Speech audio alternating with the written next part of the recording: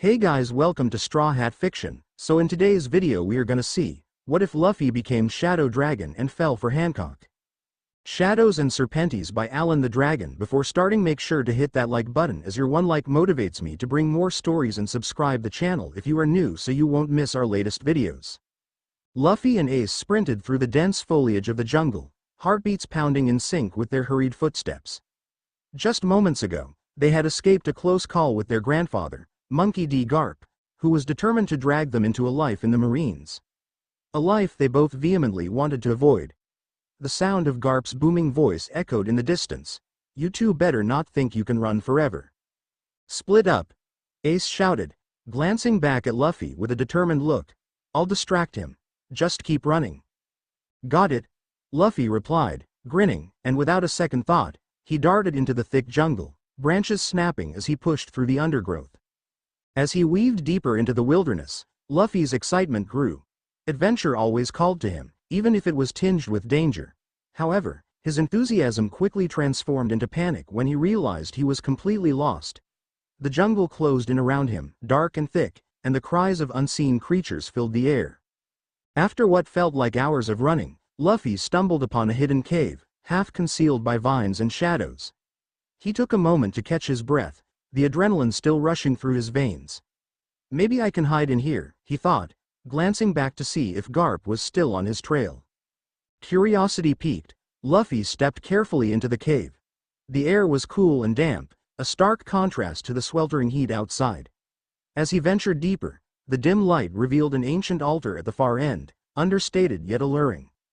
As he approached the altar, Luffy noticed something resting atop it, a dark, peculiar fruit. It looked like a mix between a ripe mango and a twisted apple, enveloped in shadows that seemed to pulsate with energy. "What is this?" he murmured, felt drawn to it. He had heard tales of devil fruits from the merchants that often visited their village, but he had never seen one up close. The fruit beckoned to him, whispering promises of power and adventure. Without thinking twice, Luffy reached out, plucking the fruit from the altar. He hesitated only for a moment, then excitedly took a bite. The moment the insipid taste hit his tongue, a concoction of bitterness and decay, he grimaced. That's awful," but his curiosity pushed him to swallow it whole.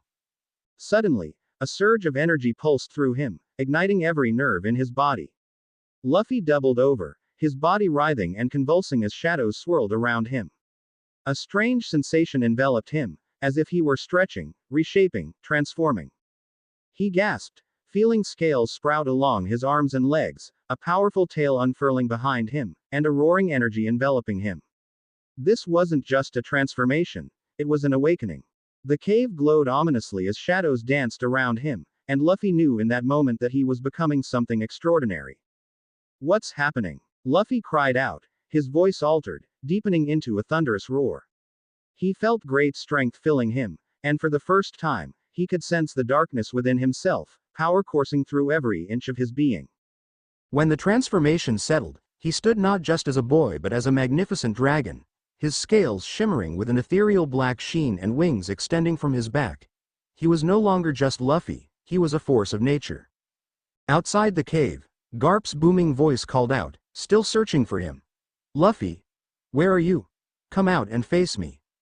Luffy's heart raced with a new ferocity as he charged toward the entrance. "I'm coming, Gramps," he shouted, unleashing a mighty roar, the sound reverberating through the air, a sound that was both familiar and primal. Stepping out of the cave, transformed and filled with newfound power, Luffy was ready to confront Garp.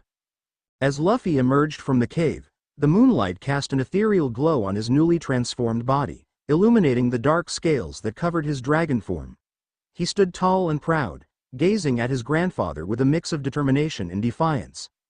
Garp had been relentless in his pursuit to make both Luffy and Ace join the Marines, a fate they were desperate to avoid. "Garp," Luffy roared, his voice deep and resonant, echoing through the jungle. "You can't force me to be a Marine. I'll never join you." Garp, who had just spotted Luffy, was taken aback by the sight before him. The formidable man dove to the side, narrowly avoiding Luffy's immense shadowy form as the boy-turned dragon charged forward. Garp's eyes widened in astonishment as he tried to process the situation. "What in the world? Is that Luffy?" The dragon's scales gleamed ominously as Luffy, fueled by a mix of anger and newfound power, felt a surge of bloodlust coursing through him. Clenching his claws, he instinctively sensed the potency of his dark abilities. The urge to unleash his energy was overwhelming, a part of him wanting to put an end to Garp's insistence. "Luffy, wait!" Garp shouted, surprised yet harboring a sliver of concern. "Control yourself." But Luffy was beyond reason, the shadows whispering promises of strength and dominance. With a powerful flap of his wings, he launched himself at Garp, shadowy tendrils spiraling from his form, ready to strike. Garp quickly assessed the situation, his instincts honed from years as a marine. He remembered his training, the countless battles fought against the strongest of foes. Deflecting Luffy's attack, he rolled to the side, narrowly avoiding the onslaught. "Kid, snap out of it, it's still you in there." As Luffy landed with a thunderous crash, he noted in the back of his mind that his clothes remained the same, draping awkwardly over his new dragon form. The sight injected a moment of clarity amid the chaos. "I need to fight back," he thought. Luffy knew somewhere deep down that Garp was still family, and he didn't want to hurt him, but the darkness was calling. Garp steadied himself, facing the dragon that was once his spirited grandson. "Luffy, listen to me. This power, this darkness, don't let it consume you." The words broke through the haze, and for a fleeting moment, Luffy hesitated. Memories of their training together, the laughter they shared, and the unwavering support Garp had shown them swirled within him. He took a deep breath, trying to wrestle control back from the overwhelming desire to unleash destruction. With a roar that echoed both power and confusion, Luffy unleashed a wave of shadows that crashed against the ground, sending debris flying everywhere. The cave trembled, and the trees around them bent under the force of his unleashed energy. "I won't join you," he bellowed, trying to reclaim his identity.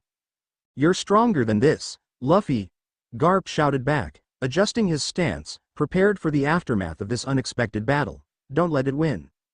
Just as Luffy prepared to dive at him once more, he felt a strange sensation wash over him, a conflict between the light of his own spirit and the consuming darkness of the devil fruit.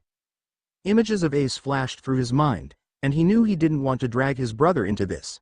"I have to control it, I have to fight it." Garp stepped forward, stalwart and unwavering, meeting Luffy's gaze. "I know you can break free.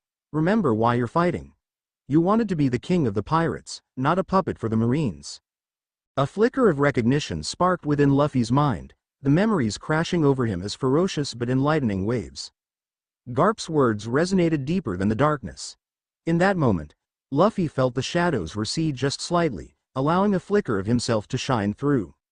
I won't be your puppet," Luffy declared, a hint of his familiar exuberance bleeding through the mighty roar. "I'll defend my freedom, with my own powers." Harnessing that renewed determination, Luffy felt the darkness subside momentarily as he shifted into a state where he could control it. He launched into the air again, not to attack but to allow himself to soar, embracing the power as a part of him, not as an enemy. "I won't let you change my dream, Garp," Luffy called, hovering above his grandfather. "I'll be who I want to be." Garp watched in awe as Luffy embraced the chaotic energy around him. Just as Luffy descended, regaining a semblance of control, Ace burst onto the scene, panting heavily, eyes wide with alarm. "What the hell is going on?" he shouted, his voice breaking through the tension. When he spotted the massive dragon before him, a wave of panic washed over him. "Luffy? Is that you?" In response, Luffy turned his massive head toward Ace, a mixture of relief and urgency brimming in his dragon eyes. "Ace, I found a devil fruit in a cave, and now I transformed. Look at me," he exclaimed, trying to convey the chaotic mixture of emotions. Ace's eyes darted between Garp and the dragon, then back at Luffy, who was struggling to retain his humanity. "What did you do, Luffy? You can't just eat any fruit. What if it's dangerous?" Before Luffy could respond, Garp interjected, his booming voice riling up the atmosphere. "First of all, you call me a crazy old man again, and I'll knock you into next week, Ace." Garp pointed at his grandson, a finger trembling with the weight of his jovial fury. "And Luffy, you almost turned me into a pancake just now. Here comes the fist of love." Suddenly, Garp swung his massive fist toward Luffy, a playful yet intimidating expression on his face. In a flash of instinct, Ace leapt onto Luffy's back, shouting, "Fly, Luffy! Get us out of here!" Luffy barely had time to react, but with Ace's shout ringing in his ears, he unfurled his wings and took to the skies. The freedom of flight surged through him, and with one powerful flap, he soared into the air. Not ready to back down from his playful confrontation, Garp watched as they ascended. "You two better come back here. I'm not done with you." His frustration boiled, but underneath it all was a hint of pride. He knew the boys were as spirited as they came. As Luffy and Ace climbed above the treetops, the cool night air rushed past them. Ace clutched his brother's neck, eyes sparkling with excitement and a touch of panic as they soared higher. "This is insane. You're a dragon. I can't believe this, and we just escaped Garp." "Yeah, but he's going to be madder than ever," Luffy laughed, his deep voice resonating with joy, even as he felt the intensity of Garp's anger simmering below. Down below, Garp stood with arms crossed, scowling at the two boys flying effortlessly above him. "You better come back here, you little rascals. If you don't land within 5 minutes, I swear I'll hunt you down," he yelled, his frustration palpable. Luffy could hardly contain his laughter, a sound deep and thunderous, filled with exhilaration. The air around them shimmered with the energy of their endless adventure. "See, Ace. This is what it means to be free." "Yeah," Ace exclaimed, feeling the rush of adrenaline. "But we should come down before he sends a fleet after us." With a playful twist, Luffy darted in a circle, causing Ace to cling tighter to him. "Let's give him something to chase," he grinned, feeling the wild energy coursing through him. "Luffy. No, we can't." Ace's voice was drowned out by the wind as Luffy twisted and twirled in the sky, enjoying every second of being a dragon while they still could. The scene painted before them was chaotic yet exhilarating. Garp standing below, fuming as they danced above, two brothers sharing an impossible moment of joy against the backdrop of the night sky. In that moment, Luffy felt more alive than ever, the darkness within him giving way to the thrill of adventure and the bond with his brother.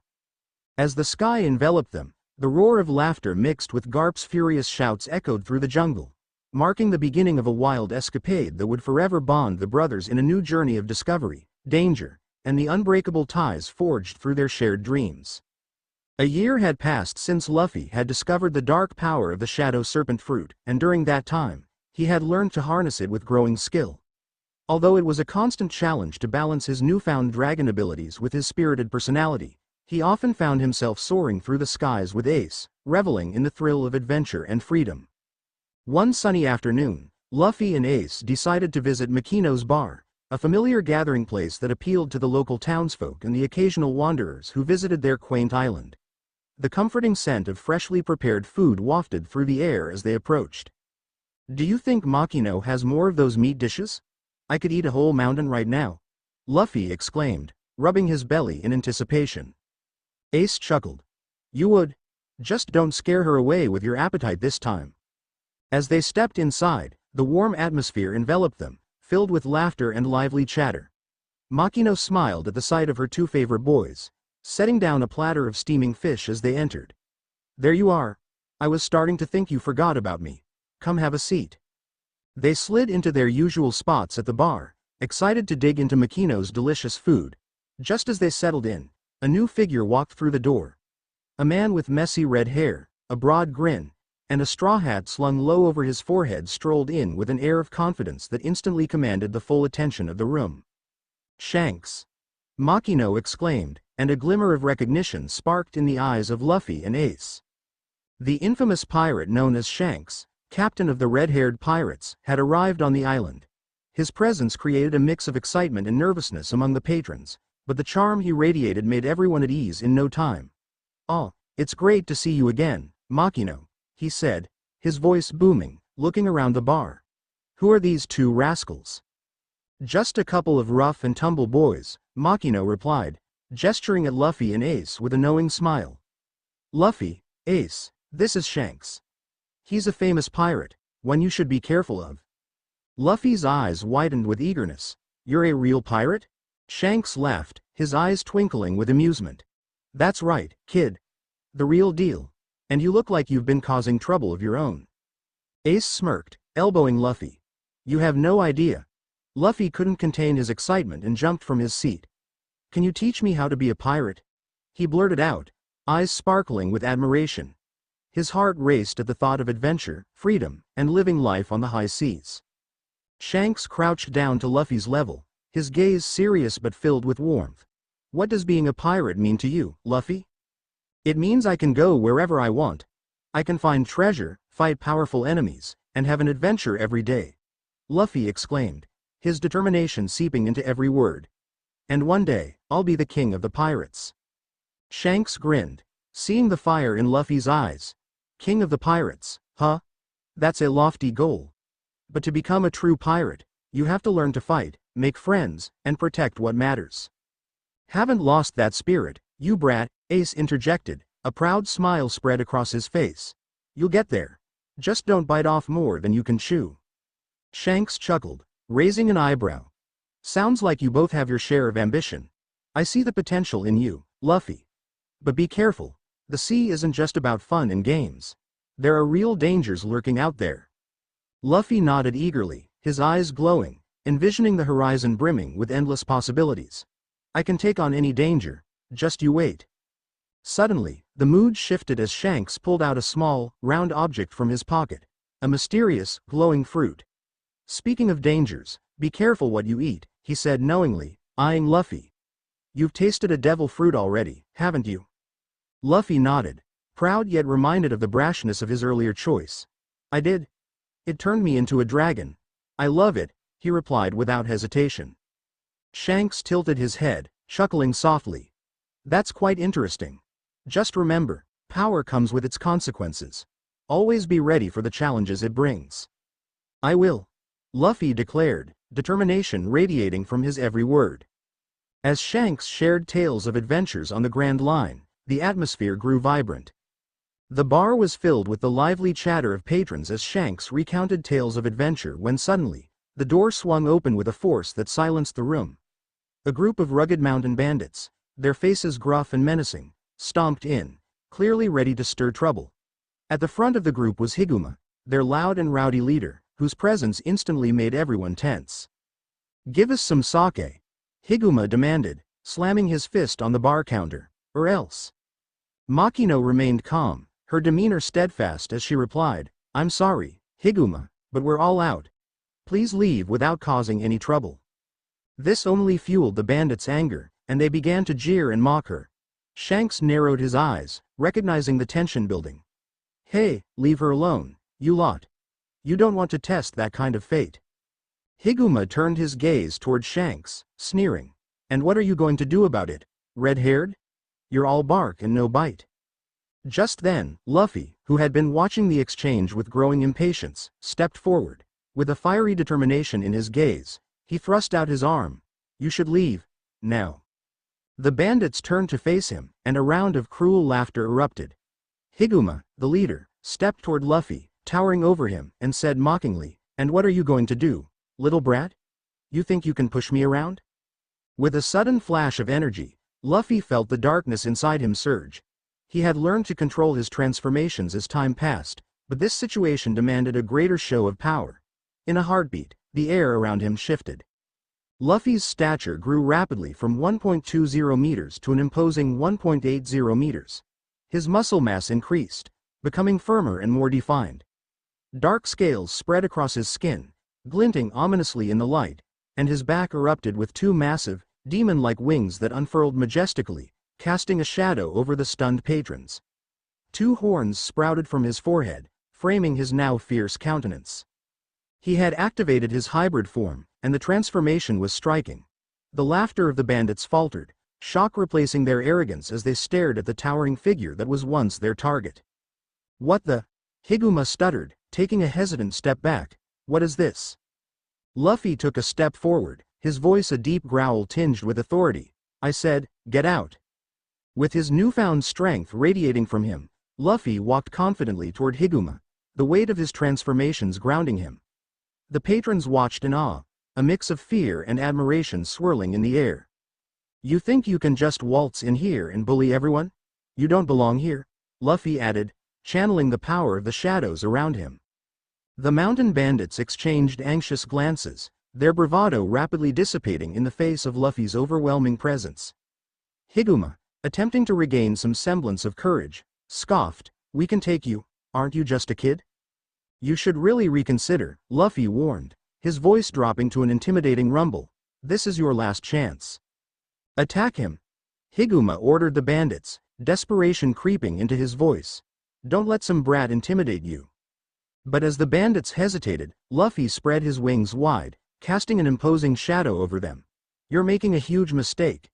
With a powerful flap of his wings, he created a gust of wind that sent the bandits stumbling backward. Luffy gathered the darkness within him, shadows swirling around his body, and narrowed his eyes, ready for anything. Just as he prepared to unleash a wave of energy, Shanks raised a hand, chuckling lightly. "Hold on there, Luffy," Shanks said, stepping forward. A calm authority radiated from him, and he addressed Higuma directly. "You heard the kid. It's time for you and your friends to leave while you still can." Just as Higuma turned to leave, a reckless impulse surged within him. Driven by his stubbornness, he pulled out a dagger, snarling in defiance. Luffy, caught up in the cheers from the bar's patrons, hadn't noticed. In one swift motion, Higuma charged at him, brandishing the blade with a ferocious cry. "Get lost, brat!" Higuma screamed, lunging forward. With a twisted grin, he dragged the dagger across Luffy's left cheek, leaving a trail of crimson. "Luffy!" Ace shouted, his heart dropping as he witnessed the strike. Before Shanks could react, Luffy's expression shifted from bewilderment to fury. The pain ignited a dark fire within him, a primal rage bubbling to the surface. Shadows swirled around his body, twisting together as Luffy felt his power surge. "You're going to pay for that!" Luffy roared, his voice echoing with fury as he summoned his abilities. A wave of dark energy coalesced around his arm, forming into a menacing sword of shadow, gleaming ominously under the bar's light. "Luffy, wait!" Shanks yelled, attempting to intervene, but Luffy was beyond reason. In an explosive surge of speed, he launched himself at Higuma with the shadow sword raised high. The bandit leader froze, his face pale with fear as Luffy bore down on him. Before he could even utter a sound, Luffy struck with terrifying precision, his sword slicing through the air. In one swift motion, he decapitated Higuma, whose head fell to the ground with a sickening thud, blood splattering across the bar. The remaining bandits watched in horror, eyes wide with disbelief. "Run!" one of them shouted, terror flooding their veins as they turned to flee from the wrathful dragon. But as the bandits scattered, Luffy's berserker mode took over completely. He felt the rush of bloodlust, a chilling compulsion to hunt down his enemies. In a flash, he appeared before the fleeing bandits, blocking their escape with the dark sword still pulsing with energy in his grip. "Where do you think you're going?" Luffy's voice was low and gravelly, resonating with unrestrained fury. But just as the first bandit stumbled to face him, Ace and Shanks sprang into action, moving quickly to intervene. Ace placed himself between Luffy and the frightened bandits, arms outstretched. "Luffy, stop. They're not worth it," Ace pleaded, his eyes locking onto his brother's furious gaze. "This isn't you. Don't do it," Shanks added, stepping closer, his presence commanding attention. "You've shown your power. You don't need to go this far. Save yourself the darkness." Luffy hesitated, the fury within him battling against the voices of his brother and Shanks. The instinct to destroy waged war with the sense of reason that still flickered inside him. He paused, breathing heavily, the shadows around him pulsating in response to his rage. "Luffy!" Ace shouted, stepping closer, concern etched across his face. "We're not those monsters. Remember what you stand for. You want to be the king of the pirates, not a killer." Slowly, Luffy's grip on the shadow sword loosened as the bloodlust began to fade. He clenched his jaw, the darkness swirling around him gradually dissipating as he willed himself to calm down. The shadows receded, and the sword vanished, leaving only a hint of the dark power that had threatened to consume him. "Luffy," Shanks murmured, watching as the furious dragon turned back into the boy he knew, shaking slightly as realization hit home. Luffy stammered, his voice returning to its youthful tone. "I didn't want to, I was just so angry." Ace reached out, placing a reassuring hand on Luffy's shoulder. "It's okay. You showed them they can't mess with us. But let's not lose control over it." The remnants of the shock still lingered in the bar as the townsfolk took in the sight of the fallen bandit leader and the near calamity that had unfolded. Shanks walked over, giving Luffy a firm but understanding nod. Remember, Luffy, power comes with great responsibility. You need to find balance in that strength. As the adrenaline receded, Luffy took a deep breath, looking at the chaos left in the wake of his transformation. I don't want to be that guy. I just wanted to protect everyone. Protecting is what you do, Luffy, but you have to channel that power in the right ways. The sea is about journeys, friends, and doing what's right, not just about taking vengeance. As the lively atmosphere of the bar settled after the previous chaos, Shanks took a moment to gather his thoughts. He knew he had critical information to share with Luffy and Ace, and he wanted to ensure they understood the gravity of what he was about to reveal. Listen closely, you two, Shanks began, his expression shifting to one of seriousness. I've been in contact with your grandfather, Garp, and he's shared everything that's been happening. He told me about Ace being Gall D, Roger's son, your extraordinary powers, Luffy, and the unfortunate fate of your friend Sabo. Luffy's and Ace's expressions turned solemn at the mention of Sabo, the friend they treasured dearly. They had often reminisced about their time together, and the reality of their friend's disappearance weighed on their hearts. Garp may want you two to become Marines, Shanks continued, looking between the boys earnestly. But he knows that if the world government discovers your heritage, they would hunt you down. It wouldn't end well. Luffy's brow furrowed, his youthful optimism momentarily clouded by the gravity of the situation. What do you mean? He asked, curiosity weaving through his concern. Luffy, you are the son of Monkey D. Dragon, the man leading the Revolutionary Army, Shanks explained, watching Luffy's eyes widen in shock. And Ace, you are the son of Gall D. Roger, the Pirate King. You both carry powerful legacies. Me, I'm the son of Dragon. Luffy blinked, processing the information. The world felt bigger and more daunting, filled with instant expectations. And that's not all, Shanks continued, his voice steady and warm. You also have a mother. She is my sister, Luffy. Her name is Lilith, the most feared assassin in the world and the second in command of the Revolutionary Army. You come from a line of powerful figures, and that power will demand responsibility. Ace looked at Luffy, the weight of their lineage settling over them like a heavy cloak. What does it all mean for us? He asked quietly. Shanks smiled, the glint of adventure shining in his eyes. It means you have the potential to do extraordinary things. I want to offer you both the chance to join my crew on the Grand Line. We'll train together, and by the time you're 17, you'll be ready to set out on your own journeys. Luffy's face broke into an infectious grin, excitement bubbling within him. Let's do it. I want to be a pirate. Ace nodded enthusiastically. Yeah, we'll show everyone what we can do. With their hearts set on the path ahead, Luffy and Ace accepted Shanks' offer without hesitation. The possibilities stretched out before them like the vast sea, and the thrill of new adventures ignited their spirits. Just then, Ben Beckman strolled over, a knowing smirk on his face as he approached the boys. All right, you two future legends, it's time to earn your keep. Welcome aboard. Before they realized it, he handed each of them a mop. You're now cabin boys and need to swab the deck. Get to it. Luffy and Ace exchanged incredulous looks, the excitement of their new adventure immediately tempered by the sudden reality of deck duty. Wait, what? Luffy exclaimed, confusion turning to outrage. We're pirates now. We shouldn't have to clean. Every pirate has to start somewhere, Ben replied with a chuckle. Besides, it builds character. Now get mopping. Why do we have to do this?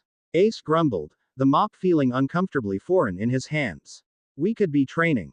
But despite their protests, Luffy and Ace begrudgingly began their work. They angrily swabbed the deck of Shanks' ship, the salty sea breeze playfully tugging at their clothes. Look at us, Luffy. The future king of the pirates and the son of the Pirate King, reduced to mopping. Ace sighed dramatically. Just you wait. One day, we'll be legends. Luffy declared, swinging the mop with fervor, splattering water everywhere. The laughter of their new crew filled the air around them, the camaraderie binding them together even during this mundane task. As they mopped, the anticipation of the adventure ahead lingered in the back of their minds, energizing them as they realized this was but the beginning of their incredible journey. Through the swaying ship and the splashes of water, the bond between Luffy and Ace strengthened, the promise of new experiences and daring escapades shimmering like the horizon stretching out before them. The Grand Line awaited, and they were ready to embark on the adventure of a lifetime. 4 years had flown by since Ace and Luffy joined Shanks' crew aboard the red-haired pirates. The sea had become a second home for the two brothers, each day filled with laughter, training, and the thrill of adventure. Now, at ages 12 and 14 respectively, both Luffy and Ace had grown significantly, not just in stature, but in skill. Under Shanks' watchful eye, they learned the ways of hockey, unlocking abilities that would serve them well on the unpredictable seas. Despite the demanding tasks that Shanks had set before them, the camaraderie among the crew made the labor feel rewarding. Yet, the weight of responsibility sometimes felt heavy. On one particular day, with the sun blazing overhead, Shanks assigned Luffy a crucial task to patrol an uninhabited island within his territory, warning him to be on the lookout for any suspicious activities. As Luffy explored the island's rugged terrain, he stumbled upon a scene that ignited a familiar fire within him.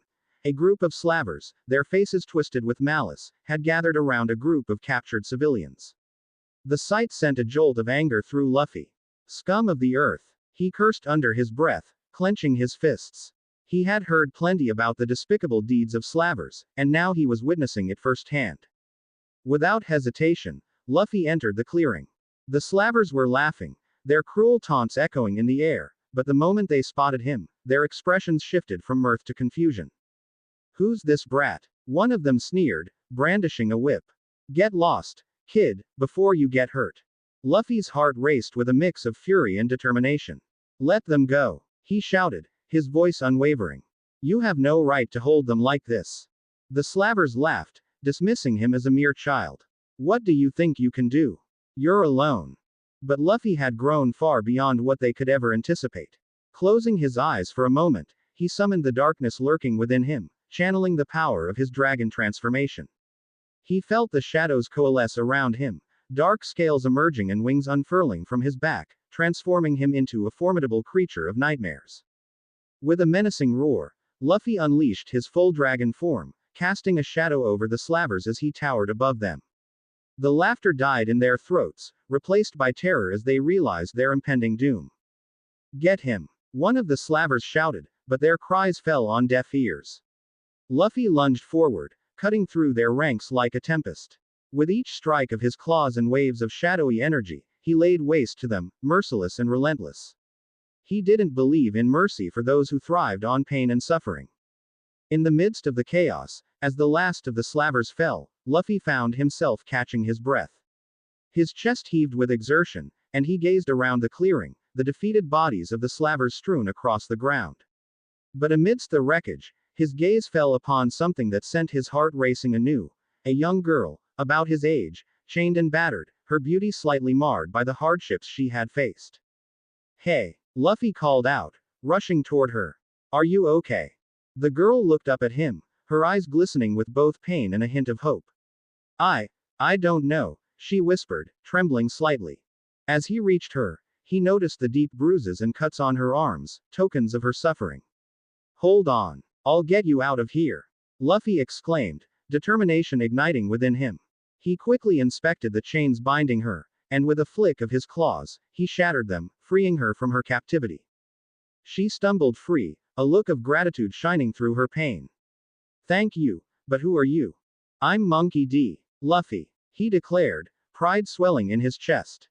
"I'm going to be the king of the pirates. And you're safe now." The corners of her lips twitched upward as she regarded him, the spark of hope rekindling in her heart. "I'm Boa Hancock," she introduced, her voice soft but resilient. Luffy grinned wide, the gravity of the situation lifting slightly as he saw the faint smile on her face. "You won't need to worry anymore, Hancock. I won't let anyone hurt you again." As they began to leave the clearing, Luffy felt a strange connection with Hancock, something deeper than he could put into words. She looked at him with an expression that mixed awe and gratitude, and for the first time since her capture, she felt a sense of safety. Once Luffy had returned to his human form, he turned to Hancock, curiosity sparkling in his eyes. "Are you from this island?" he asked, brushing aside the remnants of their recent conflict, eager to learn more about the girl he had just saved. To my surprise, no, Hancock replied, her voice soft but steady. I'm from Amazon Lily, the island of women and home to the Kuja pirates. Her words were laced with pride, but the shadow of her past marred her expression. I was enslaved for 3 years. Luffy's heart sank as he listened to her tale. 3 years. That's awful, he exclaimed, anger rising in him once again. How did they capture you? I managed to escape once, but the slavers tracked me down before I could make it back home. They've captured my younger sisters, Sandersonia and Marigold, they're still slaves for a world noble. Her voice trembled, the weight of her words hanging heavy in the air. A fierce determination welled up within Luffy. I promise you, Hancock, I'll get them back. We'll rescue your sisters together. His voice was full of conviction, the promise of adventure igniting the fire in his heart. Hancock's eyes widened, a mix of surprise and hope reflected in her gaze. You really mean it? She asked, the tremor in her voice replaced by a hint of longing. Of course. I don't back down from a challenge. Luffy grinned widely, his enthusiasm infectious. As Hancock processed his words, Luffy reached out and took her hand, reassuringly. The warmth of his grip brought an unexpected flutter to her heart, and she felt a blush creep across her cheeks. Thank you, Luffy, she managed, her voice barely above a whisper, the bond between them starting to bloom. But as Luffy gazed into her eyes, he noticed something, a collar around her neck, crafted from a dull, grayish metal. Its surface glimmered ominously in the sunlight, and Luffy's brow furrowed in confusion and concern. What's this? He asked, lightly brushing his fingers against the collar. Hancock's expression shifted, the joy dimming as she hesitated to answer. It's made of sea stone, she confessed, her voice tinged with sadness. It prevents me from using my devil fruit abilities. They thought it would make me more obedient. Luffy's heart hardened at her words. I won't let this collar hold you back, Hancock. We'll find a way to break it. He squeezed her hand tighter, determination surging through him. Tears glimmered in Hancock's eyes, moved by Luffy's fierce resolve and the warmth of his support. You're different, she said softly, a smile breaking through her pain. You actually care. Of course I do. You're my friend now, Luffy declared, his carefree spirit shining through. Friends help each other, right? And I'll prove it when we get your sisters back. In that moment, a bond began to form between them, a connection built on shared struggles and an unwavering resolve to protect one another. Hancock felt strength blooming within her, bolstered by Luffy's conviction and sincerity. For the first time in a long while, she felt hope flickering in her heart. Let's get moving then, Luffy said, taking her hand and leading her away from the aftermath of the slavers' camp. We need to find a way to regroup and figure out our next steps. With your sisters out there, we don't have time to waste. High above the bustling island, Luffy soared gracefully through the azure sky, his magnificent dragon form glimmering in the sunlight. The wind whipped through his scales as he glided effortlessly, Hancock securely perched on his back. The thrill of flying ignited an uncontainable excitement within them both. After a few moments of breathtaking aerial display, Luffy turned his head slightly, glancing back at Hancock. With curiosity dancing in his eyes, he asked, So, what's your devil fruit power? I want to know more. Hancock took a deep breath, feeling a rush of vulnerability as she prepared to share this part of herself. I ate a mystical zone fruit, she began, her voice steady but tinged with a hint of apprehension. It allows me to transform into a gorgon, a snake-like creature with snakes for hair, and my body takes on a serpent-like form. I can also turn people into stone if they look into my eyes. Luffy's eyes widened, stars twinkling in his gaze as awe washed over him. That's so cool. You can turn people into stone. I can't wait to see it. He laughed excitedly, his enthusiasm palpable. Hancock felt a heat rise in her cheeks, surprised by his reaction. She had feared he would see her as a monster, a terrifying being to be avoided. Instead, he was excited. You really think it's cool? She asked, her tone softening. Of course. You have an awesome power. Luffy replied, the joy in his voice ringing free. I think it makes you special. Feeling a warmth rush through her, Hancock dared to ask, where are we going after this? Luffy flashed a huge grin, the thrill of their adventure energizing him. We're going to Sabayati. I want to introduce you to my friend, Rayleigh, and his wife, Shaki. They'll know how to get that collar off you and help get us some food. Hancock's breath caught in her throat, a mixture of anxiety and awe bubbling within her. Rayleigh, the vice captain of the Roger Pirates. You mean we're really going to see him? And Shaki, the former empress of Amazon Lily. Yep. Isn't that awesome? Luffy cheered, his excitement infectious as they soared higher. Hancock couldn't help but smile at his excitement, yet the weight of her situation lingered in her mind. I can't believe I'm going to meet such legendary figures. I've always looked up to them from afar. Don't worry. They're really cool. You'll love them. Luffy assured her, his confidence unwavering. And they'll help with whatever you need. Hancock felt a flicker of hope kindling within her heart. For the first time in a long while, she felt as though things could change for the better. With Luffy by her side, perhaps freedom wasn't just a dream, maybe it was something they could grasp together. As Luffy flew on, the blue horizon stretched before them, embodying endless possibilities awaiting exploration. The sun sank lower in the sky, casting an array of colors across the waves, as the island of Sabayati drew nearer, a bastion of adventure and a pivotal step in their quest for freedom. I don't want to be scared anymore, she declared softly, her voice filled with conviction. I want to be strong like you. Luffy absorbed her words, glancing back with a wide smile. Then you will be. We'll help each other, right? Friends stick together. Hancock smiled brilliantly, touched by his unwavering belief in her strength. Yes, friends. With each powerful flap of his wings, they sailed through the clouds, embodiment of a newfound partnership determined to thrive against any odds. Together, they would face whatever challenges awaited them on the grand horizon, two souls intertwined, ready to forge an unforgettable journey filled with friendship, love, and the promise of freedom. As Luffy and Hancock approached Sabayati, the bustling sounds of the vibrant city filled the air, a stark contrast to the serene isolation of the island they had just left behind. Luffy skillfully navigated through the skies in his dragon form until they reached a suitable spot outside the city's outskirts. All right, time to land, Luffy declared, his excitement evident as they descended. Just above the ground, he reverted back to his human form, a rush of energy flowing through him. It was essential that his dragon form remained a secret, an ace up his sleeve that he couldn't let the world government discover. Once on solid ground, Hancock descended from Luffy's back. So, this is Sabayati? She asked, taking in the bustling atmosphere, her anxiety mingled with anticipation. Yep, it's super busy and full of pirates and merchants. Come on, let's go, Luffy said, leading the way toward Shaki's bar, a renowned establishment where he hoped to get assistance for Hancock. As they stepped through the door, the familiar scent of food and lively chatter enveloped them. Luffy spotted Shaki polishing the bar, her warm smile instantly making him feel at home. Shaki, he called out, waving enthusiastically. Luffy, what brings you here? She asked, her expression shifting to one of delight as she recognized Hancock beside him. This is Hancock, and we need your help. She has a seastone collar, and I want to remove it. Luffy explained quickly, urgency filling his voice. Hancock, feeling a rush of respect and admiration for the former empress, instinctively bowed her head in greeting.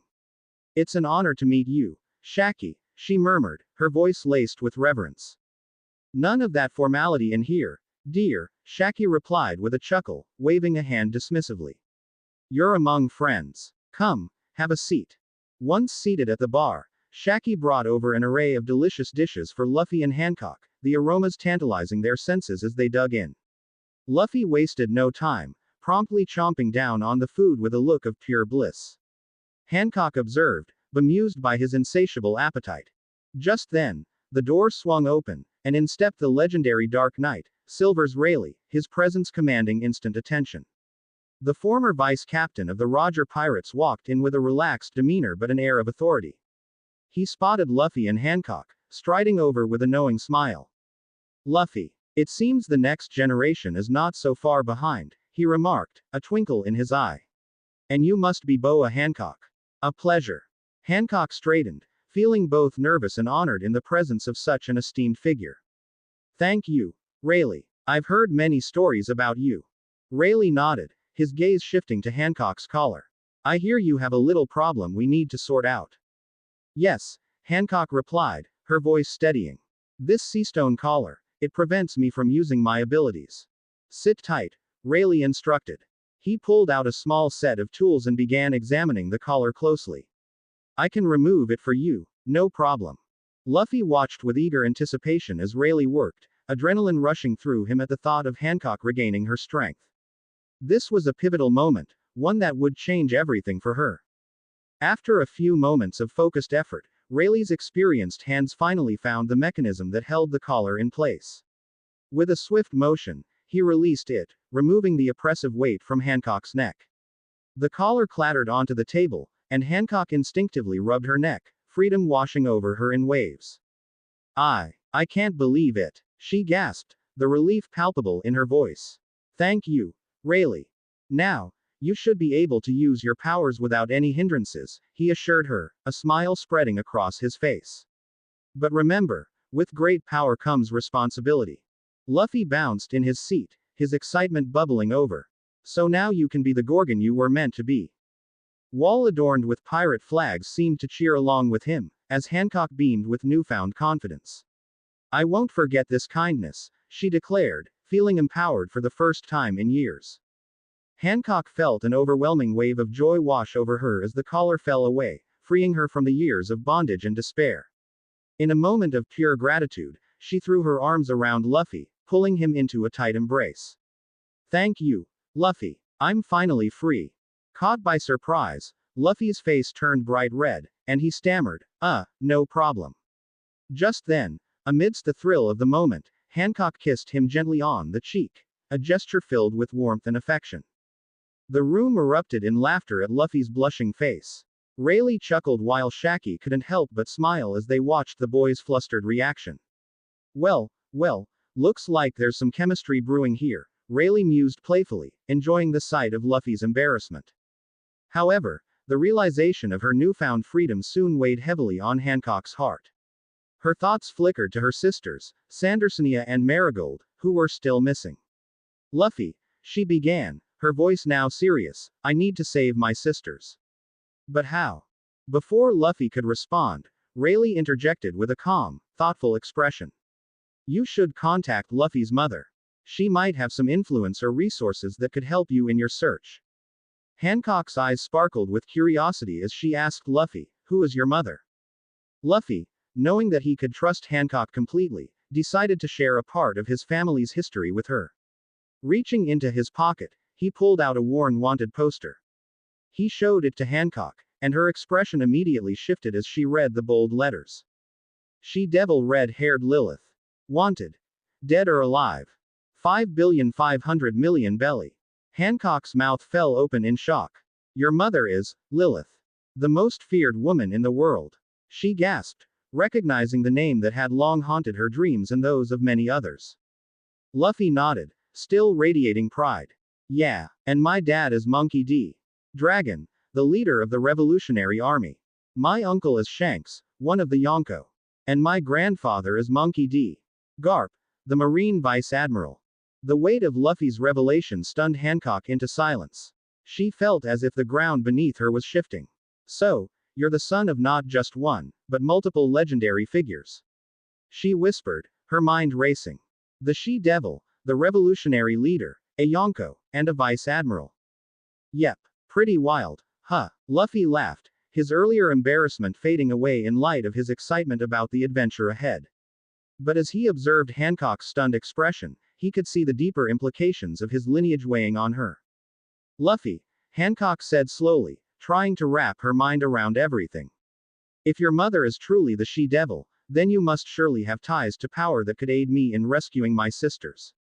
But there's a lot at stake. They'll be after you too.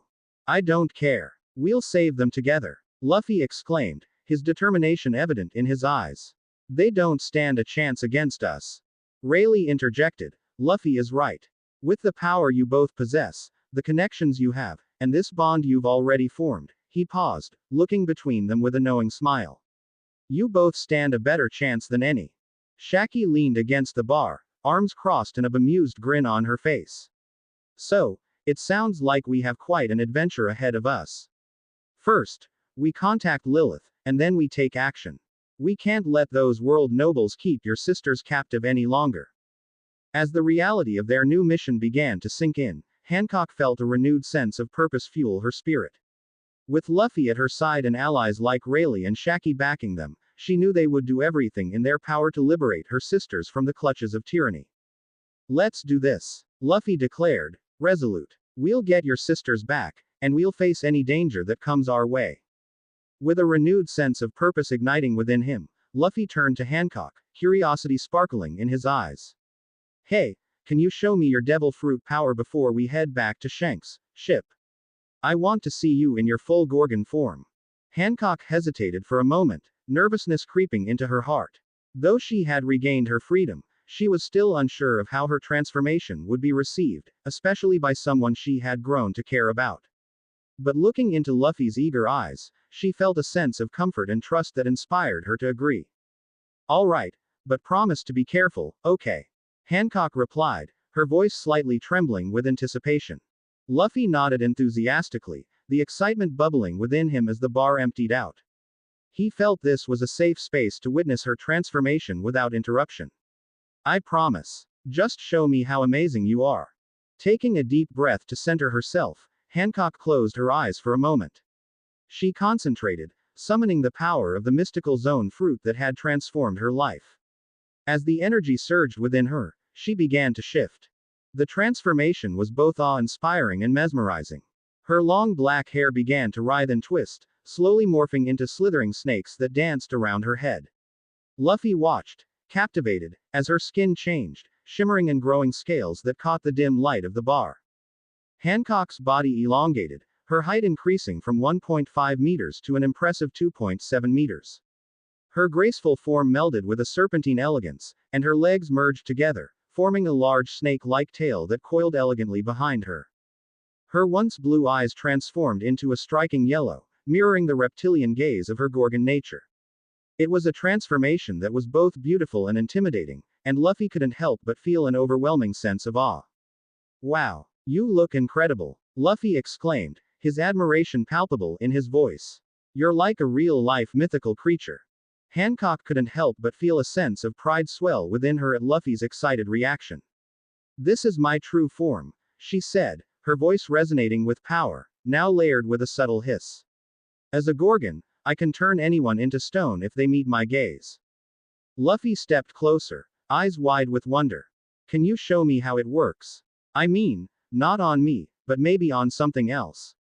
All right, but let's make sure it's something harmless, Hancock responded, her heart racing with the thrill of revealing her true abilities.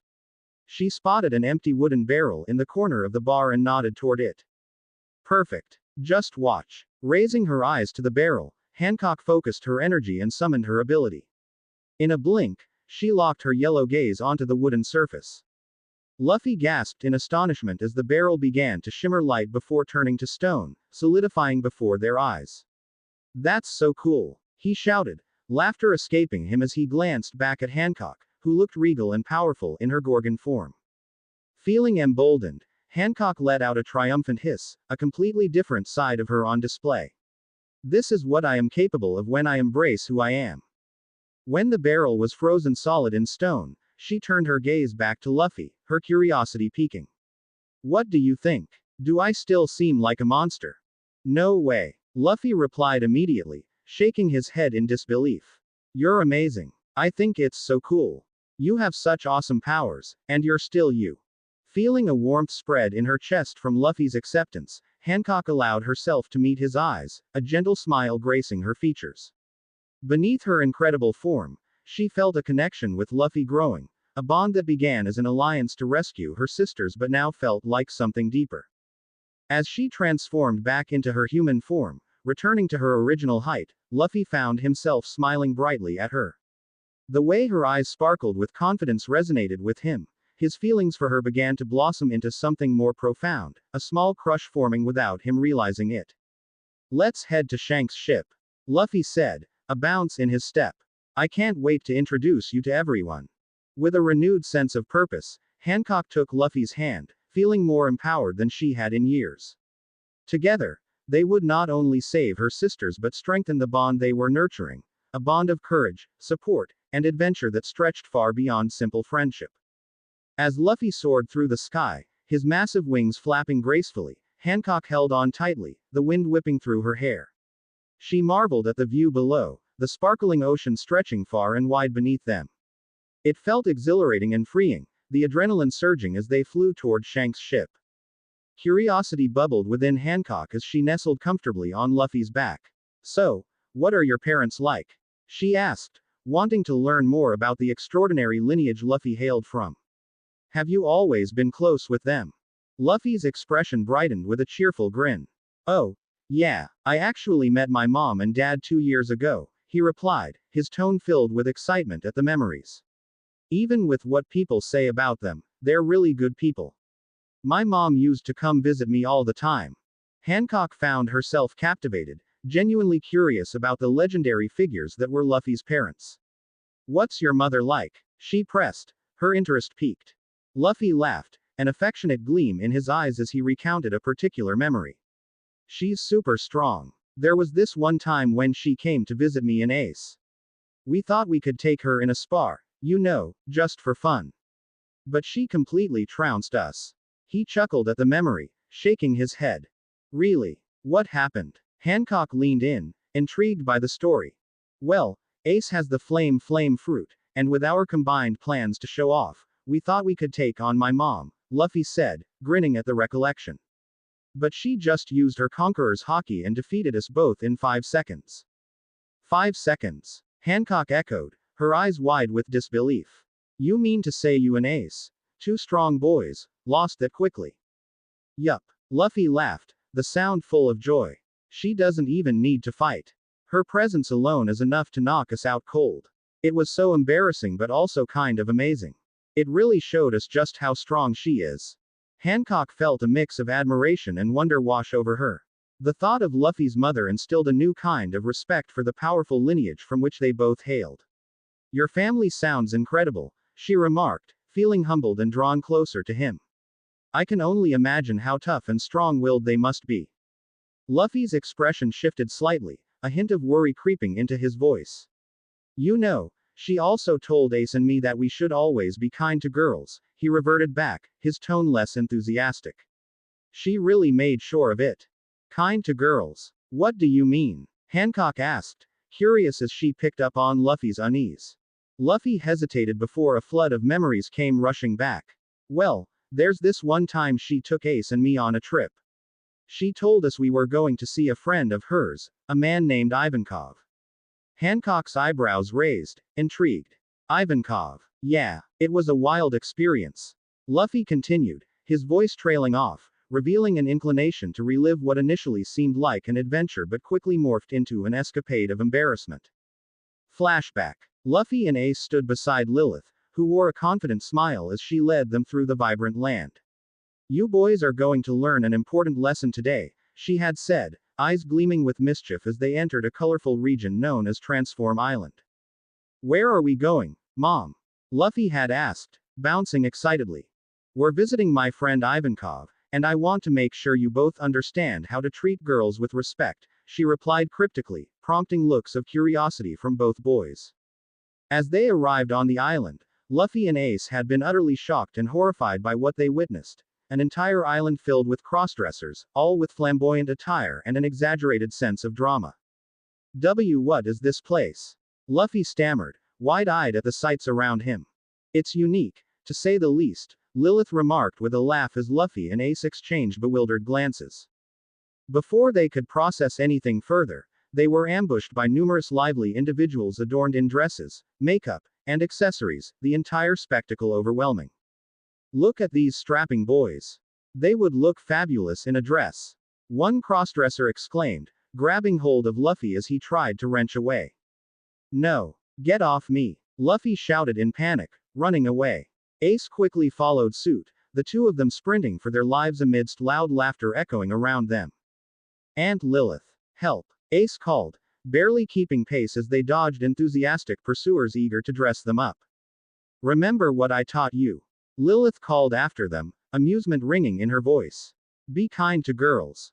To make matters worse, Luffy and Ace soon realized that Lilith had placed seastone cuffs around their wrists before arriving at the island, rendering them powerless. With no way to unleash their strength or escape, the boys found themselves desperately fleeing from their enthusiastic pursuers. Flashback ends. Returning to the present, Hancock couldn't help but laugh at the vividness of the tale Luffy had just shared. Oh my gosh, you two were chased by crossdressers. That sounds like a nightmare. Luffy's face flushed crimson, embarrassment flooding him as he recalled the absurdity of that day. Yeah, a nightmare that took hours to escape from. And Mom just watched while we ran for our lives. He groaned, burying his head in his hands. This is too much, he lamented, feeling the sting of humiliation wash over him again. Luffy, Hancock said, a teasing smile still playing on her lips, it's honestly hilarious. Your mom was just trying to teach you a lesson in respect, but it sounds like you both learned a whole lot more. As Luffy and Hancock landed gracefully on the deck of Shanks' ship, the familiar scent of salt and the sound of waves crashing enveloped them. In an instant, Luffy reverted back to his human form, taking a deep breath as they prepared to meet the rest of the crew. Hey everyone, I'd like you to meet Hancock. Luffy announced, his excitement bubbling as he gestured to the stunning girl beside him. Shanks, ever the opportunist, grinned widely, his eyes sparkling with mischief. Ah, Luffy, I see you've finally found a girlfriend. What a surprise, he teased, not missing a chance to poke fun at his nephew. Luffy's face turned bright red, a mixture of embarrassment and indignation flooding him. Shanks, it's not like that, he protested, wanting to argue but realizing that the words barely came out before Hancock took his hand gently, making him blush even deeper. Hancock raised an eyebrow, a sly smile appearing on her lips as she looked at Luffy and then back at Shanks. Why are you making fun of him? I don't see any of you with a girlfriend. Do you all prefer the company of other men?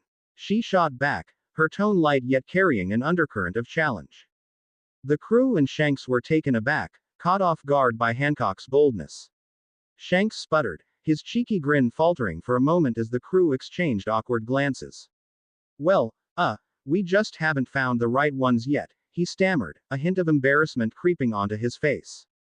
Luffy watched the transformation in Shanks' demeanor, both amused and proud of Hancock's confidence. She could hold her own, that was for sure. With a flourish, Shanks finally approached Hancock, introducing himself with an air of lightheartedness. I'm Shanks, captain of the red-haired pirates, and this is my crew, the Red Force. You've certainly made an impression on Luffy here. Just as the atmosphere began to lighten again, Ace, who stood nearby, interjected with a smirk, what's a little girl like you going to do around here anyway? Hancock's bright eyes sparkled with mischief as she turned her gaze towards Ace. Don't make me tell your aunt that you've been disrespectful to girls. She warned playfully, a knowing grin on her face. Yes, Luffy told me all about her. The shock at the revelation was palpable, and everyone turned their attention to Ace, whose teasing demeanor began to waver. Wait, you know my aunt? Of course. She's a fierce woman, Hancock replied, their banter bringing a sense of familiarity to the crew. With a nod from Luffy, the atmosphere shifted as Hancock prepared to showcase her Gorgon form. As she transformed again, her long black hair became a writhing mass of snakes, her skin shimmering with scales, and her body elongating. She stood towering and powerful, radiating strength and confidence in her full Gorgon form. See, I can take care of myself, she declared, her yellow eyes locking onto Ace with a playful yet serious gaze. You shouldn't underestimate me. Luffy was awestruck, pride swelling in him as he watched Hancock confidently hold her ground. Ace raised both hands as a gesture of surrender, chuckling at the display. All right, no need to turn me to stone. He couldn't help but admire her spirit, the balance of beauty and power she embodied. The crew erupted into laughter, the camaraderie igniting among them as they embraced the lightheartedness of the moment. It was clear that Hancock had not only captivated Luffy's heart but had also earned the respect of Shanks and the red-haired pirates. The atmosphere on Shanks' ship shifted as he turned to Hancock, the playful banter fading into seriousness. Hancock, he said, his tone steady and somber, I received a message from Rayleigh. I need to ask you something important. Hancock's expression grew a little tense, knowing what was coming next. What is it? She asked, bracing herself for the question. Do you have the mark of the celestial dragons on your back? Shanks inquired, his gaze unwavering. With sadness and embarrassment clouding her features, Hancock nodded silently. The mark was a painful reminder of her past, a branding that signified her former status as a slave. It brought back memories she wished to forget but could never fully escape. Luffy, sensing the heaviness of the moment, quickly spoke up, his voice full of conviction. Hancock, it's no problem. We'll deal with it. He pointed toward the ship's sniper, Yasop, who was casually cleaning his weapon at the side. Yasop is a skilled tattoo artist. He can cover it up for you. Hancock looked at Luffy, hope sparking in her eyes as the warmth of his support made her heart flutter. The idea of removing that mark, the last chain binding her to her painful past, filled her with a sense of liberation. With a smile creeping back, she thanked Luffy, her heart swelling with gratitude. I'd love that. It would mean so much to me to finally be free of that mark, she admitted, her voice trembling with emotion. Yeah, and I want one too. Just to show my support. Luffy declared hastily, his excitement shining brightly. Just as the atmosphere lightened and laughter began to ripple through the crew, an authoritative voice cut through the air, commanding immediate attention. What did you say, Luffy? Everyone turned to see a woman emerging from the shadows at the main mast, her presence demanding respect and a hint of fear. She wore a cloak that shrouded her face, and two katana glinted at her side, the unmistakable aura of strength surrounding her. It was Lilith. Shanks gasped quietly, straightening up as he recognized the formidable figure. The woman stepped forward, her piercing gaze fixated on Luffy. I told you no tattoos before you turned 17. Is that clear? Luffy blinked in surprise, realizing he had just been caught in a moment he hadn't anticipated. He began, stammering a bit, his bravado faltering under the intensity of her gaze. The crew, stunned into silence, watched the exchange with bated breath. They had all heard stories of Lilith and her fierce reputation, both as a powerful figure and as Luffy's mother. I was only trying to help. Luffy finally said, standing tall despite the growing tension. If Hancock wants to remove her mark, that should be okay. It's part of her being free. Hancock stepped forward, sensing the protective energy emanating between them. Lilith, you must understand, this mark has been a burden for me. With Luffy's help, I want to finally let go of that part of my past. Lilith's expression softened slightly as she regarded Hancock. It's not just about the mark, Hancock. You need to be ready to face the future, unbound by what was. This is a matter of mental strength as much as it is physical. I understand, Hancock replied, her voice steady. But I want to take this step forward. It's a part of reclaiming my identity. Lilith studied Hancock closely, weighing her resolve. Very well, she finally conceded, nodding slowly. If you are truly ready to cast off those chains, then I will allow it. But Luffy, she added, turning her attention back to him, you are still my son. This is non-negotiable. No tattoos until you're of age. Luffy puffed out his cheeks, trying to suppress a pout. Fine. But I just wanted to support her. In that moment, the tension faded into a softer atmosphere, and laughter trickled back among the crew. Shanks beamed at Luffy's stubbornness, appreciating the unwavering spirit that ran through him, a spirit like his mother's. As the day continued on the ship, Hancock felt an overwhelming sense of acceptance wash over her. Surrounded by this crew, her true form boldly displayed, and with Luffy and his family supporting her, she felt empowered. For the first time in years, she was not defined by her past. She was ready to embrace the future. Feeling the acceptance and support from Luffy and the crew surrounding her, Hancock took a deep breath, summoning the courage to share the darker aspects of her past with Lilith. Her heart weighed heavily as she spoke about her sisters, the bond that drove her to reclaim their freedom. Lilith, I need to tell you about my sisters, Sandersonia and Marigold, Hancock began, her voice trembling with emotion. They are still trapped by a man named Saint Jonas.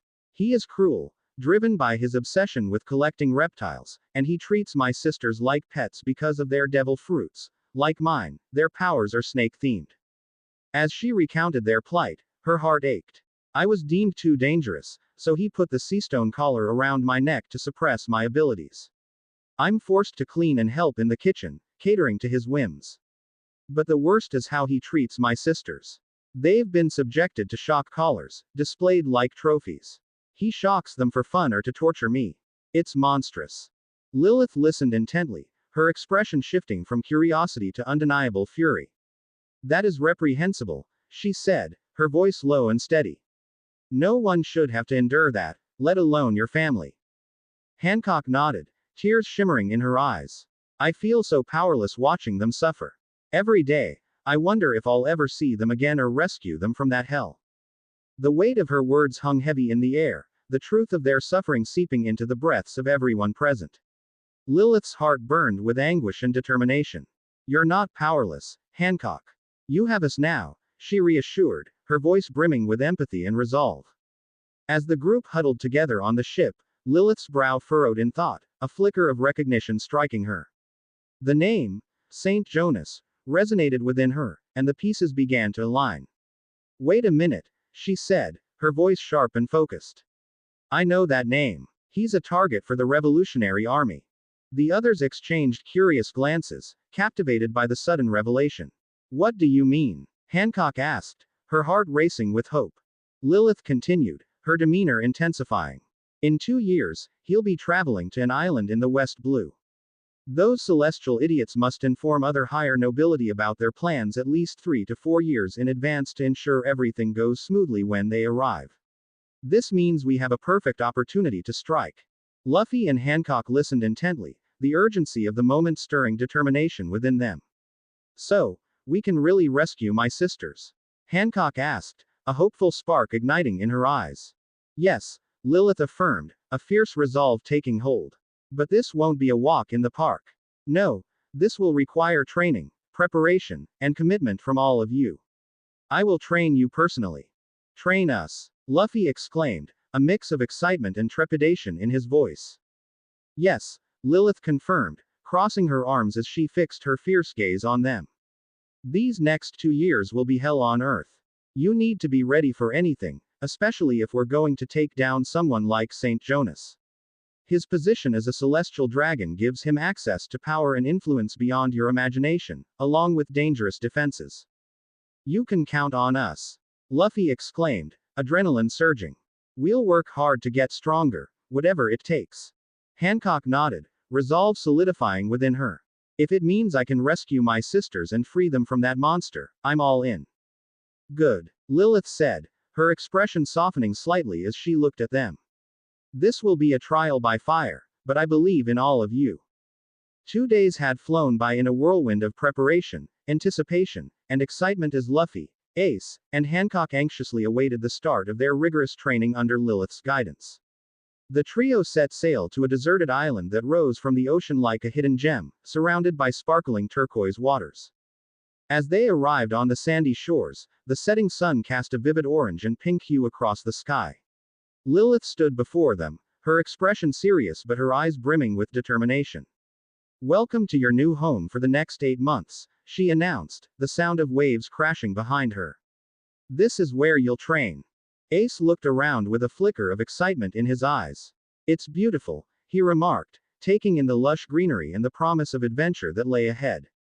This is where you'll become warriors, Lilith continued, her voice unwavering. For the first 4 months, I'll teach you how to use a weapon. Then, in the following 4 months, we'll focus on perfecting your haki. I have a feeling that all 3 of you possess the King's Will, or Conqueror's haki, like I do. Luffy nodded eagerly, adrenaline surging through him. I can't wait to get started. Once you understand your weapons and your haki, we'll train you to fight using your devil fruit powers in combination with your weapons and haki, Lilith explained, her tone grave yet inspiring. This training will be tough, but it's necessary. After that, we'll head to the main base of the Revolutionary Army, where you'll undertake missions to gain experience. Do I make myself clear? Yes. They all chorused, determination etched into their expressions. Good, Lilith said, a smirk breaking her serious demeanor. But first, I have something for you all. She reached into a satchel at her side, pulling out a beautiful cutlass with intricate engravings. Ace, this is for you. It was your father's sword, a cutlass named after you. She handed it to him, the weight of the weapon feeling right in his hands. Ace's eyes lit up as he held the sword, admiration filling him. Thank you, Lilith. I'll honor it. Next, Lilith turned to Luffy. Luffy, take this. This katana was mine once.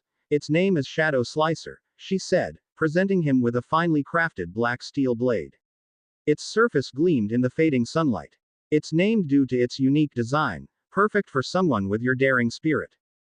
Luffy's excitement bubbled over as he accepted the katana, giving it an experimental swing. This is awesome. I'll master this sword. Finally, Lilith looked at Hancock, producing a striking bow adorned with intricate designs. And for you, Hancock, take this bow. It's fitting, considering your background from Amazon Lily. I think you'll be quite familiar with its use. Hancock's heart swelled as she accepted the bow, admiring its craftsmanship. Thank you, Lilith. I will make good use of it, she promised, a determined gleam in her eyes. Now that you each have your weapons, understand this is only the beginning. Lilith's demeanor shifted back to serious. Your training will be unrelenting. You will often find yourself pushed beyond your limits, and there will be times when you'll feel like giving up. But remember, every obstacle is a chance to grow stronger. The trio nodded, the weight of her words settling upon them as anticipation and determination intertwined in their hearts. Get ready, Lilith continued, pointing towards the vast expanse of the forest. Tomorrow, we begin your training and test your skills. For today, familiarize yourselves with your weapons and enjoy this beautiful island. Rest well, you'll need it. With a mix of excitement and nerves, Luffy, Ace, and Hancock spent the evening exploring their new surroundings, laughter echoing through the trees. They were ready to embrace the challenges ahead, their journey into the depths of training and discovery just beginning. The 2 years had flown by, filled with rigorous training, camaraderie, and personal growth. Luffy, Ace, and Hancock pushed each other to their limits under Lilith's stern yet nurturing guidance. They mastered their weapons, learned to harness their haki, and discovered the depths of their powers. As time passed, it became evident that all three possessed Conqueror's haki, a rare and formidable ability that set them apart. In the midst of their training, it was Hancock who first unlocked her Conqueror's haki, a radiant aura bursting forth as she stood tall, empowered by her strength and the bond she had formed with her companions. Ace followed shortly after, feeling the rush of his own latent power, while Luffy, with his indomitable spirit, was the last to do so. Their joy and excitement at achieving this milestone brought them closer together as a team. During their training sessions, Lilith revealed her own abilities, proudly declaring that she had eaten the storm fruit, making her a storm woman capable of summoning tempestuous winds and fierce storms. She didn't go easy on them, her training rigorous enough to prepare them for the brutal realities of the world outside. As the 2 years progressed, Luffy found himself developing a closer bond with Hancock. While Ace began to see her as a younger sister figure, Luffy's feelings for her evolved into something deeper, a realization that blossomed quietly yet significantly in his heart. The night before their mission to rescue Hancock's sisters, a sense of anticipation hung in the air. The training had prepared them well, and now, as Luffy stared up at the stars, he felt an urgency rising within him. He needed to speak to Hancock about something that had been weighing on his mind. Hancock, I have a question to ask you, Luffy started, his heart racing. As he took a breath, he continued, I know you're eager to save your sisters, but I don't want you to leave when we free them. Since Ace will start his own journey soon, I can't handle losing you both. He hesitated, gathering his courage. What I mean to say is, will you stay with me and be my vice captain when I start my journey? Hancock stood frozen, surprise flashing across her face. She had not anticipated this bombshell from Luffy. Instead of answering immediately, she took a step closer, her heart racing in response to the earnestness in his eyes. Then, without warning, she leaned in and kissed him passionately on the lips. The kiss was filled with emotions that had been building between them for years. For a moment, time seemed to stand still, and the world around them faded away. When the kiss finally broke, Hancock looked into Luffy's eyes, a smile blossoming on her lips. Silly. Of course I will stay, she declared, her voice soft yet resolute. I can't imagine a life without you.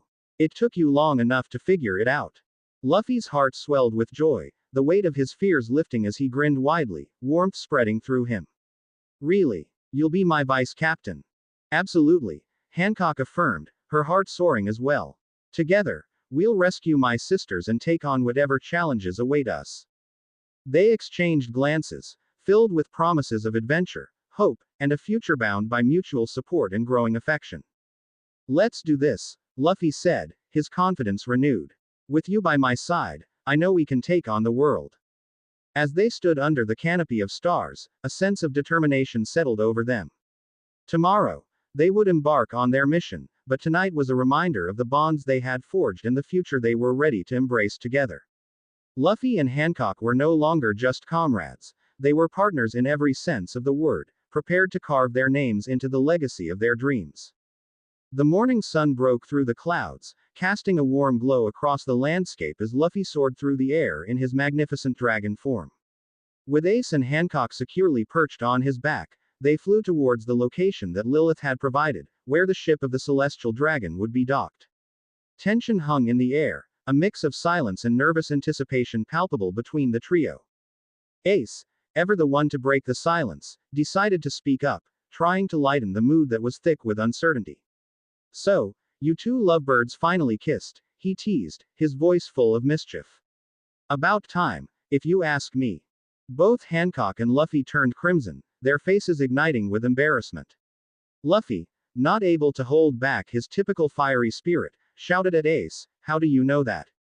Ace smirked, clearly enjoying the reaction he elicited. "Oh, come on, it was pretty obvious. We all knew that was meant to happen," he said with a wink, enjoying the moment. Luffy huffed, still flustered. "Well, can we focus on the mission instead?" he retorted, determined to shift the conversation back to their important task. Hancock, regaining her composure, nodded solemnly. "This is it," she stated, her voice strong despite the nerves coursing through her. "If we complete this mission, the government will take notice, and they'll put bounties on our heads. In short, there's no turning back after this." Ace understood the weight of her words, nodding thoughtfully.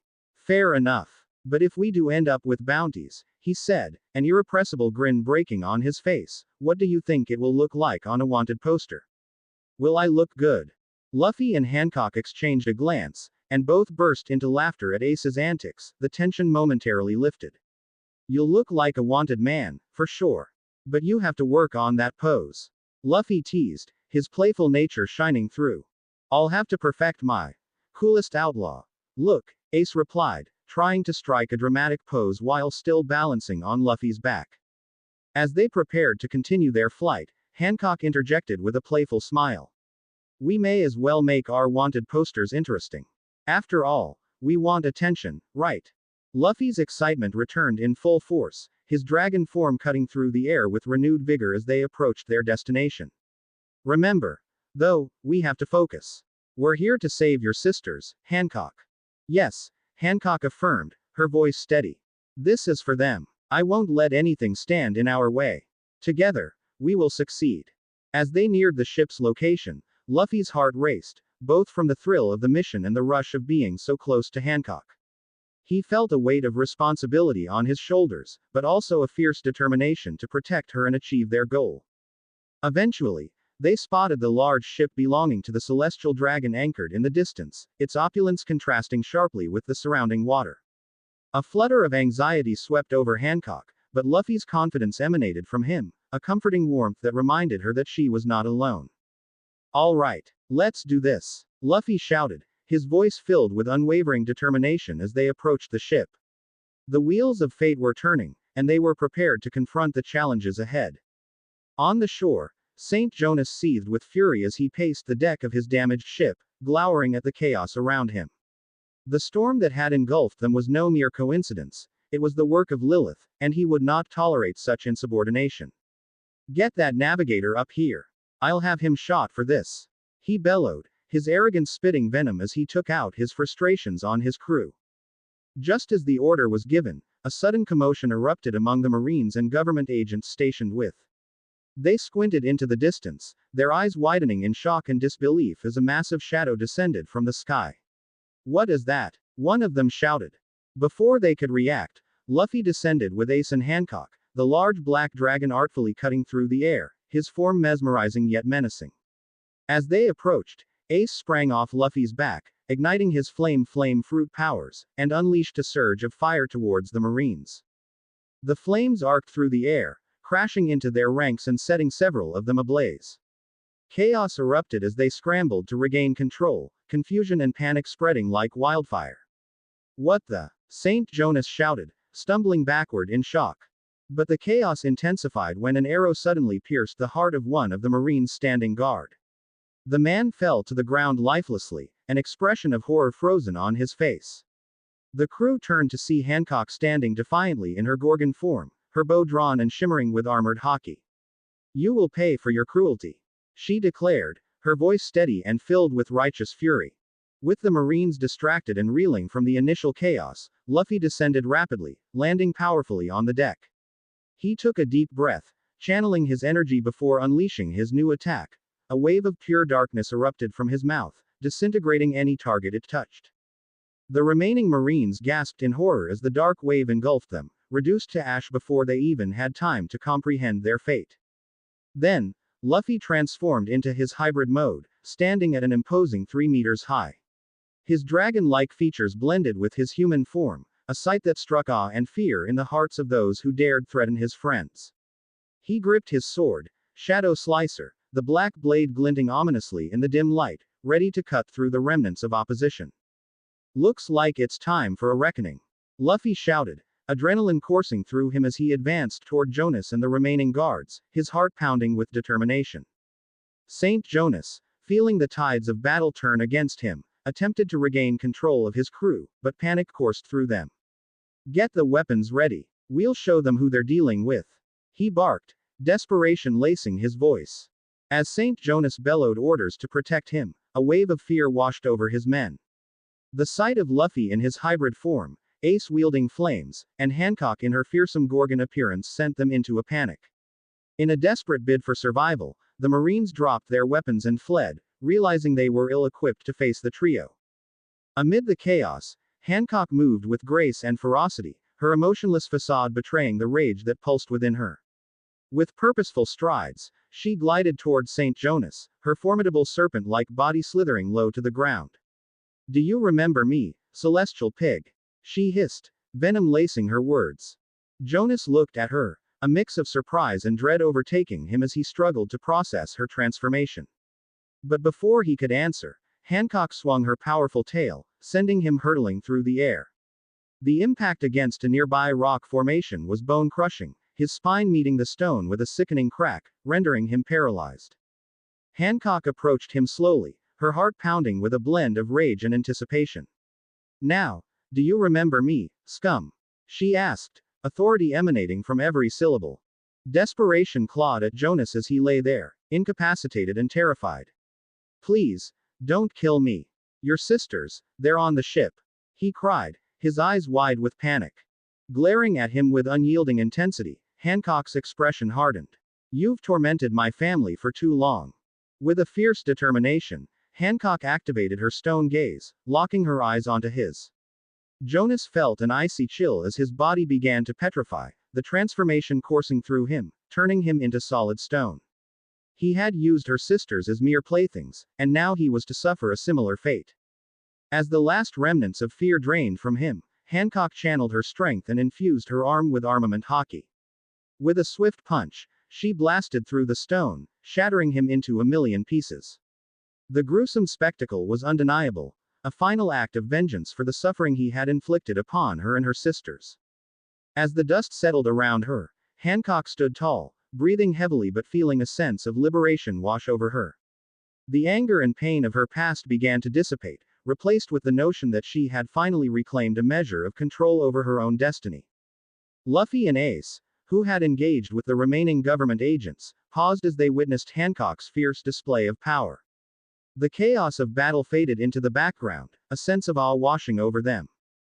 "Wow, that was incredible. You really showed him," Luffy exclaimed, admiration sparkling in his eyes. Hancock, still reeling from the moment, looked at her companions, gratitude blooming within her. "Thank you, both of you, for being here with me. I couldn't have done this alone." The trio advanced cautiously through the dimly lit corridors of the ship, hearts racing with anticipation as they approached the hull where Hancock's sisters were imprisoned. The air was thick with tension, but with their newfound resolve, they felt unstoppable. Aha! Here it is! Luffy exclaimed as he spotted the large cage holding Sandersonia and Marigold. His excitement surged as he rushed forward, his heart pounding at the thought of reuniting Hancock with her family. Sandersonia. Marigold. Hancock called out, her voice echoing in the stillness. It's me, Hancock. I've come to free you. Within moments, Sandersonia lifted her head, her eyes widening in disbelief. Hancock. Is it really you? Tears welled up in her eyes as she took in her sister's familiar form. You've come for us.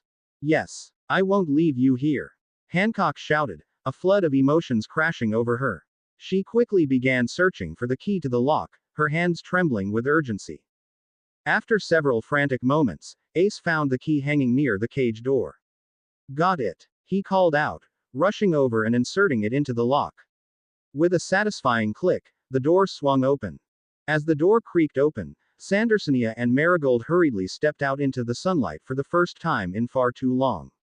They embraced Hancock tightly, tears spilling from their eyes. I thought we would never see you again. Sandersonia sobbed, holding onto her sister as if fearing it was just a dream. We're free now, and I won't let them take us again. Hancock promised, her heart filled with determination. As the sisters reunited, a flicker of movement caught Hancock's attention from the corner of the room. She turned to see another cage. A large, white serpent coiled inside, shimmering in the dim light. Wait a minute, Hancock whispered in disbelief as she stepped closer. As that, a queen anaconda. The rarest snake in the world. Feeling a surge of connection with the snake due to her own devil fruit abilities, she leaned closer and addressed the creature. Hey there. Do you want me to free you? To her surprise, the snake nodded emphatically, a gleam of understanding in its eyes. It seemed to sense Hancock's intentions. With a swift movement, Hancock unlocked the cage and opened the door. The queen anaconda slithered out gracefully, a sense of joy radiating from her movement. Do you want to come with me? Hancock asked, her heart racing with excitement. The snake nodded again, more vigorously this time, as if acknowledging the bond they shared. Okay, then, Hancock said, her voice brimming with warmth. I think I will name you Salome. Do you like that name, girl? Once again, the snake nodded, her scales glinting beautifully in the light. Hancock felt a deep sense of connection. She could communicate with Salome thanks to her serpent heritage. We'll protect each other, Hancock said, reaching out to gently stroke the snake's head. You're free now, Salome. Luffy, Ace, and Hancock knew it was time to leave the ship before reinforcements arrived. With their mission to rescue the sisters effectively a success, they prepared to make their escape, the sense of camaraderie stronger than ever. The atmosphere aboard Shank's ship buzzed with excitement as Luffy, Ace, Hancock, and the crew celebrated their recent victory. Music filled the air, laughter echoed across the deck, and an endless spread of delicious food kept everyone's spirits high. It was a night of triumph, and they were basking in the glory of their successful mission. As the festivities reached a peak, Lilith and her husband, Monkey D. Dragon, approached the celebration. Even in the relaxed environment, their presence commanded respect. Dragon's aura was strong as ever, and he exuded an air of authority mixed with a sense of pride. Congratulations, you three, Lilith called out, a wide smile lighting up her face. You did an incredible job dealing with Saint Jonas. The trio looked over, joy flooding through them at the sight of their beloved family members joining the celebration. Thanks, Mom, Luffy shouted, beaming as he poured himself another drink. Dragon stepped forward, holding 3 wanted posters in his hands. And I have some exciting news, he said, his voice steady and serious. What is it? Hancock asked, her curiosity piqued as she wiped off the remnants of cake from her fingers. Dragon revealed the posters, holding them up for everyone to see. These just came out today, he stated proudly, revealing Luffy's, Ace's, and Hancock's wanted posters, now fresh off the press. You 3 broke the record for the highest first bounties in history. The crew collectively gasped, their interest piqued as they gathered around to take a look. Luffy's poster, with his trademark grin, boasted a bounty of 300 million belly. Ace's poster showed him looking brimming with confidence at 350 million belly, and Hancock's poster displayed her breathtaking beauty alongside an impressive 400 million belly. "This is incredible," Luffy exclaimed, his excitement once again bubbling over. "We really did it." Lilith nodded, pride reflecting in her gaze. "You've all earned it. These bounties reflect the strength and courage you displayed, and now your names will echo throughout the seas." Dragon looked at his son and his friends, his expression softening. "Remember, though, with this recognition comes greater attention. You need to stay vigilant and be aware of the eyes that will be on you." The lively party continued late into the night, laughter mingling with the sounds of music and revelry. The atmosphere was electric, illuminated by the warm glow of lanterns. However, Lilith's eyes fell upon a sight that made her pulse race with a mixture of humor and maternal instinct. Luffy, despite being just 14, was happily sipping on rum that Shanks had playfully given him. With a smirk and a glint of mischief in her eye, Lilith approached them. Without warning, she grabbed Luffy and Shanks by their ears, eliciting a comical yelp from both parties. "What do you think you're doing, letting my son have alcohol, Shanks?" she scolded with exaggerated exasperation, much to the amusement of the crew. Luffy's face turned red with embarrassment as he tried to plead his case. "But Mom, it's just a little bit." He squirmed slightly, his words muffled as he pulled his ears away from her grasp. "Just a little bit. You're still a child. And you, Shanks, what kind of uncle are you?" Lilith continued, shaking her head in faux disappointment while the crew burst into laughter, enjoying the comedic spectacle. Shanks chuckled, unfazed by his sister's reprimand. "Hey, he's a pirate now. It builds character." "Character? My foot." Lilith shot back but eventually released them, unable to suppress a smile as she watched the joyful chaos unfold around her. 3 days later, the celebration and camaraderie persisted aboard Shanks' ship, but a more serious atmosphere began to loom as Hancock gathered her sisters, Sandersonia and Marigold, in a quiet corner. "Hancock, please tell me you're coming with us when we return to Amazon Lily," Sandersonia urged, her voice filled with hope.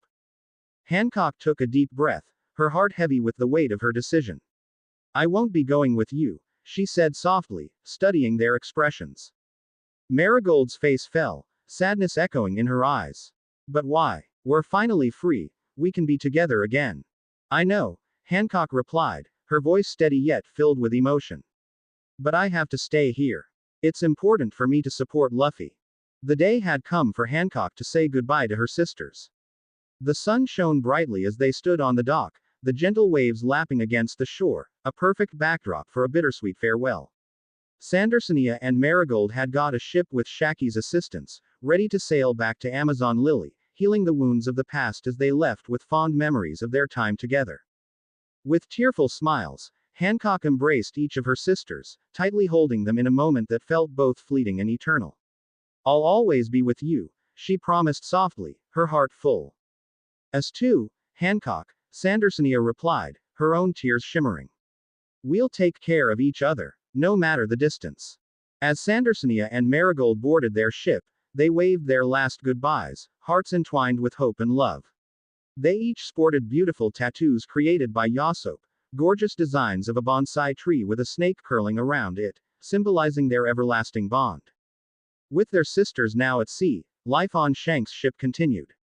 7 months had passed, filled with intense training, laughter, and the forging of a strong bond among the crew members.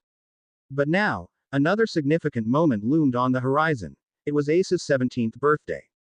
At the dock, friends and crewmates gathered to celebrate this milestone. Transcending the festivities, the air had a hint of the bittersweet. It would soon be time for Ace to set off on his own journey. "Here's to Ace!" Luffy shouted, raising his drink high in the air, unable to suppress the excitement surging through him. "Let's celebrate!" The crew cheered, and everyone raised their glasses, laughter echoing on the dock. Ace stood at the forefront, his heart racing with anticipation for what lay ahead. As the party wound down, Ace took a moment to address his brother and Hancock. "Luffy, Hancock, I'm going to miss you guys." His voice genuine, reflecting both nostalgia and determination. "You're like family to me." "Same here, Ace. Just promise you'll come back with some awesome stories." Luffy replied with enthusiasm, trying to put on a brave face despite the pang of sadness swelling within him. "You know I will," Ace said, a grin breaking across his face. "But seriously, don't forget to invite me to your wedding." His teasing tone ignited a spark of embarrassment in both Luffy and Hancock, their faces turning crimson. Luffy's eyes widened, and he sputtered, "Wah. We're not even." Hancock attempted to compose herself, but couldn't help the blush that crept up her cheeks. "That's not even." Before they could recover, Ace laughed, clearly enjoying their flustered reactions. "Don't worry, I'll be expecting that invite." At that moment, Shanks, Ben Beckman, and Yasop exchanged amused glances, knowing the playful banter was just part of their bond. But all the while, they appreciated the warmth of friendship in their midst. As Ace climbed onto the small boat waiting at the dock, he turned back to his crew with a sense of finality. "Take care of him, all right," he called out, pointing at Luffy, who was still blushing. "And you, Hancock, don't let him get too reckless. You can count on us," Shanks replied, raising a hand in farewell. With joy and pride swelling in his chest, Ace waved goodbye one last time before the small boat began to pull away, drifting further from the dock.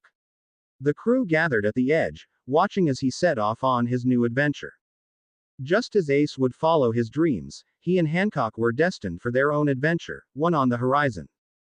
With Ace sailing away, Luffy and Hancock exchanged determined glances, ready to embrace their future. The day had finally arrived, and excitement crackled through the air aboard Shanks' ship. Luffy and Hancock stood prepared to embark on their next great adventure, both having transformed significantly over the past 2 years.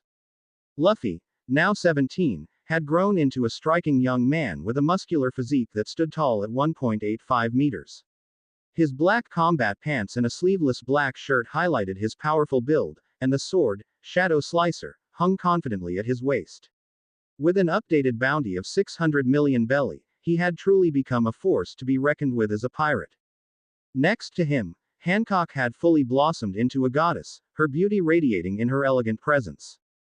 Standing at the same height of 1.85 meters, she wore a stunning purple Chinese silk dress that flowed around her, displaying her long, graceful legs. The bow and arrows slung comfortably across her back would serve as reminders of her deadly prowess, and her loyal pet snake, Salome, who had now grown to over 4 meters in length, coiled elegantly by her side. Hancock's bounty had also been updated, now standing at 550 million belly, reflecting her impressive actions and the power she possessed. Luffy and Hancock's relationship blossomed beautifully aboard Shanks' ship. Their initial shyness and embarrassment faded into a comfortable bond. They held hands openly and shared kisses without hesitation, their affection for each other demonstrating the strength of their connection. It was a newfound freedom they both cherished, and in the midst of their adventures, Hancock had become a key factor in persuading Luffy's mother, Lilith, to finally allow him to get a tattoo. Luffy had dreamed of this moment, hoping to mark his journey with something significant that reflected who he had become. With Usopp's skilled hands, Luffy received a breathtaking half-sleeve tattoo featuring a design intertwined with shadow and dragon themes. The ink symbolized his transformation, the growth he had experienced, and the power of his own heritage. Every detail of the artwork spoke to his spirit, encapsulating the essence of his adventures so far. Hancock admired the tattoo, her fingers grazing over the inked skin with wonder. "It's incredible, Luffy. It really suits you," she declared, her eyes sparkling with admiration. "I'm glad you think so," he replied, beaming with a mix of pride and excitement. "This is just the beginning of my story." In a show of gratitude for Shanks and the crew who had welcomed them with open arms, Hancock decided she wanted something special as well. Together, they approached Yasop once more. Side by side, they each chose a tattoo of Shanks' Jolly Roger to be etched onto their left rib cages, a mark of loyalty and a testament to their connection to the crew and each other. After the work was finished, Luffy looked down at his rib cage, his heart swelling with a sense of belonging. "With this, we're part of the red-haired pirates forever," he announced, his excitement palpable. "Always," Hancock agreed, a radiant smile on her face. The journey ahead was still unknown, but Luffy and Hancock were ready to embrace it together, marked by the choices they made and the loyalty they shared. The time had come for Luffy and Hancock to embark on their long-awaited journey, the sun shining bright over Shanks' ship as the crew prepared for departure. Excitement and anticipation flowed through the air, but there was also a sense of bittersweetness. Shanks gathered the two in a heartfelt embrace, his warmth enveloping them both. Luffy, as you set out on your adventure, I wanted to give you something, Shanks said, stepping back to look at his nephew, his eyes filled with pride. I wanted to give you my straw hat, but I realize now that with your dragon form, it might not survive. Luffy nodded, a touch of disappointment coloring his excitement. Yeah, I wouldn't want to destroy it. It means a lot. Instead, I had a blade made for you, Shanks continued, gesturing to a beautifully crafted sword lying close by. The blade gleamed like a diamond under the sun, its craftsmanship exquisite and sharp. Luffy's eyes widened in awe as he took the sword in hand. It's incredible, he exclaimed, examining the polished steel. Though it bore no name yet, a spark of inspiration hit him. I call it Day Slicer. It's perfect. Shanks smiled, pleased with Luffy's choice. May it help you carve your path as you chase your dreams. Hancock stepped forward, her heart pounding from the warmth of the moment. Shanks turned to her, presenting another gift, a beautiful pair of gold snake earrings adorned with sparkling rubies that resembled eyes. For you, Hancock. Oh, Shanks, she gasped, touched by the thoughtful gesture. Thank you, they're stunning.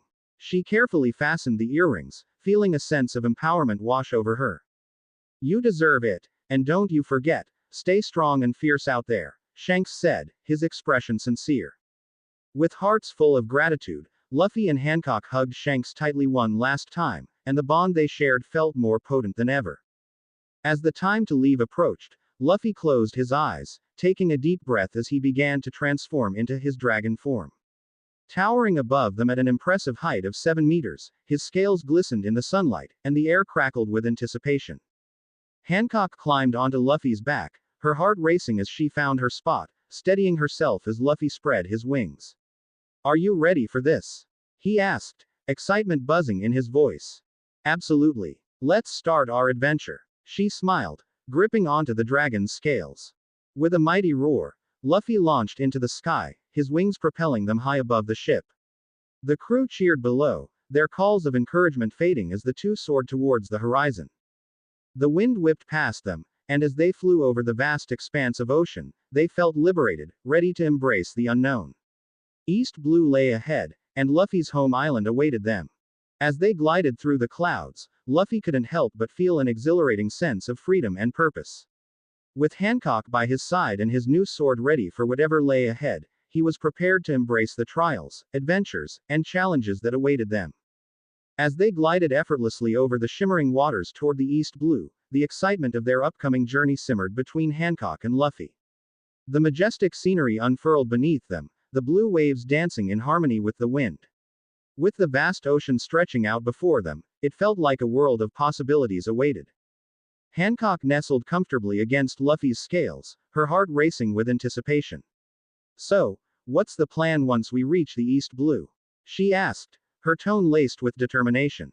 We should probably decide on our approach. Luffy nodded, taking her interest to heart. Yeah, since East Blue is the weakest sea, it'll be easier for us to recruit a crew without drawing too much attention. If we keep our devil fruit powers in check until Paradise in the Grand Line, we can establish ourselves without causing a ruckus. Good thinking, Hancock replied, feeling a rush of pride at Luffy's strategic mindset. But we need to consider the type of crew members we'll need if we're going to make it through. Definitely, Luffy agreed, enthusiasm bubbling up inside him. To start, we need a helmsman who can navigate through tricky waters, a skilled navigator who knows the sea and tides. We'll also need a cook, someone to keep us fueled on our adventures. Hancock chuckled at the thought. And it wouldn't hurt to have a sniper, someone to protect our crew from a distance. Exactly, Luffy added with a grin. We should also look for a skilled medic or doctor. That way, we can ensure that everyone's taken care of if things go south. Well, I assume we can recruit the rest when we reach Paradise, Hancock supplied. Things like a quartermaster to handle the supplies, a historian to record our journey, and deckhands to help keep the ship running smoothly. Right, Luffy nodded, feeling more excited about the prospect of building their crew. It'll be cool to have a full crew to go on adventures with. We can share the load and experience all kinds of crazy stuff together. As they continued their flight over the East Blue, Hancock stroked Salome, who lounged comfortably on the dragon's back. Salome, could you please hand me the wanted posters of infamous pirates in this region? She asked, her voice both commanding and gentle. The large white snake raised her head and gently retrieved the posters, coiling herself to lay them before Hancock. As she spread them out, Hancock scanned the names and bounties listed on the faded parchment. Look at this, Hancock scoffed, shaking her head at the posters. These weaklings barely even register. The highest bounty is for a pirate named Arlong the Shark, set at a meager 20 million belly. Pathetic. Luffy couldn't help but smirk at the thought. They're so weak that none of them even know hockey. They'll be easy pickings, he said, his excitement bubbling as they plotted their course. Hancock nodded. Exactly. If we're going to make a name for ourselves, we need to clear out all of the high bounties here. It's the perfect opportunity to establish our reputations before heading further into the Grand Line. Right. Luffy agreed, his eyes shining with enthusiasm. Shanks told us to check on his friend Buggy too. While Lilith thinks he's an idiot, he could still provide some intel, and we might be able to recruit him for our crew. They continued brainstorming when Hancock felt a thought bubble up. Luffy, how much money do we have at our disposal right now? Luffy looked thoughtful for a moment. I didn't count yet. Hancock chuckled at Luffy's innocence before responding, we have around 800 million belly at our disposal, thanks to the bounties we've accumulated during our time with Shanks. We also have 5 devil fruits we've collected over the years. We could sell or give them to our new crew members to help make them stronger. Exactly, Luffy agreed, feeling invigorated. We can provide our future crew with a solid foundation and give them a fighting chance. Hancock was still processing the overwhelming prospect of Ace challenging Whitebeard himself and later joining him as one of his commanders. I still can't believe Ace would challenge Whitebeard, Hancock said incredulously, shaking her head. That's just reckless. He lost to him, and now he's one of his commanders. It's so risky. Luffy chuckled, trying to ease her worries. Hancock, Ace knows what he's doing. He's strong, and Whitebeard is a good man. They'll look out for each other. Besides, he's able to hold his own. Hancock sighed, though a smile broke through. I suppose you're right. I just worry, especially with how powerful the other emperors are. Luffy nodded, thoughtful as he scratched his head. Yeah, we can't say the same about the other 2 emperors, Big Mom and Kaido. He paused, his expression serious. Kaido even tried to force me to become his subordinate when he learned about my devil fruit. It was only thanks to Shanks and Whitebeard that I was able to back him down. They're not to be messed with. It's scary to think what they're capable of, Hancock agreed, a shiver running down her spine. Big Mom sought an alliance with Shanks by trying to arrange a marriage between me and one of her sons. Luffy raised an eyebrow, intrigued. Seriously, you'd have to marry one of them. Hancock grimaced, her expression reflecting genuine repulsion. The thought of that makes my skin crawl. I didn't want any part of it. I only love you, Luffy. Besides, I would never let myself be forced into a situation like that. Luffy felt warmth spread through him, lightly touched by her declaration. He grinned, his heart racing. I'd never let you do that either. We're pirates, and we choose our own paths. Exactly, Hancock said, her spirit rekindled. I want to write my own fate, just as you will. I'm not some pawn for them to manipulate. It's our lives to live. As they flew through the bright blue sky, the excitement of their journey kept Luffy and Hancock in high spirits. But suddenly, a low growl pierced the air, Luffy's stomach grumbling loudly, betraying his intense hunger. Oh man, I am so hungry, he exclaimed, clutching his midsection dramatically, adding to the comedic effect. Hancock sighed, her tone exasperated but lighthearted. You and that stomach of yours. Honestly, you're always hungry, Luffy. Hearing her remark, Luffy replied with a playful grin, oh really? Let me remind you, I've been flying for the past 5 days, stopping only to sleep and eat. Plus, you're the one who's always munching on sweets. Hancock quickly tried to deny it, but Luffy was persistent. Oh really? Don't think I haven't noticed the bag of cookies you have in your hand right now. Caught off guard, Hancock jumped slightly, instinctively hiding the cookies behind her back with a guilty expression. So what if I do?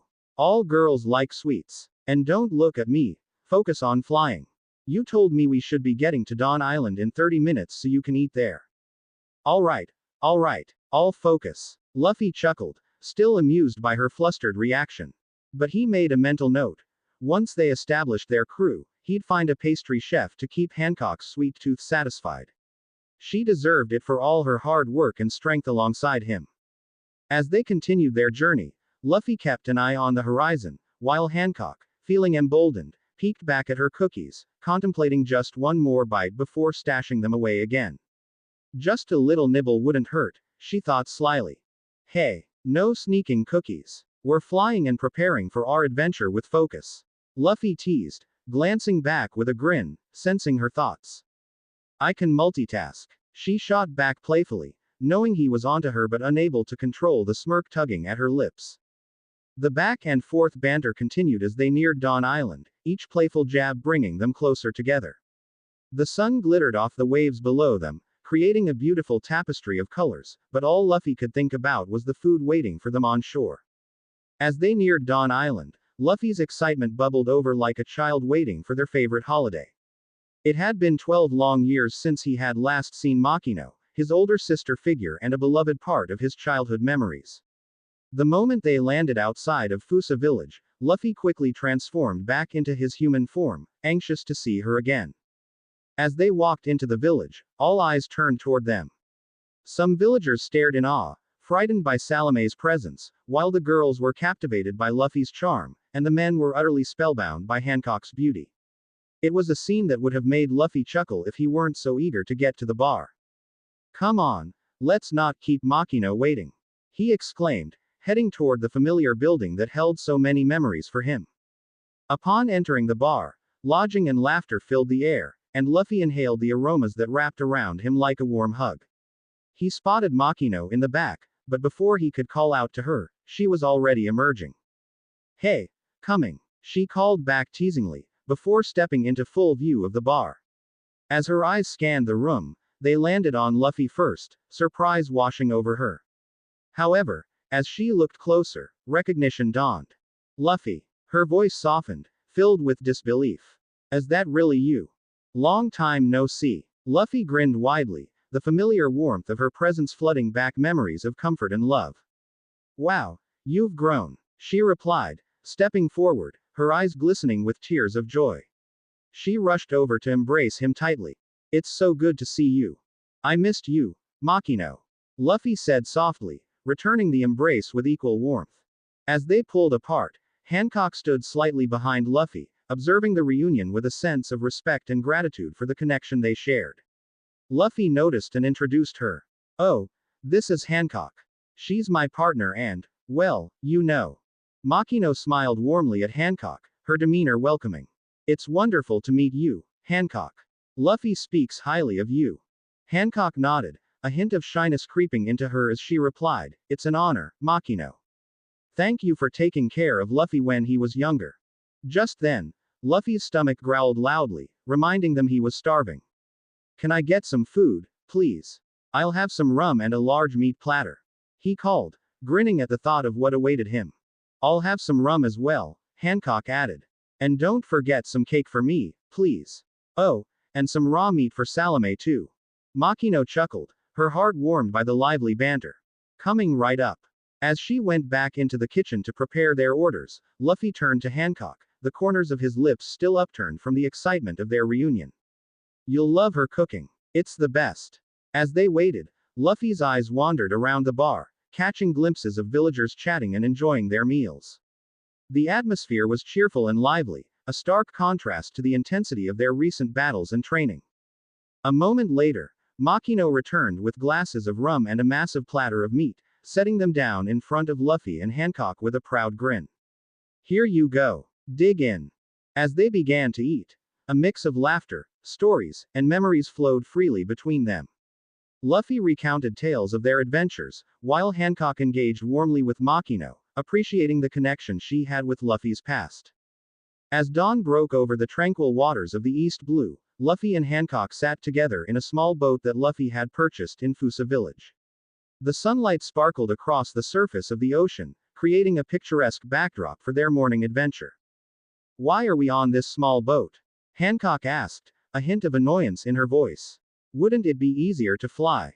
Luffy chuckled, a playful grin spreading across his face. "Yes, but this is much more fun. Plus, you know that I love you," he said, leaning in and planting a kiss on her lips. "But I'm not your horse, you know." "Okay. Okay." Hancock laughed, clearly enjoying their playful banter. "But we were lucky earlier to not get caught in those whirlpools." "Yes, we were. Thank God both of us know some navigation," Luffy replied, his demeanor brightening despite the earlier annoyance. Suddenly, their conversation was cut short as a series of gunshots erupted in the distance. Their heads snapped toward the sound, and they squinted into the sunlight, spotting a large cruise ship under attack. "There!" Luffy exclaimed, pointing toward the commotion. "Looks like we found some trouble." Hancock's heart raced, adrenaline sparking within her. "Oh, what's that? Is that?" She started, but stopped when she recognized the ship. "That hideous pink ship. I think that belongs to a low-level pirate named Alvida, the Iron Mace. She's notorious here, but she only has a bounty of 5 million belly." Luffy rubbed his chin thoughtfully. "Well, I guess we could stretch our legs. This should be over in less than 3 minutes," he said, his excitement bubbling over. On the deck of the cruise ship, chaos erupted as Alvida's crew rummaged through the belongings of terrified passengers. Alvida, a tall, imposing woman with a hefty frame, strode among her frightened men. Her unkempt hair and oversized weapons only emphasized her brutish appearance as she barked orders at her lackeys. "Who is the most beautiful woman in the East Blue?" she asked, a twisted pride in her voice. Her men, eager to stay in her good graces, shouted in unison, "You are, Lady Alvida." Suddenly, two voices erupted from above, the unmistakable sounds of laughter that echoed over the chaos. Luffy and Hancock had arrived, taking in the scene with bemused expressions. "Wait, you think she's the most beautiful woman in the East Blue?" Luffy laughed out loud, pointing at Alvida. "Don't make me laugh. You look like a beach walrus." Hancock joined in the laughter, unable to contain herself. Luffy's boldness stunned the crew, while Alvida turned a deep shade of red with rage. "What did you say, you brat?" she shouted, fury bubbling within her. "I said you look like a beach walrus." Luffy teased back. "Or do you prefer to be called an overweight hippo? Your choice." Alvida's face twisted in anger, her pride wounded as she failed to comprehend this audacity. "Kill them. Get those fools," she ordered her crew, fury dripping from her words. Hancock and Luffy exchanged quick glances, ready for what was to come. But before the crew could reach them, Luffy unleashed a small blast of his Conqueror's Haki, channeling it with precision. A powerful wave rolled through the deck, and instantly, every pirate except Alvida toppled over in unconscious heaps, unable to withstand the overwhelming presence. Hancock stood by Luffy's side, equally impressed by the display. "Well done. But next time leave some for me." But as they surveyed the scene, Luffy's eyes narrowed when he noticed something unexpected. There, beneath a pile of unconscious men, lay a small boy with pink hair, seemingly untouched by the blast. He sat up slowly, rubbing his eyes in confusion while glancing at the duo towering over him. Luffy knelt down beside the boy, a warm smile breaking across his face. "What's your name, kid?"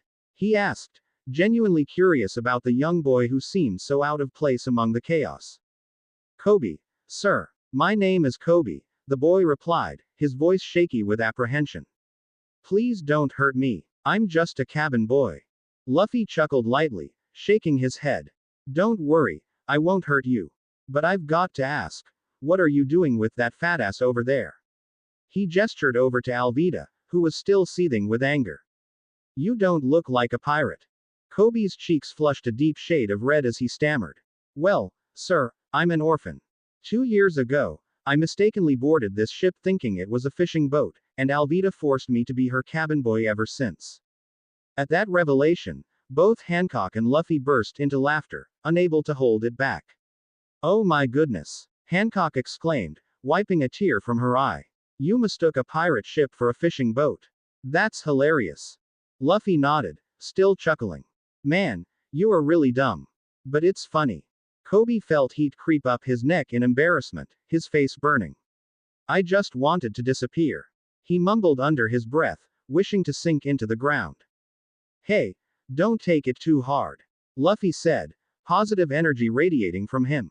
At least you're not scared of pirates anymore, right? You're already braver than most.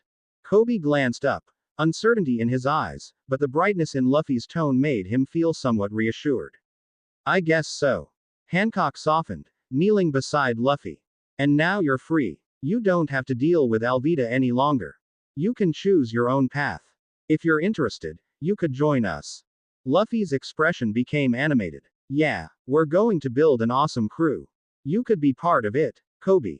Kobe's eyes widened in surprise. Me? Join you? But I'm just a cabin boy.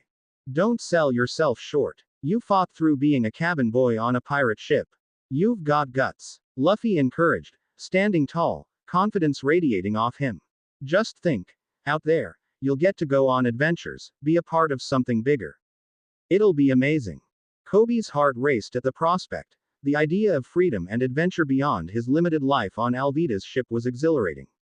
Really? You'd want me? He asked, his voice filled with hope. Of course. We need someone to help with errands and the sales, and there's always room for heart in our crew. Hancock replied with a warm smile. Kobe blinked back a few tears of joy and laughter. Thank you. I'd love that. He paused for a moment before adding, I'm ready to be more than just a cabin boy. As the dust settled around them, Luffy turned his attention back to Alvida, who was still reeling from the effects of his conqueror's haki. Despite being weakened, she was fuming with indignation. Now, what are you going to do with me? She spat, her voice dripping with resentment. Are you going to kill me or turn me over to the Marines? Luffy, however, paused for a moment, considering her words. You seem to have potential, despite being weak right now, he observed, a hint of curiosity in his voice. Just then, Hancock chimed in, her confidence unwavering. No, I think you should join our crew as well. Like my boyfriend said, you do have potential, and your experience as a sailor could be useful to us. Alvida, realizing the precarious position she was in, weighed her options. Better to ally with them than end up dead or imprisoned. Fine, I accept, she said begrudgingly, though the remnants of her pride stung. Welcome aboard, I guess. Great. But you need to do two things first, Luffy said, his excitement bubbling over.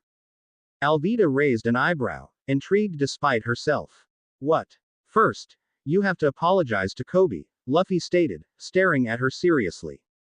Apologize? To him? Alvida sneered. Yes, Hancock said, crossing her arms. You've mistreated him for far too long. He deserves at least that. With a huff, Alvida turned to Kobe, who was still recovering from the shock of the day. All right, fine. I'm sorry, Kobe. I treated you poorly, and that was wrong. I won't do it again, if you don't cross me, she added, trying to maintain a semblance of her former authority. Kobe looked taken aback for a moment before nodding slowly. That's okay, I guess. Good, Luffy approved. And the second thing is, he leaned back dramatically, summoning the ground beneath him to shadowy depths. Tendrils of black shadow swirled around his arm, and he reached into a dark hole he created with his powers, pulling out a devil fruit. Luffy looked at Alvida and Kobe, both wide-eyed in shock. Don't worry, I'll explain later, he reassured them, extending the fruit toward Alvida. You need to eat this. What is that? Alvida asked, glancing nervously at the fruit, unsure of what to expect. It's a devil fruit. You'll gain powers from it, Luffy explained, his enthusiasm shining through. Trust me, it'll make you stronger, and you'll be able to contribute more to the crew. Alvida hesitated, uncertainty written across her face. After a moment of deliberation and realizing there were no other options, she took the fruit from Luffy's hand. Fine, she muttered, quickly biting into it. As Alvida bit into the devil fruit and swallowed the horrid taste, her stomach churned, and she fought the urge to gag. The flavor was revolting, but she managed to hold it down, determined to embrace whatever powers it might bestow upon her. Suddenly, she felt an overwhelming surge of energy coursing through her, electrifying every fiber of her being. To her astonishment, she watched as her body began to change. The excess weight that had once defined her slowly started to shift. Her form grew slimmer, as if the fat was sliding off her in waves that she couldn't quite comprehend. What's happening? She exclaimed, panic creeping into her voice as she glanced at her hands, which were now thin and delicate. Rushing to a nearby barrel, she caught her reflection. A striking beauty stared back at her, one she had never thought possible. Wow, I didn't expect this, she murmured, eyes wide with disbelief. Hancock smiled, crossing her arms with a satisfied look. Welcome to your new self, Alvida. You've just eaten the smooth fruit. It's probably the best possible outcome for you. Smooth fruit. Alvida echoed, still adjusting to her new appearance. The transformation felt surreal. Luffy can demonstrate what this means for you, Hancock continued, a hint of mischief dancing in her eyes. Alright, let's see what you've got. Luffy said enthusiastically. He picked up some debris lying around the ship, twigs and small bits of wood, and threw them toward Alvida without hesitation. To her surprise, the debris just slipped off her skin, falling harmlessly to the ground. She stared in astonishment, her reflection in the barrel showcasing not only her newfound looks but also the light grace she now possessed.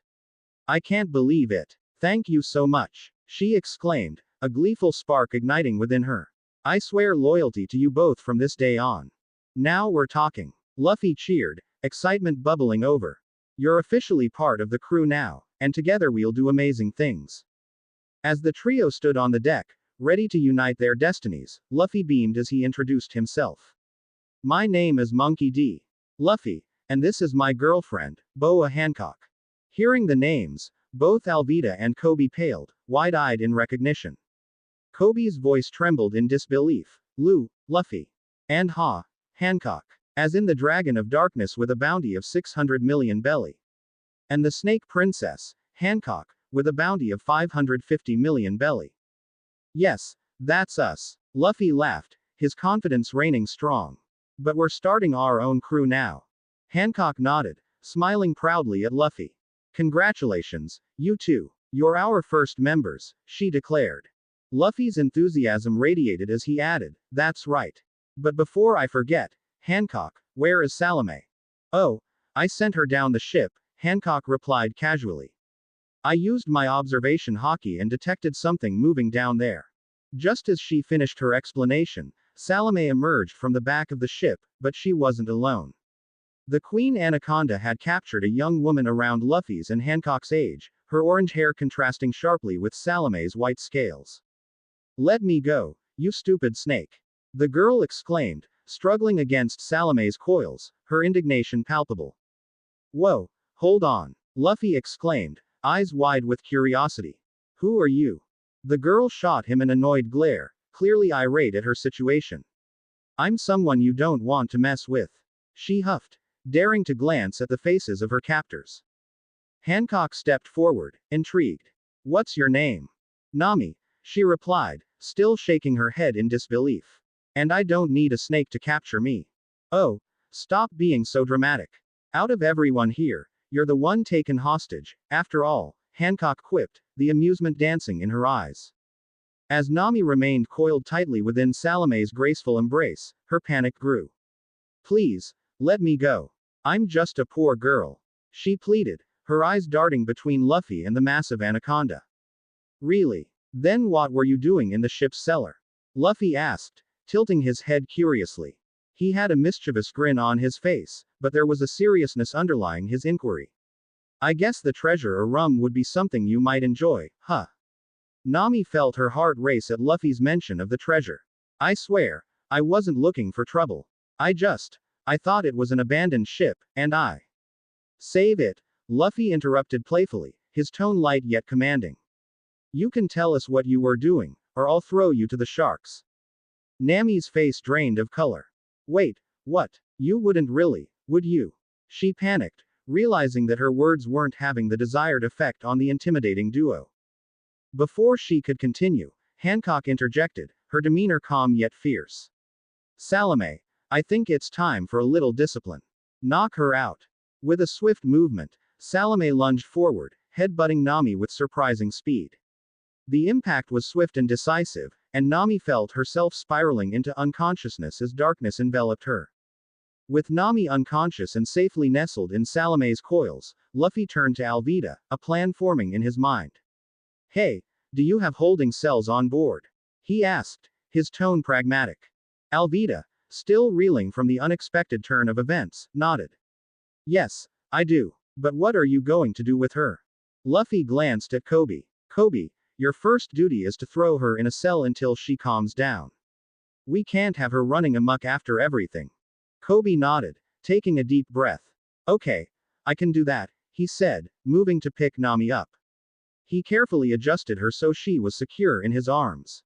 As Kobe prepared to carry Nami, Hancock noticed something unusual. Wait, Kobe, she called out, her instincts kicking in. She moved to Nami and gently lifted up the unconscious girl's sleeve, revealing a tattoo etched onto her arm. Look at this, Hancock said, her voice growing serious. Luffy leaned closer, examining the marking. To his surprise, Alvida's expression shifted to one of recognition. I know that symbol. It's the mark of Arlong the shark. She exclaimed, fear and confusion swirling in her voice. But why is she with him? I thought he hated humans. Luffy crossed his arms, deep in thought. Arlong. I guess we'll have to ask her when she wakes up. But for now, Kobe, let's put her in the cell. With Nami securely locked away, Luffy turned his attention back to Alvida and Kobe, his mind racing with the steps they needed to take next. Okay, now that's taken care of, he began, a sense of determination shining in his eyes. First things first, Alvida, you need some clothes. He pointed to her current outfit, which was now clearly too big for her new, sleeker form after her transformation. Hancock stepped in, you can borrow some of mine until we reach the next island. Good thinking. Luffy agreed, glancing at Alvida with a supportive nod. The second part of our plan is that we'll be taking your ship, and do you know someone who can repaint it and make some upgrades? Luffy asked, his voice full of purpose. Alvida, regaining her composure, replied, yes, I do. I know a guy in Shell's town. He doesn't care who he works for, as long as they're paying. Perfect. We'll be heading there, Luffy said, excitement palpable in his tone. And the third part is that you two will be starting hockey training as soon as we get the ship repainted and upgraded. Hockey? What's that? Alvida asked, her curiosity piqued. You'll see, Luffy said mysteriously, a grin spreading across his face. Oh, and as for your men, Luffy continued, I don't need them. I prefer quality over quantity. Fine, they're all idiots anyway, Alvida admitted with a wave of her hand, brushing off any lingering concern for her former crew. They weren't worth my time. As the ship glided smoothly over the waves toward Shell's town, the atmosphere buzzed with conversation. Kobe, who had been quietly observing the dynamics on board, found himself drawn into a conversation with Alvida. Kobe, can I ask you something? Alvida began, curiosity mingling with the remnants of her previous attitude. How come you decided to join this crew? I thought you always cried about wanting to be a Marine. Kobe shifted uncomfortably, his past aspirations weighing on him. Well, yes, but that incident we had 6 months ago changed my perspective, he admitted, glancing away for a moment. I know there are good Marines out there, but the fact that they suggested something like that to you, it made me sick. Luffy and Hancock exchanged curious glances, intrigued by what Kobe was alluding to. What are you talking about? Luffy asked, leaning closer. Alvida decided to elaborate. 6 months ago, some Marines approached me with an offer, she started, her tone dripping with disdain. They suggested I assist them in transporting human cargo, slaves. Despite being a pirate, a thief, and a murderer, I wanted nothing to do with that. Kobe nodded forcefully, his expression serious. When I heard that, I realized that not all pirates are the same, but those Marines really showed me another side of the world I didn't understand. I may have wanted to be a Marine, but I can't support that kind of evil. What happened next? Hancock probed, her interest piqued, realizing the implications behind Alvida's story. I crushed their skulls with my mace, Alvida stated bluntly and unapologetically. The confidence in her voice left no room for doubt. She had stood her ground, unwilling to support the abhorrent actions that needed to be stopped. The revelation hung in the air, a feeling of gravity settling over the group. A slave operation in the East Blue. The trio shared knowing looks. Alvida's disdain for the Marines made more sense. She had witnessed the dark underbelly of their world. Luffy's expression morphed into determination. We can't let that happen. If they're dealing in human cargo, we have to shut it down, he declared, his gaze resolute. Absolutely. Hancock agreed, her own resolve solidifying. We can't stand by while the innocent suffer. It's our duty as pirates and as people who want to protect others. 2 hours had passed since the crew left the docks, and Alvida had taken on the role of helmsman, guiding the ship with a mix of confidence and newfound purpose. Meanwhile, the sun hung high in the sky, casting warmth over Luffy and Hancock as they basked in its glow. Luffy, shirtless and wearing colorful swim trunks, was sprawled out on the deck, soaking up the sun's rays. Hancock, equally relaxed, wore a stunning bikini that emphasized her graceful figure. Every moment spent in the sun was not just a respite from the journey ahead but a celebration of their newfound freedom. Just then, Kobe emerged from the ship's holding cell, a frustrated expression on his face as he cradled his nose, which was bleeding. Damn it, that witch. Kobe muttered under his breath, clearly venting his frustration. Luffy glanced over, concern etched across his features. Kobe, what happened? He asked, noticing Kobe's distressed demeanor. When Kobe met Luffy's gaze, his cheeks flushed bright red at the sight of Hancock. Ma'am, could you put some clothes on, please? He stammered, his embarrassment palpable as he averted his eyes from Hancock.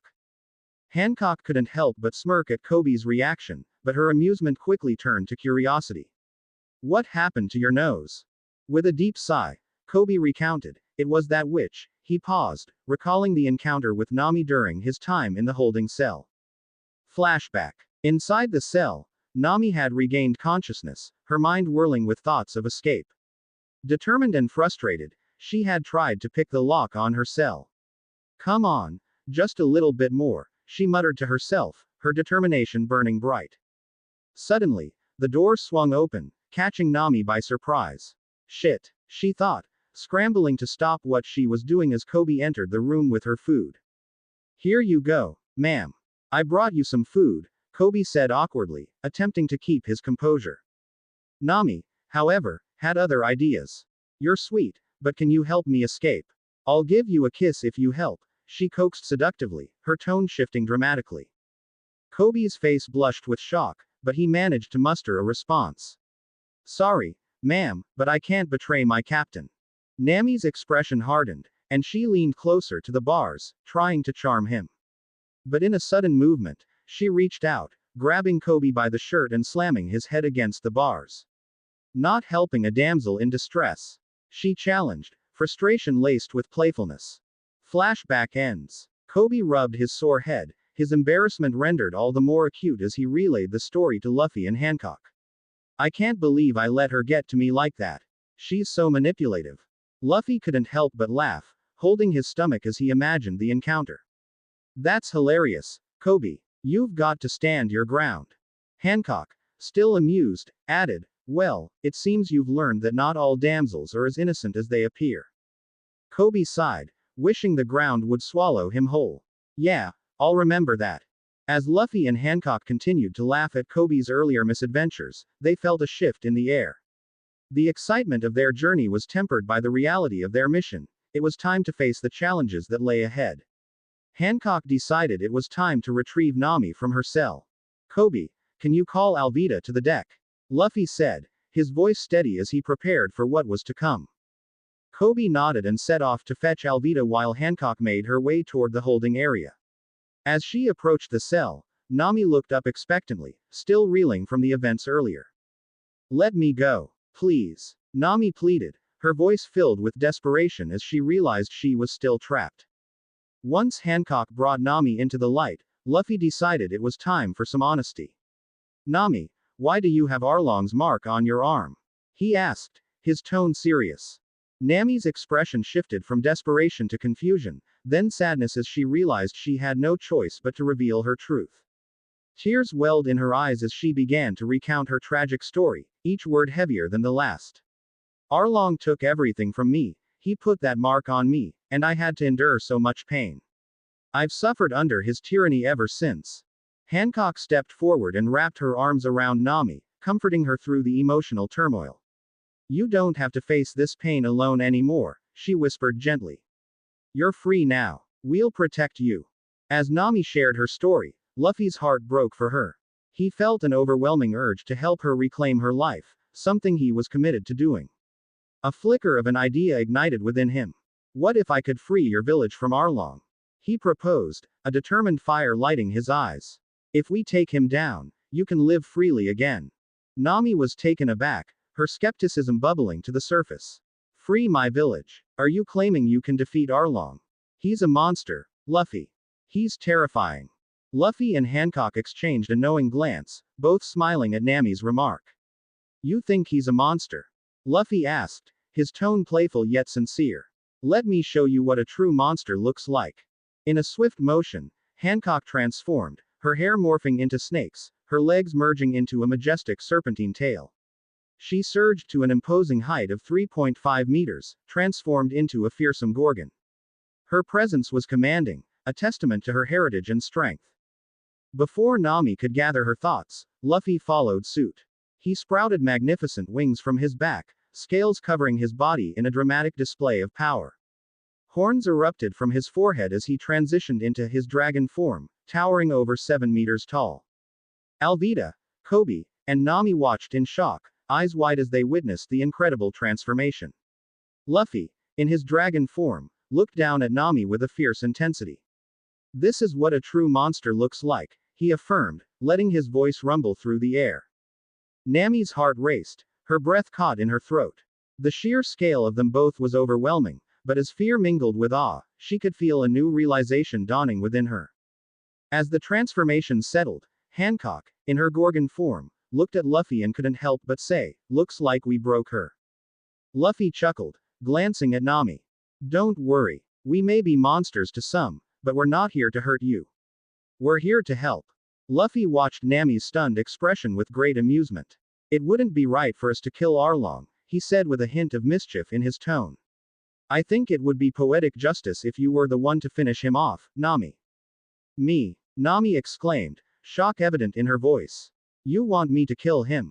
Luffy nodded enthusiastically, a wide grin on his face. Yeah, you've got every right to. You've suffered at his hands, and nothing would be more satisfying than reclaiming your power and your home. As the weight of Luffy's suggestion settled in, Nami felt something shift within her, a blend of determination and purpose igniting in her chest. I can do that, she murmured, the possibility becoming clearer. Now, let's prepare for this right. Luffy said, his tone brightening once again. He transformed back into his human form and summoned the black hole he used to store their treasures and devil fruits. With focused determination, he produced 2 devil fruits from its depths, one for Nami and one for Kobe. Here, take these, Luffy said, handing the fruits over. Both Nami and Kobe exchanged incredulous glances, stunned by the unexpected gift. You really mean it? Kobe asked, eyeing the fruit with both excitement and apprehension. Yeah, trust me on this, you'll thank me later. Luffy encouraged, his voice brimming with confidence. With a shared sense of trust and determination, Nami and Kobe took a deep breath and bit into the fruits simultaneously. As they chewed, their faces contorted, both yielding in unison, this is disgusting. Luffy laughed, but Hancock and Alvida joined in, chanting, we now just. Suddenly, Nami began to transform. Black fur sprouted across her body as she shifted and morphed into a sleek, powerful black panther. She stood majestic and fierce, a symbol of strength and agility.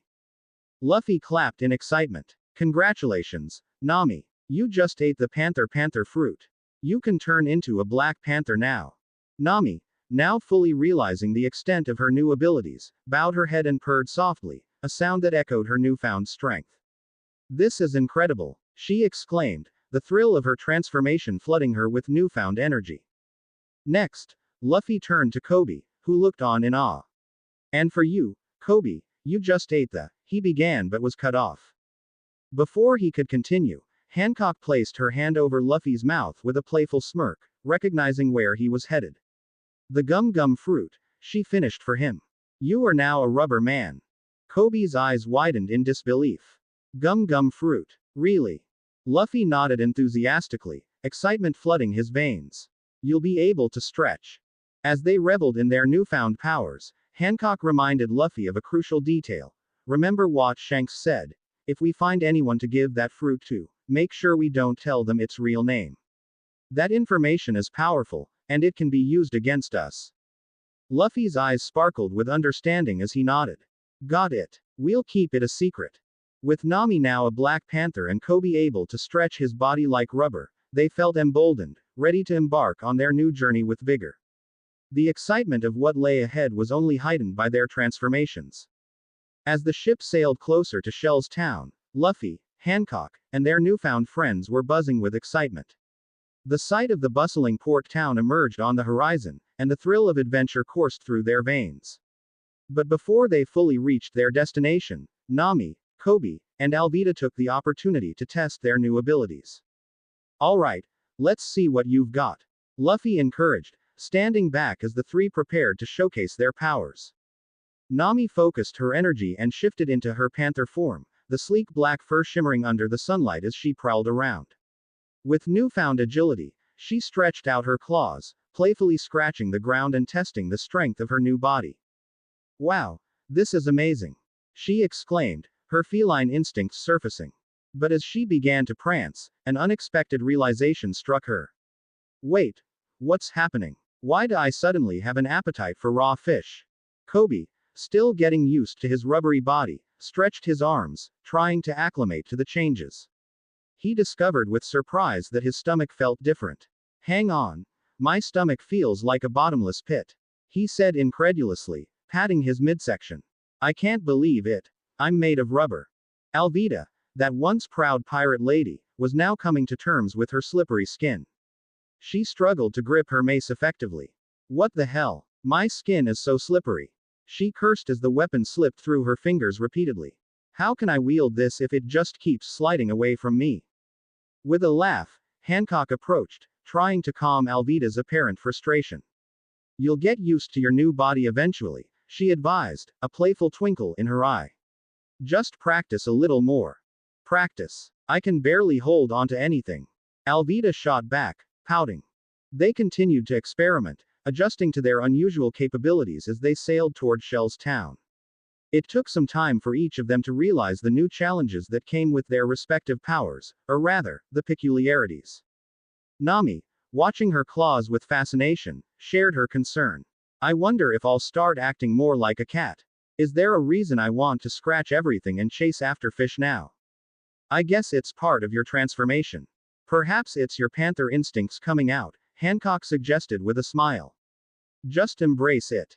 As they sailed closer to Shell's town, Alvida led Luffy, Nami, and Kobe to a discreet back entrance to the city, avoiding unnecessary attention.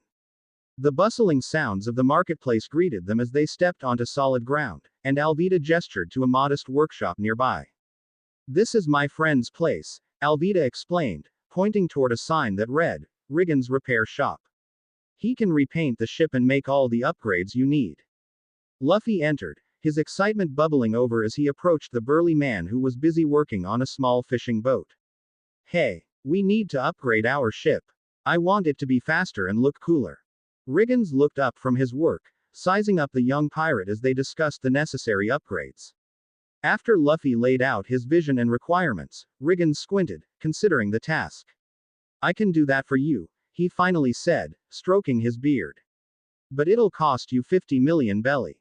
Luffy agreed without hesitation, then added, and I'll give you an extra 20 million belly if you can get it done in 2 days. Deal. Riggins replied, a grin spreading across his face, recognizing the challenge ahead. With the arrangements made, Alvida and Hancock headed off shopping in the busy marketplace, leaving Luffy, Nami, and Kobe to explore the marine base. They felt a mix of anticipation and nervousness about what they would find. Okay, so what do you know about this base? Who's in charge? Luffy inquired, looking excited as they approached the imposing building. Nami took a breath, recalling everything she'd heard. Not much, just that the commander is someone named Axe Hand Morgan. He's known to be a brute. She paused, eyeing the base. He recently captured a bounty hunter named Roronoa Zoro. Zoro. Luffy interrupted, a glint of interest sparking in his eyes. I've heard that name before. He's supposed to be the most infamous bounty hunter in East Blue, and they say he uses 3 swords. Nami nodded, recalling the rumors. Exactly. The man's skills are legendary. In an instant, Luffy's enthusiasm peaked.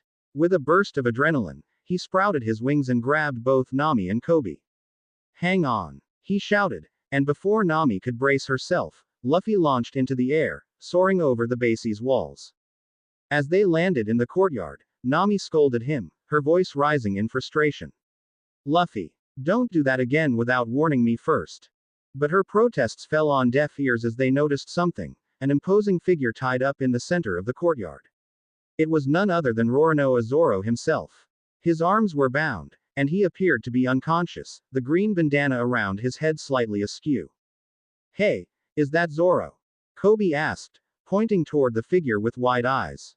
As Luffy, Nami, and Kobe approached the bound figure in the courtyard, Luffy was the first to break the tense silence. Hey there, are you Zoro? He called out, his voice filled with enthusiasm. Zoro looked up, his sharp eyes narrowing as he took in the trio before him. The first was a muscular young man around his age, clad in a black sleeveless shirt and black combat pants, exuding confidence. To his right stood a girl with striking orange hair, dressed in heels and a mini skirt that accentuated her features, her stance poised. On the left was a dorky-looking boy with pink hair and glasses, a noticeable contrast to the other two. What the hell do you want? Zoro grumbled, clearly wary of their intentions. I'm recruiting members for my pirate crew. Interested? Luffy asked, his excitement palpable. Forget it. I'm not interested, Zoro replied defiantly, his pride unyielding. I have my own goals. Oh, and what are those? Luffy probed, intrigued. My goal is to be the best swordsman in the world, Zoro said, determination echoing in his voice. Luffy's eyes widened in impressed excitement. That's impressive, but when I look at you, I can tell you've got massive potential. As you are now, though, you'll never defeat Dracula Mihawk. He would kill you in a second. Zoro's expression hardened at the mention of Mihawk, and he narrowed his eyes. How do you know that name? Luffy grinned broadly, gesturing to his muscular frame. Well, as you can see, I'm a swordsman myself. I've met Mihawk a couple of times and was trained by his rival and drinking buddy, red-haired Shanks. Zoro's skepticism shifted into curiosity, intrigue weaving its way into the fabric of his demeanor. You know Shanks? Yep, he's my uncle. Luffy chuckled, reveling in the reactions that followed his words. Kobe was wide-eyed, glancing between Luffy and Zoro. You're related to red-haired Shanks. The Yonko. Yup, and he can vouch for my skills. Luffy declared, confidence radiating from him. I believe in you, Zoro. If we join forces, we can help you fulfill your dream. You'll be a legendary swordsman in no time, but first, you need to break free from this situation. But why would I want to join a pirate crew? What would you offer me? Zoro questioned, still sizing Luffy up, weighing his options. Adventure, freedom, and the chance to grow stronger alongside us. Luffy offered, beaming with enthusiasm. Together, we'll carve our own paths and face whatever the world throws our way. Having agreed to join Luffy and Hancock's crew, Zoro contemplated his options, realizing he would need to remain in Shell's Town for another 5 days. I'll give you an answer after that, he declared, a hint of resolve in his voice. Let me wrap up some things first. Meanwhile, back in town at the local bar, Alvida and Hancock were enjoying a moment of relaxation. Alvida sipped on a glass of wine, observing the vibrancy around them, while Hancock indulged in a delectable homemade chocolate cake, savoring every bite. You sure like your sweets, Hancock, Alvida teased, a smirk playing on her lips. Hancock, caught mid-bite, nodded enthusiastically.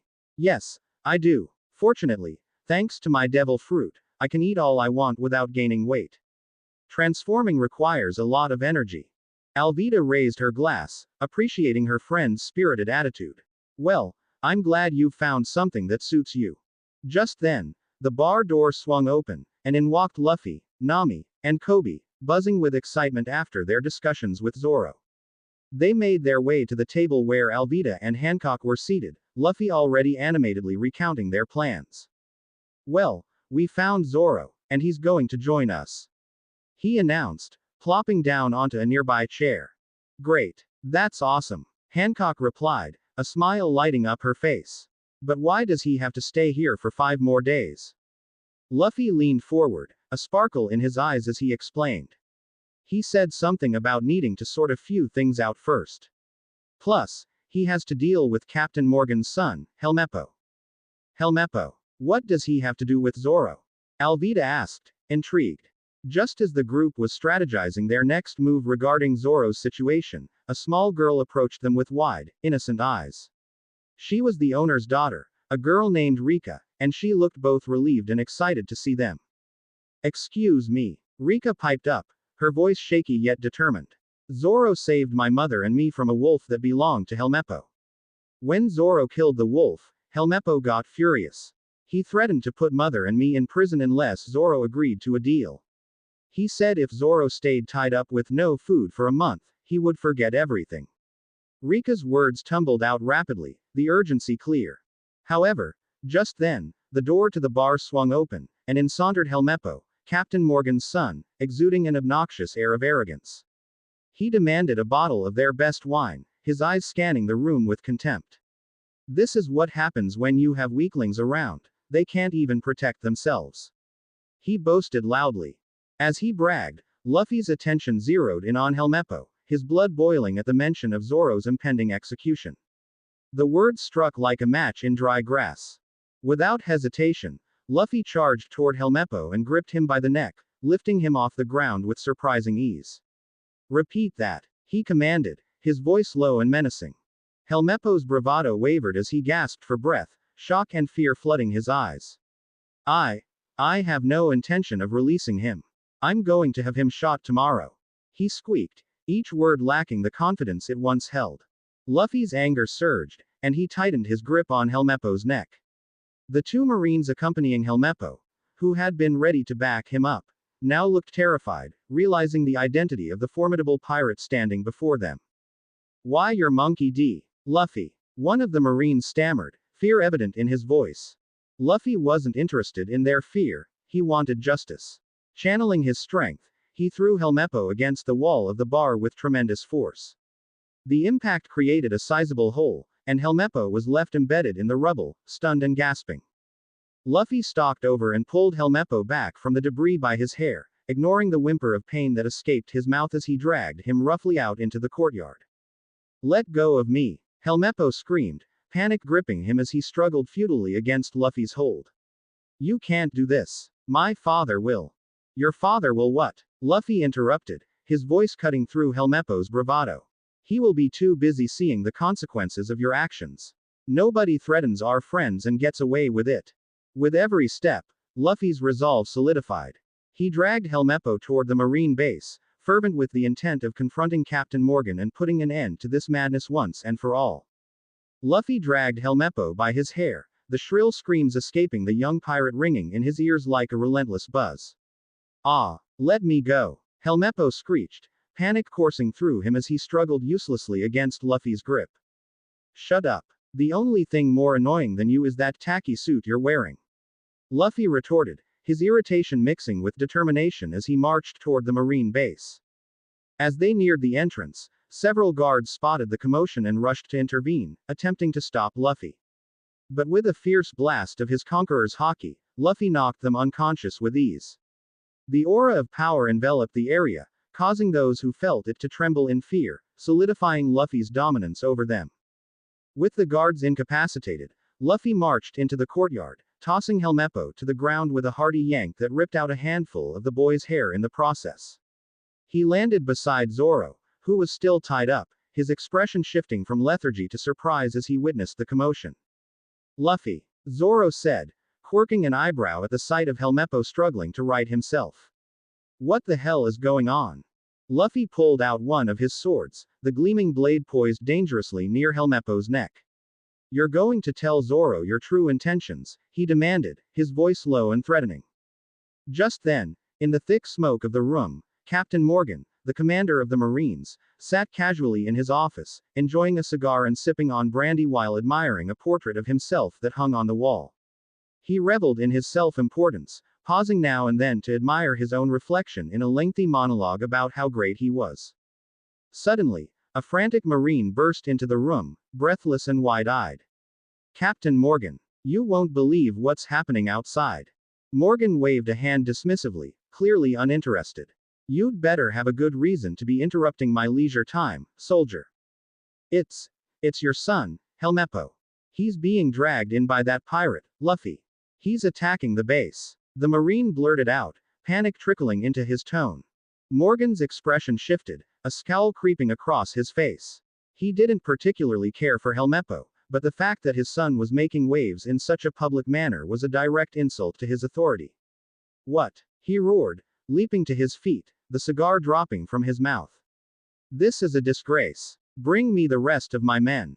As Luffy held Helmeppo firmly in place with the blade at his throat, Zoro listened intently, the anger simmering within him ready to boil over. Helmeppo continued to spew insults, his bravado waning in the face of the overwhelming strength of Luffy and Zoro. "You little shit," Zoro growled, his patience thin. "When I get untied, you'll wish that your daddy flushed you down the toilet at birth." Hearing this, Luffy couldn't help but laugh, the sound booming across the courtyard. In one swift motion, he sliced through Zoro's ropes with his sword, freeing him. Despite not having eaten for more than a month and still being weak, Zoro quickly regained his composure and stood tall, the fire returning to his eyes. "Where are my swords, you little shit?" he demanded, grabbing Helmeppo by the throat, his grip firm and unwavering. Helmeppo's bravado crumbled entirely under Zoro's furious stare. My room," he stuttered, panic etched into every word. Luffy, quick to act, turned to Kobe. "Kobe, go retrieve Zoro's swords. And take Salome with you, just in case." He glanced at Salome and then back to Kobe. "And if this spoiled little brat tries anything, let Salome eat him." Kobe nodded, determination setting in. On it. The atmosphere in the courtyard shifted dramatically as Captain Morgan appeared, his imposing figure dwarfed most around him. Tall and menacing, he towered over them with a metal jaw and a giant axe for a hand. "So, you are Monkey D. Luffy and Boa Hancock," he announced, his voice booming with self-importance. Luffy met his gaze with casual irreverence. "Yeah, that's me. And you must be that idiot Morgan." Morgan's face contorted with rage, sputtering indignantly. "How dare you? I am the great Captain Morgan. Do you have any idea who you're talking to?" He took a threatening step forward, anger bubbling beneath his surface. Hancock could barely contain her amusement at Morgan's pompous demeanor. "Great Captain Morgan. The only thing great about you is the amount of air in that fat head of yours," she quipped, a smirk playing on her lips. "Why you? How dare you, you?" Morgan seethed, veins bulging from his face. "I could care less," Hancock interrupted, her voice calm yet unwavering as she stepped forward. "You think you can throw around threats and scare people without consequences?" Morgan's rage erupted. "I am the captain of this base, and you will answer for your insolence. When I'm done with you, I will show the world my greatness." However, before he could finish, Hancock, with precision and grace, knocked an arrow from her bow infused with armament hockey. With a quick pull and a natural aim, she launched the arrow toward Morgan. He tried to block it with his axe, but the arrow pierced through his defenses effortlessly, driving straight into his chest, the hockey amplifying its strength. The deadly projectile exited out the other side, and a look of shock crossed Morgan's face as he staggered, finally collapsing to the ground in a crumpled heap. "Captain Morgan is dead," Hancock said simply, the weight of her powers echoing in the silence that followed. As Captain Morgan's lifeless body lay sprawled on the ground, the tension around Luffy and his crew shifted dramatically. With a mischievous grin, he turned to the remaining Marines and said, "So, do you want to fight?" To the surprise of Luffy and his crew, the soldiers erupted into cheers. "Yes. That bastard Morgan is dead," they shouted, their fear turning into a release of pent-up frustration. Kobe returned shortly after, struggling under the weight of 3 katanas strapped across his back. He looked bewildered as he approached Luffy. "What happened? Why are the soldiers cheering?" Luffy waved him off casually, a laugh escaping him as he replied, "I'll explain later. But first," he turned and handed Zoro his swords, placing the katanas back into his capable hands. "Here you go, Zoro." Let's get you back on your feet. Zoro nodded, a look of gratitude in his eyes as he took hold of the swords, feeling the familiar weight return to him. Thanks, Luffy. As the scene transitioned to the bar, the atmosphere brightened. Luffy, Hancock, Alvida, Zoro, Nami, Kobe, and Salome were all gathered around a bountiful feast, delighting in their newfound freedom and victory. The laughter and camaraderie felt like a celebration of not only their successes but also the bonds they had formed. However, the merriment didn't last long. Suddenly, the door swung open, and a Marine stepped inside, a commanding presence surrounding him. I am Commander Ripper, he announced, looking at the gathered group. And I wish to thank you for getting rid of Morgan. He was a real pain in the ass. Luffy smiled brightly at the unexpected gratitude. No problem. It was our pleasure. Luffy turned to Commander Ripper, a light of determination in his eyes. Can we stay for 2 days until the ship is ready? Absolutely, Ripper agreed, appreciating their need for time to prepare. You've earned it after taking down Morgan.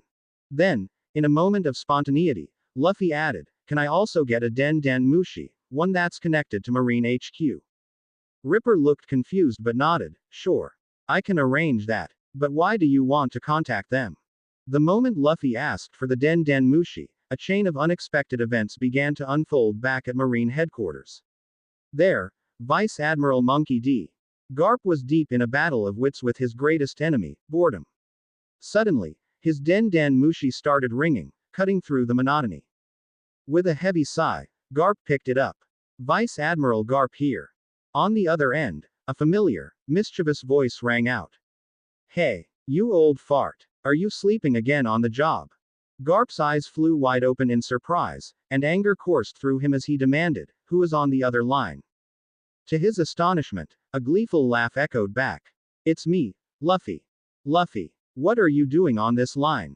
Garp asked, both shocked and slightly amused. The corners of his lips lifted a little, the grandfatherly affection creeping back in.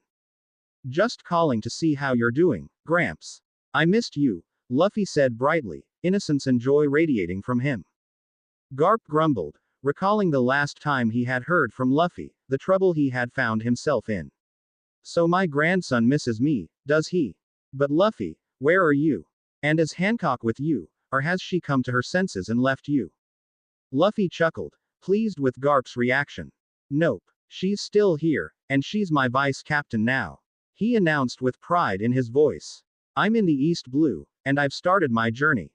Garp sighed, a mixture of exasperation and pride swelling his chest. You're in the East Blue. What trouble are you getting into now? With the Den Den Mushi still connected, Luffy leaned in closer, his excitement bubbling over as he continued to share details with his grandfather, Garp. Oh, and Garp, I have to tell you about Captain Morgan too. We took him down, and now the Marine base is in shambles. Luffy exclaimed, reliving the thrill of their confrontation. What? You took down Morgan? That fool never learned, Garp muttered, a mix of admiration and exasperation in his tone. I just wanted to let you know that I'd like you to come to the East Blue. I got a tip about something you should see for yourself, Luffy suggested, his tone taking on a more serious edge as he sensed the gravity of the message. I see, Garp replied, shifting gears. All right, I'll be there in 10 days. Before they ended their call, a thought suddenly crossed Luffy's mind, and he glanced at Nami, who still looked shocked standing beside him. Nami, by any chance, does Arlong have a tattoo of a sun on him? He asked, trying to piece together their next steps. Nami quickly nodded, her brows knitting together in confusion.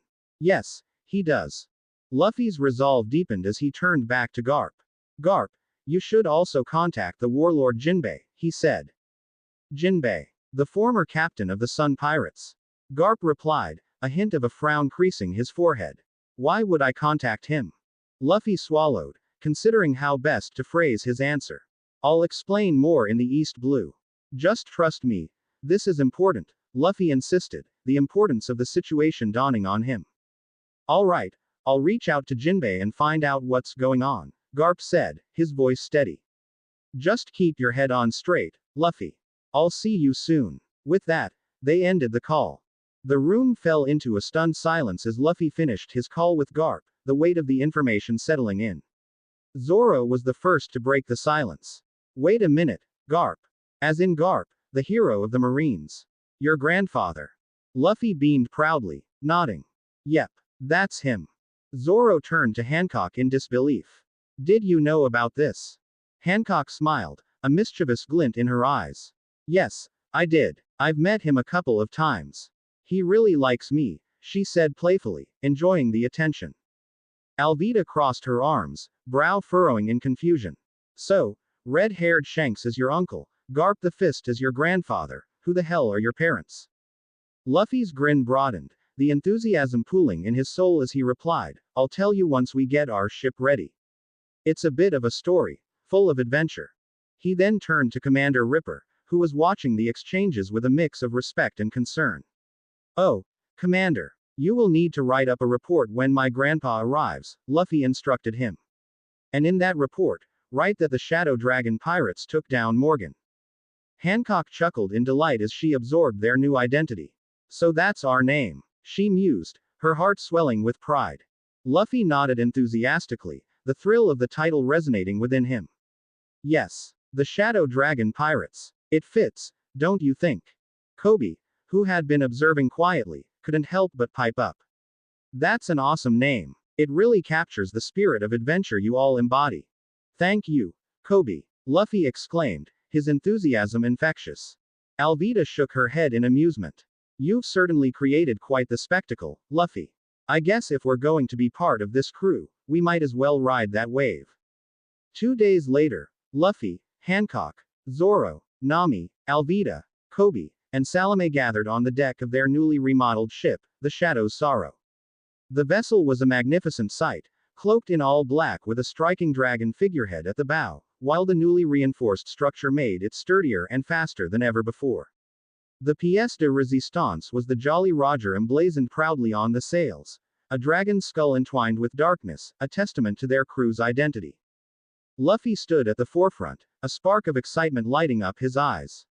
All right, crew, it's time for a meeting, he announced, summoning everyone's attention. With all eyes on him, Luffy raised his glass in a toast. To the birth of the Shadow Dragon pirates. May we conquer the seas together.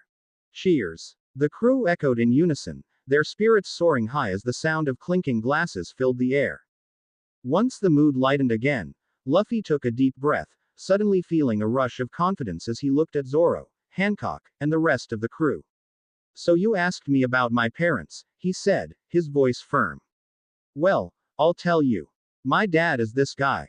He pulled out a wanted poster that read Monkey D. Dragon, wanted. Dead or alive, 6 billion belly. Shockwaves rippled through the crew as they stared at the poster, their minds racing. No way, Nami exclaimed, eyes wide. Dragon. The leader of the Revolutionary Army.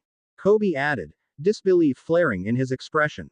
Yep, that's him, Luffy confirmed, a hint of pride swelling within him. But that's not all, Luffy said, continuing to reveal his lineage. He then pulled out another poster, this one adorned with a striking image of a woman. This is my mother, red-haired Lilith. Wanted. Dead or alive, 5,500,000,000 belly. The revelation sent everyone reeling, their jaws dropped. You're the son of both Dragon and Lilith? Zoro asked incredulously, his cool demeanor gone. Absolutely, Luffy said, beaming. Hancock couldn't help but smile as she noted the expressions of awe surrounding her. I already knew. Lilith trained me and Luffy for nearly 4 years. Let me tell you, the name she's earned as the She-Devil is well deserved, she added, pride mingling with her admiration. That's incredible. You're connected to legends, Alvida remarked, respect shifting in her tone. I guess we're all going to make a name for ourselves as well, Zoro said, his competitive spirit resurfacing. The crew buzzed with excitement as they processed the information. New possibilities unfolded before them, waves of adventure were now within their reach, ready to be conquered by the formidable Shadow Dragon pirates.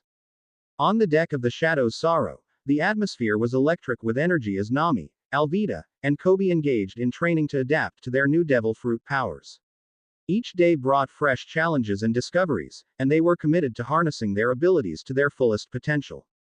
Nami had spent hours practicing her transformations, and now she could seamlessly switch into her hybrid form, a striking blend of her human and panther appearances. She reveled in the agility and speed, feeling an exhilarating sense of freedom each time she leapt through the air. "This is incredible," Nami shouted, grinning from ear to ear as she bounded across the deck. Alvida, having gotten accustomed to her newfound slippery body, practiced wielding her mace with newfound confidence and grace. With a few swings, she demonstrated a better command of herself than before. "Look at me. No more slipping," she exclaimed, a playful sparkle in her eyes. Kobe, on the other hand, was honing his rubber powers, mastering the art of stretching his arms and legs while delivering powerful punches and kicks. "I can feel it clicking," he shouted, exhilaration pouring through him as he landed a well-aimed kick that stretched several meters away. Meanwhile, Zoro opted not to consume a devil fruit but instead sparred with Luffy, exchanging blows with swords. The two stood across from one another, swords at the ready to test their mettle. Luffy wielded Shadow Slicer with an effortless confidence, a testament to his training and growth over the last few months. As their swords clashed, Zoro began to realize just how much stronger Luffy is. "You're not holding back, are you?" Zoro grunted, focusing intently on the fight as he tried to keep pace. "Not at all. I'm training too," Luffy replied, grinning with energy. The duel was only intensifying the bond and rivalry they shared, pushing each other further with every clash. After a particularly intense exchange, Luffy broke the rhythm, curiosity sparking in his eyes. "Hey, Zoro, what about that white sword of yours? The one that's really high quality?" Zoro lowered his sword, pausing for a moment. "It was a gift from my master," he explained, recalling the memory fondly. "It belonged to my childhood friend, Kuina, who passed away in an accident. This sword carries her spirit and my promise to become the best swordsman." Luffy's expression turned serious as he contemplated Zoro's words. "I understand. Honoring your friend is important. I can see how much it means to you," he said with sincerity. "Yeah, and I'll train harder to make sure her memory lives on. I want to be worthy of this sword," Zoro replied resolutely, gripping the hilt tighter as determination filled the air. As the evening wore on and laughter filled the air at their makeshift dinner, Luffy turned to Zoro, curiosity sparking in his eyes. "So, how did you become a bounty hunter anyway?" Zoro took a moment to think back and then began. "At my dojo, I decided to go for a walk one day." He paused, pointing in a direction that surprisingly turned out to be more north than east. Luffy furrowed his brow. "You're pointing north, but you say you're going east?" he questioned, tilting his head in confusion. "Whatever. Just let me finish the story," Zoro replied, a hint of annoyance creeping into his tone as he continued. 3 days later, I ended up on an island that was 300 kilometers away from the dojo where I trained. I was starving, and bounty hunting seemed like a good way to make fast money, so I figured I'd give it a shot." Luffy couldn't contain his laughter any longer. His laughter rang out like a bell, echoing through the ship as he doubled over in amusement. "So let me get this straight. You went for a walk, got lost, and ended up 300 kilometers away. Man, you definitely have no sense of direction." Hancock, intrigued by what was causing Luffy's outburst, leaned in closer to listen, while nearby, Alvida and Kobe exchanged glances, joining Luffy's raucous laughter. It didn't take long for them to figure out what was so funny. "What's going on?" Alvida asked, unable to suppress her smile. Luffy, still trying to catch his breath between giggles, replied, "Zoro got lost on a walk and ended up on an island way far from where he was supposed to be." The group started to laugh, and Zoro crossed his arms, attempting to appear annoyed, but the corners of his mouth twitched, betraying his amusement. "It's not funny. You try finding your way when you've got nothing to guide you." "No kidding," Kobe chimed in, stifling his laughter. "I can't believe you ended up so far from home," Hancock added, her amusement mixing with admiration for Zoro's resilience. "That takes a different kind of talent." "Real impressive, Zoro," Luffy teased, still chuckling. "Just when I thought you were tough, it turns out you can't even walk in a straight line." The first light of dawn crept over the horizon as Luffy and Hancock called the crew together on the deck of the Shadow's Sorrow. Excitement buzzed in the air. It was time for a new phase of their training, learning to harness haki. "All right, everyone, gather around," Luffy shouted, his enthusiasm infectious as he bounced in place. Nami furrowed her brow, puzzled. What's hockey? She asked, feeling somewhat lost in the whirlwind of excitement. Hancock stepped forward, prepared to explain. Hockey is your willpower. There are 3 types: observation hockey, armament hockey, and, the rarest of them all, the King's Will, also known as Conqueror's hockey. Only 1 in a million possesses it, but both Luffy and I can use it. As the crew listened intently, Luffy grinned, eager to demonstrate. I'll go first with observation hockey. He blindfolded himself, excitement sparkling in his eyes. Hit me, Hancock. Hancock smirked, preparing herself. As her fist connected with air and Luffy easily dodged her, gasps echoed from the crew. How did he do that? Nami muttered, astonished at Luffy's reflexes. It's all about sensing what's around you, Hancock explained, nodding in approval. When you sharpen your observation hockey, you'll be able to predict movements before they happen. Next, Hancock demonstrated armament hockey. Her hand glowed black as she concentrated, showcasing the dual nature of offense and defense that hockey allowed.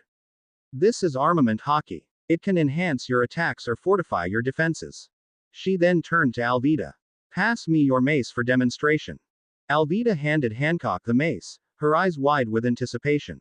Hancock infused the weapon with armament hockey, her hand glowing as she swung it with precision. The impact was startling, the air around the mace crackling with energy. See how much stronger it becomes, she remarked, showcasing the might of hockey. With the demonstrations concluded, Luffy decided it was time to split the crew into pairs for practice. All right, let's get to work. Alvida and Nami are one team, and Kobe and Zoro are the other, he announced, eager to see how they each adapted to the new skills. As the pairs began their training, Luffy's enthusiasm surged, guiding them through each exercise. Kobe and Zoro, both blindfolded, were set into a sparring match. Luffy chuckled as he observed, but he also kept an eye, concerned for both of their well-being. Don't worry, Zoro. Just focus on your other senses, Luffy encouraged as Kobe swung wildly, accidentally hitting Zoro in the side of the head. I can't see. How do you expect me to focus?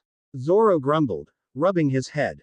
Keep going, Nami shouted, trying to find the balance as she dodged Alvida's swings, giggling at the hilarity of the situation. Hancock, meanwhile, watched over them all, ready to intervene if necessary.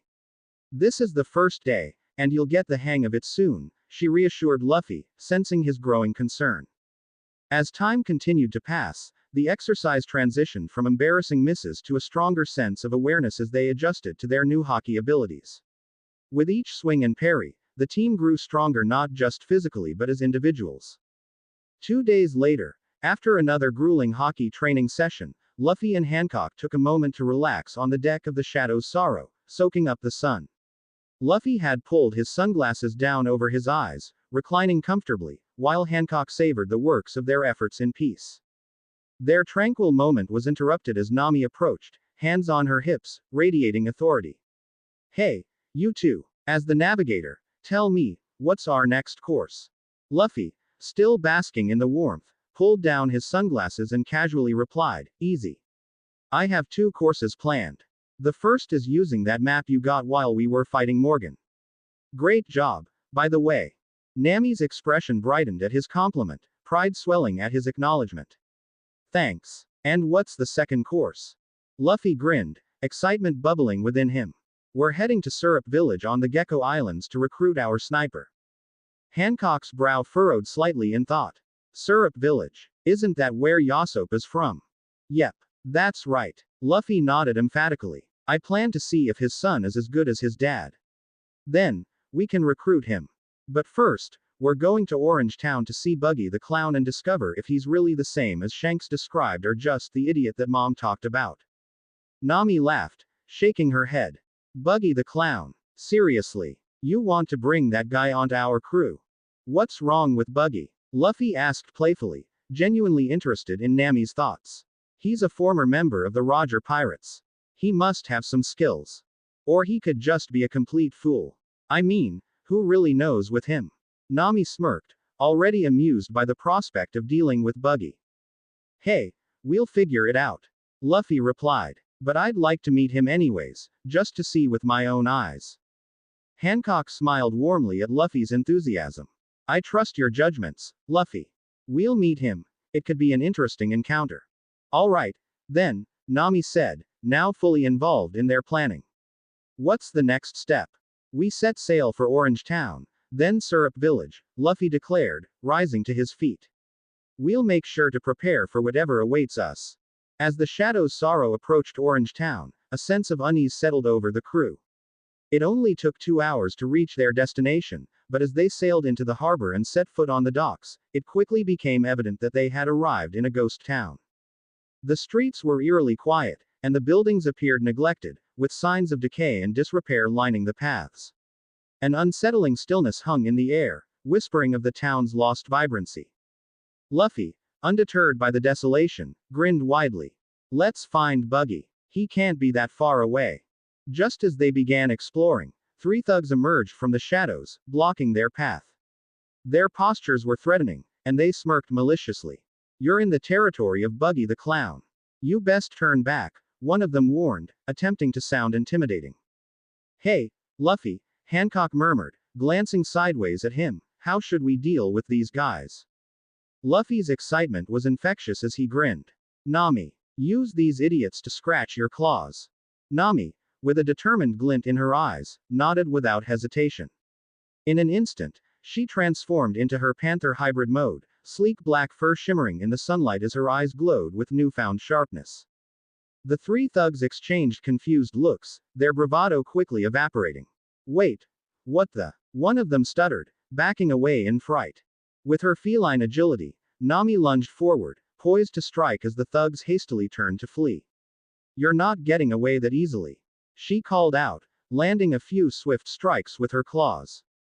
Run! One of the thugs yelled, panic evident in his voice as they dashed away, their earlier bravado crumbling. Luffy and Hancock burst into laughter as they watched the would-be intimidators scramble for safety. What a bunch of weaklings! Luffy exclaimed, feeling victorious. Nami returned to her human form, a proud smile on her face. They were too afraid to even fight back, she said, her confidence soaring. As Luffy, Hancock, and the rest of the crew ventured deeper into Orange Town, they passed a quaint pet store. A scruffy dog sat in front of the doorway, appearing aloof and unimpressed by the bustling activity around him. Curiosity piqued, Luffy approached the dog, eager to pet it. Hey there, little guy, he said cheerfully, stretching out his hand. But the moment he poked the dog, it snapped at him, sinking its teeth painfully into Luffy's arm. Ow, let go, you damn mutt! Luffy shouted, trying to shake the dog off, who stubbornly held on to his arm with an expression of fierce loyalty. At that moment, an elderly man appeared, his brow furrowed in concern. What are you doing tormenting poor Chakyu? He exclaimed, rushing to help. With gentle hands, he pried the dog away from Luffy, who was rubbing his sore arm. The old man, noted as the mayor of Orange Town, looked at Luffy with a mix of annoyance and pity. Chakyu is a protector of this town. He guards the pet shop like it's his life's mission. As Luffy and the mayor exchanged pleasantries, the elder began to share Chakyu's backstory. You see, Chakyu has been here for years, defending the shop from thieves and troublemakers. But recently, things have changed. Buggy the Clown has been terrorizing the town, causing chaos and distress. We need help. Luffy and his friends exchanged concerned glances. We're here to deal with Buggy and help the town, Luffy declared firmly. Just then, a man riding a large, fearsome lion entered the scene, exuding an aura of confidence. Step aside, old man. I'm here to rob this pet shop, he bellowed, his eyes glinting with malice. Luffy's jaw tightened as he stepped forward, blocking the man's path. You won't be robbing anyone while we're here, he said, his voice resolute. The man sneered, introducing himself. I am Moji, the beast tamer. I can tame any beast, including that pathetic dog. He gestured toward Chakyu, who barked defiantly. Luffy, contemplating Moji's challenge, felt a smirk forming on his lips. Any beast? Huh. Well, then, how about you tame this? He said with a bewitching grin. Before Moji could react, Luffy transformed into his dragon form, towering over the scene at an impressive height. Smoke billowed from his massive nostrils, and he lowered his great head down close to Moji, the intensity of his gaze unwavering. I'm ready. Try and tame me. Richie, the lion, immediately turned tail in fear, hastily retreating, leaving Moji standing there, his face paler than before. Luffy swung his tail playfully, laughing at the sight of Moji's moment of panic. Well, that was fun, Luffy thought to himself, reverting back to his human form. As he straightened up, the tension in the air relaxed as they regained their composure. As they made their way toward Buggy's base, Nami spotted Richie hiding behind a barrel a few paces away. Hey, you, she called gently. Don't worry, I won't hurt you. Here, have some snacks. She produced some treats she had saved from their supplies and tossed them towards the lion. Richie sniffed the air curiously before slowly approaching Nami, captivated by the smell of the food. To everyone's astonishment, Richie accepted the snacks eagerly. You're sweet, Nami cooed, smiling at the lion. Do you want to be my pet? Richie nodded, clearly warming up to Nami. Zoro, watching the scene unfold, crossed his arms with a smirk. Yeah, not the loyal type, is he? Nami shot him an annoyed look, though she couldn't help but laugh at the absurdity of it all. This lion isn't just an ordinary beast. He needs a friend like me. Inside the raucous base of Buggy the Clown, the atmosphere was tense. Buggy paced back and forth, his face flushed with anger as he scolded the three thugs who had fled in panic during the earlier commotion with Luffy, Hancock, and Nami. You fools! How dare you run? You're making me, the great Captain Buggy, look bad. He barked, his hands gesturing animatedly as he raged. Suddenly, Moji rushed in, his face pale with fear.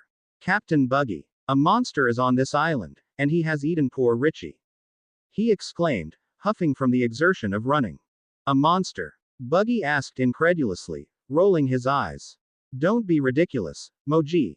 Don't forget, I am the great Captain Buggy. With my chop fruit and my buggy ball, I will rule the East Blue. He puffed out his chest with pride, trying to rally the fading morale of his crew. Just then, a voice broke through the tension, dripping with sarcasm. You really are an idiot, and boy, is that nose ugly. Buggy's eyes widened in fury as he turned to see who had the audacity to mock him. Who said that? He growled, feeling the familiar pangs of his pride stirring. As Luffy stepped into the base with his crew beside him, Hancock, Zoro, Nami, Kobe, Alvida, and Salome, the mood shifted instantly. Buggy's bravado deflated, fear creeping into his eyes as he recognized the young pirate before him. Monkey D. Luffy. Boa Hancock. He stammered, his voice trembling. No, it can't be. You're supposed to be on Shanks' ship in the New World. Has he finally decided to kill me? Nope, Luffy said cheerfully, a wide grin on his face. He told me to check up on you, and I must say, he and Rayleigh would be ashamed if they saw you like this. How did a former member of Roger's crew end up being a low-level pirate in the East Blue? My mom was right. You are an idiot. Buggy, still visibly shaken, suddenly connected the dots. His eyes widened with fear and realization as he looked directly into Luffy's gaze. Wait, you said your mother, is Lilith your mother? He stuttered, sweat beading on his forehead. Luffy nodded, his expression calm and matter of fact. Yeah, she is. And she told me you were an idiot. Be thankful that Shanks still considers you a friend. Otherwise, she would have killed you a long time ago. At the mention of Lilith's name, Buggy's heart raced. He recalled the stories of her ferocity and power, and the nightmares that had haunted him since their last encounter. A nervous laugh escaped him, but it did little to mask his apprehension. Please, don't tell her I said anything. He pleaded, doing his best to regain some sense of composure. The fear of the she-devil lingered within him, a reminder of the weight of his past. Seeing Buggy's deterioration resonated with a hint of pity in Luffy's heart. Look, I'm not here to destroy you, Buggy. How about an alliance between our crews? Luffy proposed, surprising everyone with his unexpected generosity. No more attacking civilians. We can work together to leave the past behind. The tension hung in the air as Buggy processed Luffy's offer, his eyes darting between the determined faces of Luffy, Hancock, Zoro, and the rest of the crew. An alliance, he echoed, contemplating the situation and the potential benefits it could bring. Luffy punctuated his offer with a firm nod. Yeah, think about it. We can help each other out, and you won't have to live in fear of being taken down by us. Buggy, seeing no better option, took a deep breath and extended his hand. All right, I agree. No more attacking civilians. We'll work together. As the two captains shook hands, solidifying their new alliance, the atmosphere shifted once more, a sense of renewed hope filling the room. Meanwhile, Moji stood awkwardly nearby, trying to regain his authority. Richie, come back. I am your master, he called, attempting to assert his control over the lion. Richie raised his head slowly, then defiantly extended his claw and pointed his middle finger at Moji, a clear sign of rebellion. The audacity left Moji stunned as Richie turned to Nami, his new caretaker, a glint of understanding in his eyes. Looks like he's chosen, Nami exclaimed, delight sparkling in her gaze. I guess he's done with you. Moji's face paled as he stuttered, you can't just take my lion. He's mine. But there was no denying it, the bond between Richie and Nami had formed. With Richie now by her side, Nami felt empowered. With her newfound allies, she knew they would all face whatever challenges lay ahead together. As the Shadow's sorrow sailed smoothly away from the eerie silence of Orange Town, a sense of camaraderie enveloped the crew. Hancock took on the responsibility of overseeing their ongoing hockey training, guiding each member to harness their abilities effectively. Meanwhile, in the ship's private quarters, Luffy had been busy at work, scribbling notes and drawing diagrams, consumed by thoughts of their future. After a long day of training and activities, he emerged from the room with a stack of charts and papers, a triumphant grin plastered across his face. I'm done, he announced, entering the common area where the crew was gathered for dinner. Kobe looked up, curious. Done with what? Before Luffy could respond, Hancock chimed in, brushing a few stray hairs behind her ear. Luffy's been working on our crew roster. He has some important updates for us. As everyone leaned in, Luffy spread the papers across the table, presenting his carefully compiled roster to the crew. Check it out, he said, his excitement unmistakable. The roster listed their positions. The Shadow Dragon Pirates. Captain. Monkey D. Luffy. Vice Captain. Boa Hancock. Helmswoman. Alvida. Navigator. Nami. Cabin Boy and Captain's Apprentice. Kobe. Pets and Mascots. Richie and Salome.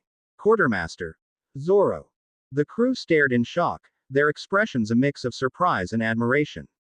Quartermaster Zoro. Zoro repeated, raising an eyebrow. You really think I'd be fit for that role?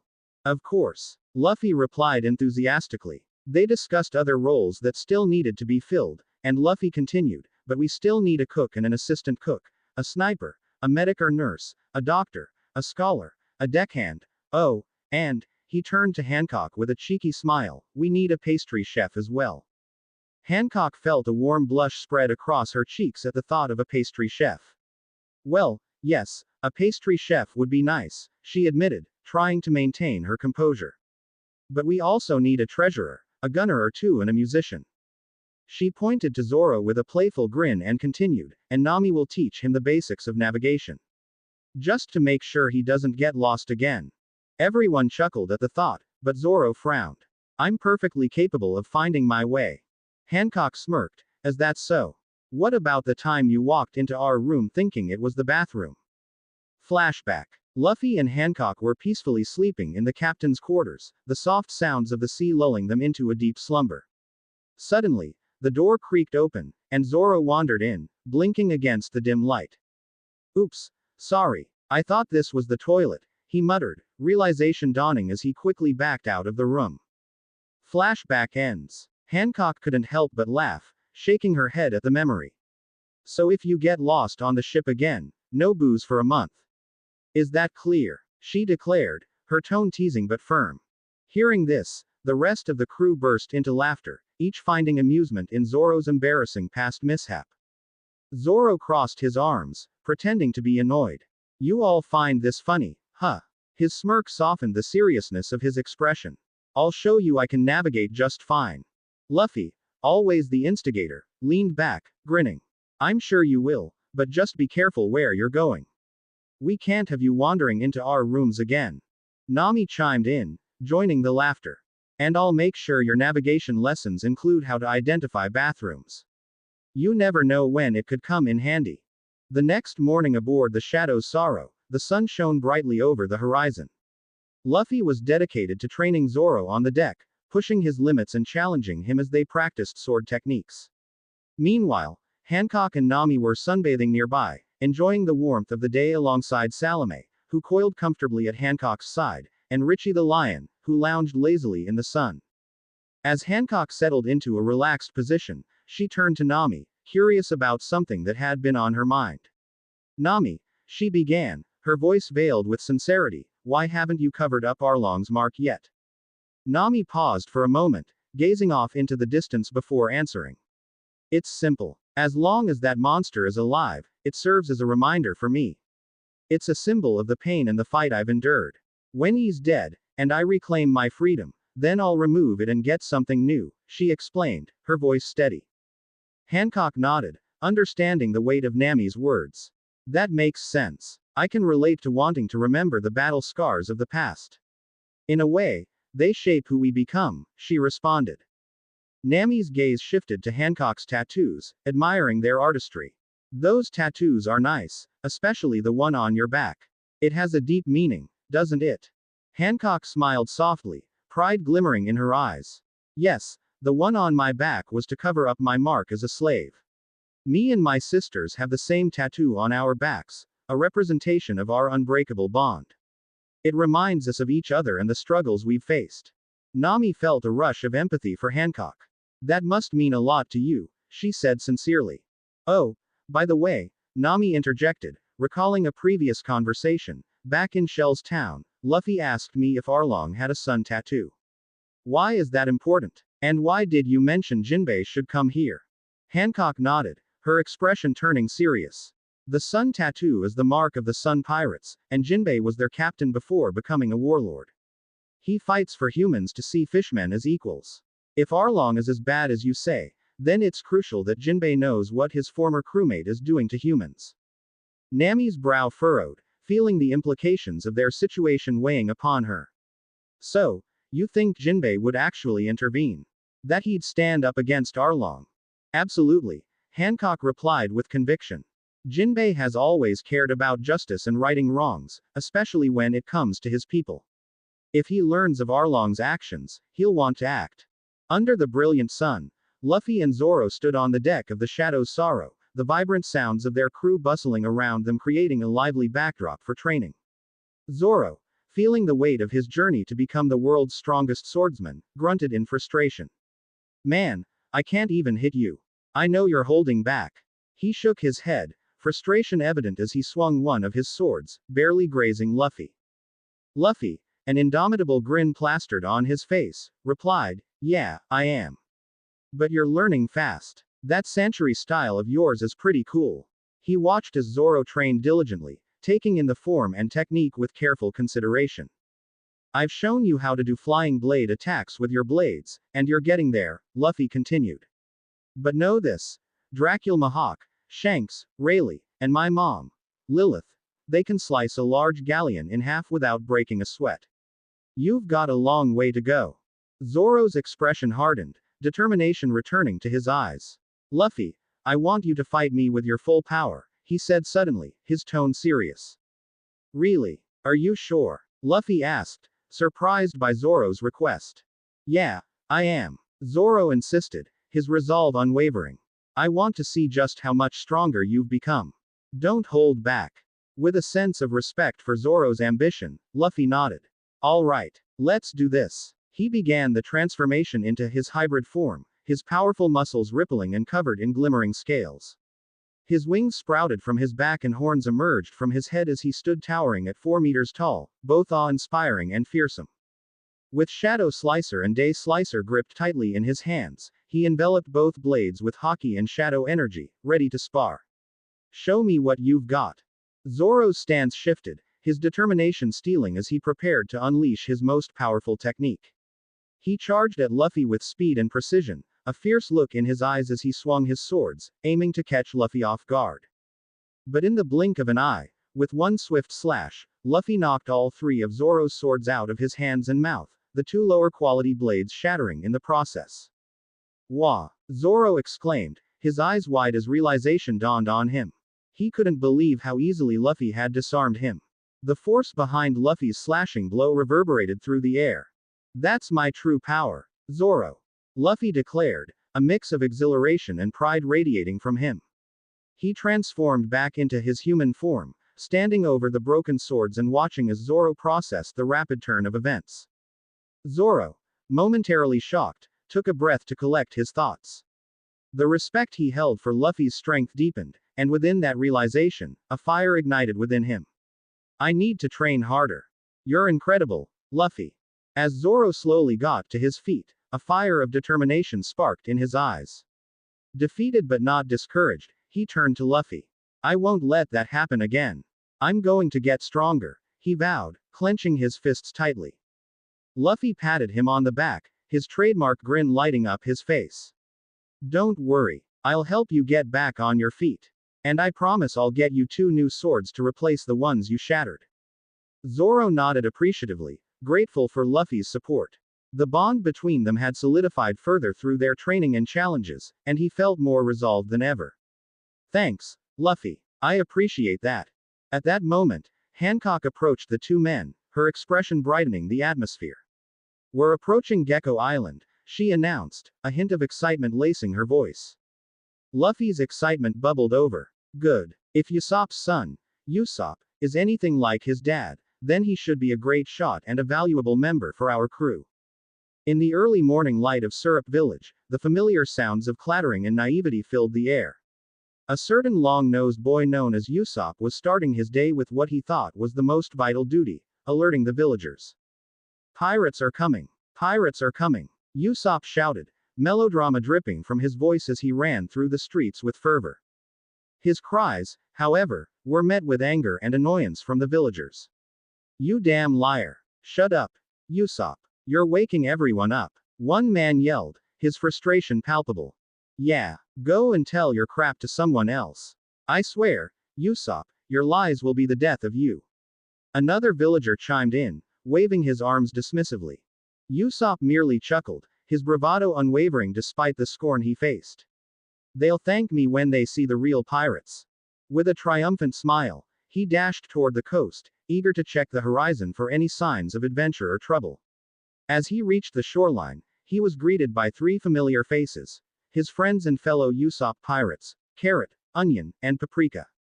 Good morning, everyone, Usopp greeted, puffing out his chest, feeling emboldened by the presence of his loyal crew. The Usopp pirates are ready for action. The 3 kids, each sporting their own unique flair, stood proudly with him, always eager for the next thrilling adventure they could conjure up together. Just as they were about to plan their day, Usopp's keen eyes spotted something on the horizon, and his heart raced with both excitement and trepidation. A large black ship was approaching the coast, its figure looming ominously over the water.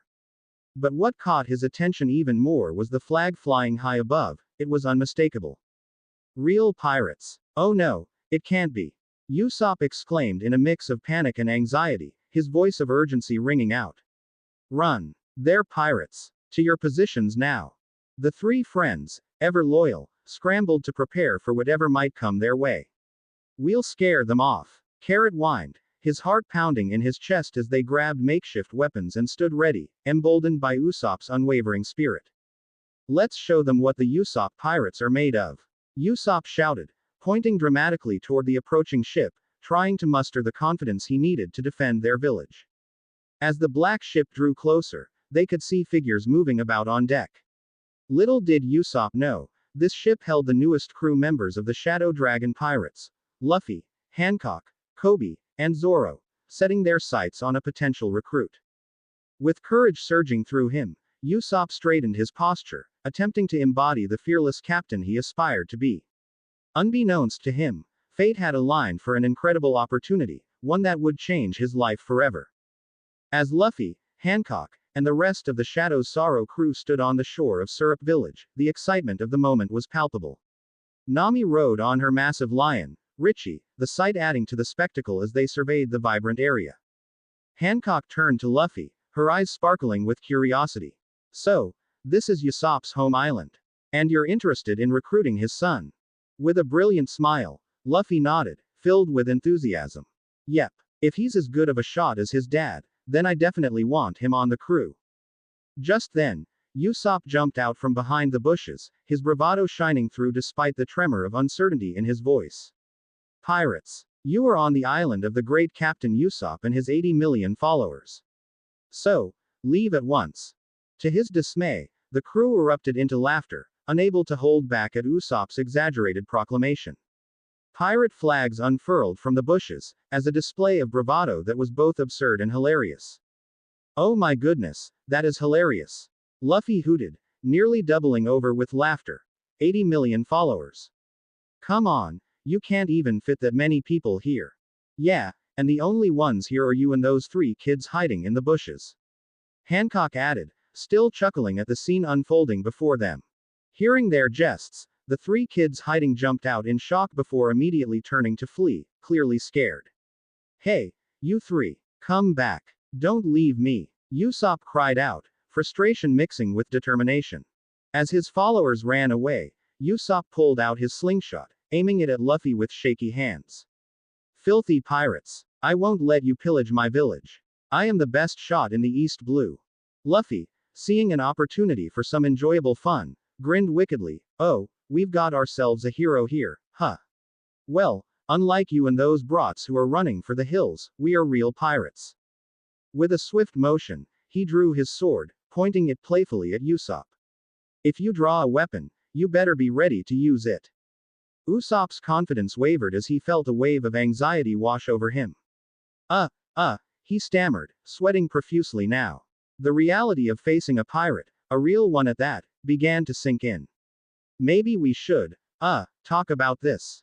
Luffy burst into laughter, his eyes filled with mirth. Man, you are a bad liar. You are definitely Usopp's son. He said, amusement ringing in every word. Usopp, feeling a newfound sense of camaraderie and trust in the crew surrounding him, was curious about their connection to his father. You know my dad? He asked Luffy, hope and excitement mingling in his tone. Yeah, Luffy nodded, his voice cheerful. He's a great guy. Quote. As they made their way to a local diner, Luffy and Hancock took turns sharing tales about Usopp's adventures, painting vibrant pictures of the legendary sniper's exploits. Usopp listened intently, a mix of admiration and nostalgia flooding his heart. Yet, they deftly omitted the part about Usopp being Shanks' left-hand man, respecting the chilly silence surrounding that particular history. Suddenly, Usopp's expression shifted as realization dawned on him. I need to go, he exclaimed, standing up abruptly. As Usopp hurried out of the diner, the remaining members of the crew finished up their meals, enjoying the casual camaraderie that had blossomed between them. Moments later, the 3 kids who had followed Usopp burst through the door, brandishing wooden swords with flair. Where's Captain Usopp? They demanded, eyes wide with determination. Before anyone could respond, they spotted Luffy rubbing his stomach, satisfied after enjoying a hearty meal. With an impish grin, Zoro stepped forward, the corner of his mouth twitching in amusement. Your captain was delicious, he teased, unable to resist the opportunity for some lighthearted banter. The 3 kids froze, their expressions shifting from confusion to fear. Ah, witches! They screamed, pointing toward Hancock, Nami, and Alvida, panic overtaking them. Nami, her eyes narrowing at the accusation, couldn't contain her irritation. You 3 brats, how dare you call me a witch? She admonished, swinging her fist and lightly tapping all 3 on the head. One more comment like that, and I'll feed you to my lion. The boys rubbed their sore heads, wide-eyed and trembling. They quickly changed their tone. Okay, we're sorry, they stammered, recognizing the fierce spirit in the woman standing before them. Zoro watched in amusement as the scene unfolded before him, shaking his head at the antics. Usopp just went out a few minutes ago, he said he had something to do. Their expressions shifted to one of realization. Captain Usopp is going to see Miss Kaya. She's sick, and he always tells her stories to make her feel better. One of the boys explained, a mixture of pride and concern spilling forth. The revelation struck a chord within Nami, and she softened, her earlier irritation fading. That's sweet of him, she said, her demeanor shifting as she considered the bond Usopp shared with Kaya. He really cares about her. As they exited the diner, the three kids eagerly led Luffy, Hancock, Zoro, Nami, Alvida, and Kobe through the winding streets of Syrup Village. They filled the air with their chatter, excitedly explaining where Kaya lived. Usopp visited her every day, they said, and Kaya happened to be the owner of the island's shipbuilding company. Once they arrived at Kaya's mansion, a beautiful structure adorned with elegant architecture, the kids pointed to a large tree in the backyard where Usopp often made his daring entries. That's where he usually comes in. One of the kids said, giggling. As they approached, they spotted Usopp proudly perched on a tree branch, animatedly recounting one of his tales to a young girl at the window, who laughed sweetly at his antics. Hey, Usopp, so this is your girlfriend? Luffy called out, unable to suppress a teasing grin. Usopp's face flushed a deep shade of red, and he glanced down at Luffy, caught off guard. What? No, she's not my girlfriend, he exclaimed, clearly flustered. Looks like you're caught, Usopp. Hancock teased, enjoying the light-hearted banter. Luffy focused on the girl in the window, now stifling her laughter. You must be Miss Kaya, he said, waving enthusiastically. I'm a friend of Usopp, and I heard that you own the shipbuilding company on this island. Kaya smiled, her eyes warm and inviting, seeming relieved to meet Luffy and his crew. Yes, that's me. It's nice to meet you. Usopp speaks highly of his friends. Awesome. We're planning some upgrades for our ship, and I'd like to discuss doing business with you. Luffy said eagerly, his enthusiasm infectious. Sure, I'd love to help. What exactly do you need? Kaya replied, her curiosity piqued. Just then, a man suddenly appeared in the courtyard, bustling in with a serious demeanor. It was her butler, Clawhador, a stout man with an air of authority. Miss Kaya, I need to speak with you, he declared, eyeing the new arrivals with a look of mild suspicion. Hold on a second, Usopp called down from the tree, having seen the butler's arrival. This is my friend Luffy and his crew. They want to talk about ship upgrades, so let them through.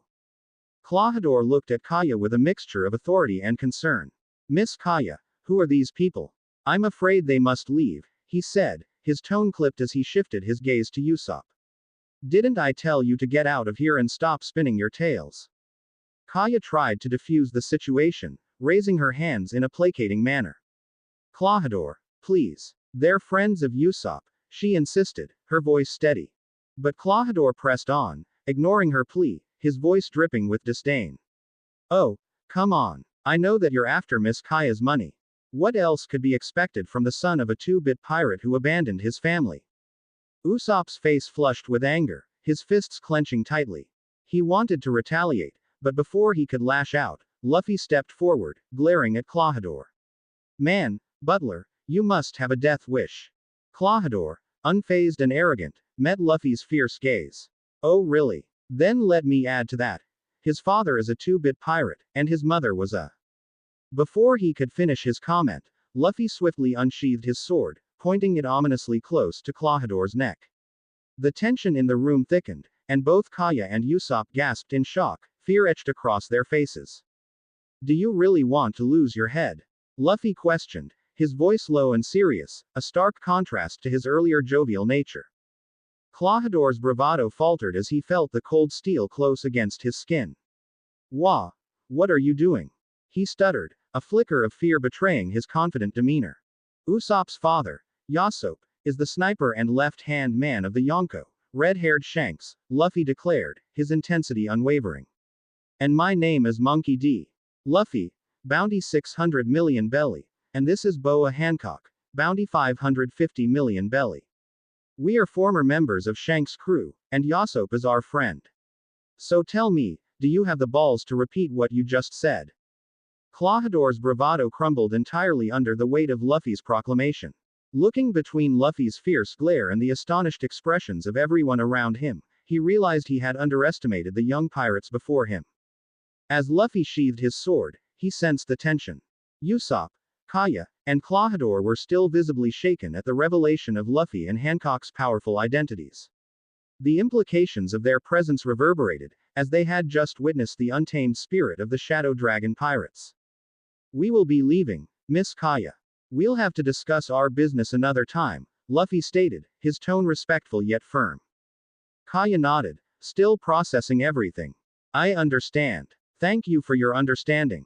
She respected Luffy's decisiveness and felt a mix of admiration and apprehension about the crew's powerful nature. Luffy then turned his attention back to Klahadore, stepping closer, his expression serious. If you ever disrespect a member of Shanks' crew again, you're a dead man. Do I make myself clear? Klahadore, trembling slightly under Luffy's intensity, nodded quickly, swallowing hard. Why yes, understood. With that, Luffy and Hancock exited the mansion, their camaraderie strong as they faced the world that awaited them outside. Alvida, Kobe, and Salome followed closely, feeling emboldened by their allies' strength. Outside, Usopp felt overwhelmed. In need of a moment to cool down, he headed toward the cliffs nearby, the salt air cutting through his earlier anxiety. As he gazed out over the vast ocean, he took a deep breath, trying to center himself after all the intense revelations. As he leaned against a rocky outcropping, he noticed Klahadore speaking to a strange-looking man not too far away. Intrigued, he quietly moved closer, attempting to listen in without being noticed. The man was tall and lean, with wild hair and a somewhat scruffy appearance. Captain Koro, we're ready to proceed, he stated nonchalantly, bringing Usopp's attention immediately to the conversation. Klahadore looked at him with anger in his eyes. Don't call me that, Django. And we have a problem, he snapped. As Usopp lurked in the shadows, listening intently to Klahadore and Django's conversation, he suddenly felt a presence creeping up behind him. Before he could react, Luffy popped into view, startling him. Whoa, Luffy. Don't do that, Usopp exclaimed, nearly jumping out of his skin. Luffy simply smiled, his playful nature shining through. Shish. Just listen to them. Usopp edged closer as Luffy listened to Klahadore and Django continuing their discussion, still unaware of their presence. Captain Koro, what's the problem? Django asked, his brow furrowing slightly as he glanced at Klahadore. Klahadore pulled out two wanted posters, revealing Luffy's and Hancock's faces, each adorned with a substantial bounty. The mere sight of them drained color from Django's face. This is the problem. Two Grand Line pirates are here. From the stories I've heard about them, they have devil fruits as well. Right then, laughter erupted from Luffy, who couldn't contain himself at the situation. Django jumped, having heard the sound, his eyes widening in alarm. Who is there? He shouted, scanning the surroundings. Luffy popped out from his hiding place, a mischievous glimmer in his eye. Well, what do we have here? Klahadore, or should I call you Kuro of the 1000 Plans? The shock on both Klahadore and Django's faces was palpable as they took in Luffy's presence. You knew. Klahadore stammered, anger fueling him further. Yep. Luffy nodded cheerfully. Before Hancock and I came here, we studied every bounty poster of notable pirates in the East Blue. I remembered your face and figured you'd be trouble. Kuro's face twisted in rage and disbelief. What do you want, brat? You're messing with things you don't understand. Oh, I understand just fine, Luffy said, unfazed. But I'm curious, what's your plan? At his question, Klahadore exchanged a nervous glance with Django, both realizing that they were dealing with someone they had underestimated. Why should I tell you anything? Kuro snapped. Because if you don't, I'll be forced to show my new, improved powers, Luffy replied, his voice turning serious. And I really don't think you want that. Seeing Luffy's confidence, Django spoke up. Let's not get ahead of ourselves here. Maybe we can make a deal. Luffy's expression turned sharp as he looked at Kuro. Let's not play games here. I can guess what you're up to. His tone was unwavering, confidence radiating from him. Judging by the fact that you're officially dead and your refusal to let anyone near Kaya, I believe you want her money. Kuro's anger flared, but he immediately recognized the power standing before him. He knew that provoking Luffy would only lead to his downfall, so instead he narrowed his eyes, seething but silent. Lucky for you, Luffy continued, I think your old crew is going to attack soon. How about a deal? Hancock and I won't fight, but my new crew could use a field test. If your men can get past them, I won't stop you from achieving your goals. Do we have a deal? Kuro hesitated, weighing the risk versus the potential reward. Just then, Usopp jumped out of the bushes, his heart racing and his thoughts frantic. Luffy, are you crazy? This guy wants to hurt Kaya. He shouted, alarmed. Don't worry. This idiot and his crew won't even get past the coast with you guys around. Luffy assured him, a light-hearted tone underscoring the seriousness of their situation. Suddenly, a realization hit Usopp like a wave. What do you mean, us? He stuttered, his eyes widening in surprise. Luffy grinned slyly. Well, you're fighting as well. And don't try to back out of this, or I'll tell Kaya that you hid while pirates were attacking this island. Usopp gulped, fear washing over him at the thought of Kaya being disappointed in him. Okay, I guess I'm in, he said, his voice a mix of reluctance and resolve. Kuro watched the exchange with a smirk, sensing an opportunity amid the chaos. You think it's wise to include him as part of your crew? That coward won't stand a chance against real pirates, he taunted. Luffy stepped forward, his expression steadfast. I believe in my friends. You underestimate us, Kuro. We're ready for anything. Besides, it's not just about strength, it's about heart. And Usopp's got plenty of that. With a begrudging nod, Kuro recognized the potential threat that Luffy's crew posed, an unease settling over him. Fine. If this is how you want it, let's see what you're made of, he conceded, though his pride still bristled. The stage was set for a confrontation, and as the crew prepared, the realization struck them. This wouldn't just be a battle for survival, but a declaration of their newly formed identity as the Shadow Dragon Pirates. Luffy and Usopp made their way back to where their friends were gathered, a sense of urgency and excitement coursing through Luffy as he recounted what had occurred with Kuro and the plan. Upon hearing his story, Zoro, Nami, Alvida, and Kobe exchanged eager glances. Well, I don't care what you say. I want to test myself against pirates. Zoro declared, a fierce grin plastered on his face. Me too, Nami added, her excitement palpable. It'll be a chance to see how far we've come. Feeling a sense of unity, everyone nodded in agreement. Their readiness to face whatever was coming filled the air with energy. Meanwhile, Luffy approached Richie and Salome, ensuring they were settled. You two need to keep an eye on Kaya just in case Kuro tries anything. I trust you to protect her, he instructed, confidence flowing in his words. As dawn approached along the coastline, Zoro, Nami, Alvida, Usopp, and Kobe stood on the shore, prepared for a confrontation with Kuro and his crew. Luffy and Hancock, lying back on a blanket nearby, enjoyed a picnic while keeping watch. Suddenly, a shadow crossed over the water, a ship emerged on the horizon, an unsettling sight that only grew clearer as it drew closer. It was the Black Cat Pirates, led by Django, the hypnotist. As the ship approached the shore, the crew erupted in raucous laughter, mocking the five standing ready. Look at those weaklings. What do you think you can do against us? Django jeered, his face splitting into a malicious grin. But their laughter quickly turned to shock. In one swift motion, Kobe stretched his arm and delivered a powerful punch to a crew member, sending him flying backwards. You're not going to bully us, Kobe shouted, newfound courage igniting within him. Nami transformed into her panther hybrid mode, her sleek body glimmering as she charged towards the menacing crew, claws gleaming with a fresh determination. She slashed through the air, effortlessly taking down another pirate with swift strikes. Zoro stepped forward, gripping his sword tightly, and with a fierce cry cut through the oncoming enemies like they were mere paper. I'll show you what a real swordsman can do, he declared, enthusiasm fueling his movements. Alvida, wielding her mace with newfound skill and confidence, swung at the attacking pirates, knocking them back with powerful strikes. You pathetic losers thought you could come here without consequences, she bellowed, sending another pirate sprawling to the ground. Luffy and Hancock watched with pride and excitement as their friends fought valiantly. This is what I was talking about. Look at them go. Luffy cheered, the thrill of the battle lighting up his spirit. As the battle raged on between the Shadow Dragon Pirates and the Black Cat Pirates, a new figure emerged from the shadows of the chaos. Kuro appeared, clutching a sports bag tightly in his hand. The remaining Black Cat Pirates began to cheer at his arrival, thinking he might rally them for one last stand. However, Kuro silenced them with a glare, his expression dark and foreboding. Shut up, he commanded, his voice cold and cutting through the cheers. They fell silent, confusion replacing their enthusiasm.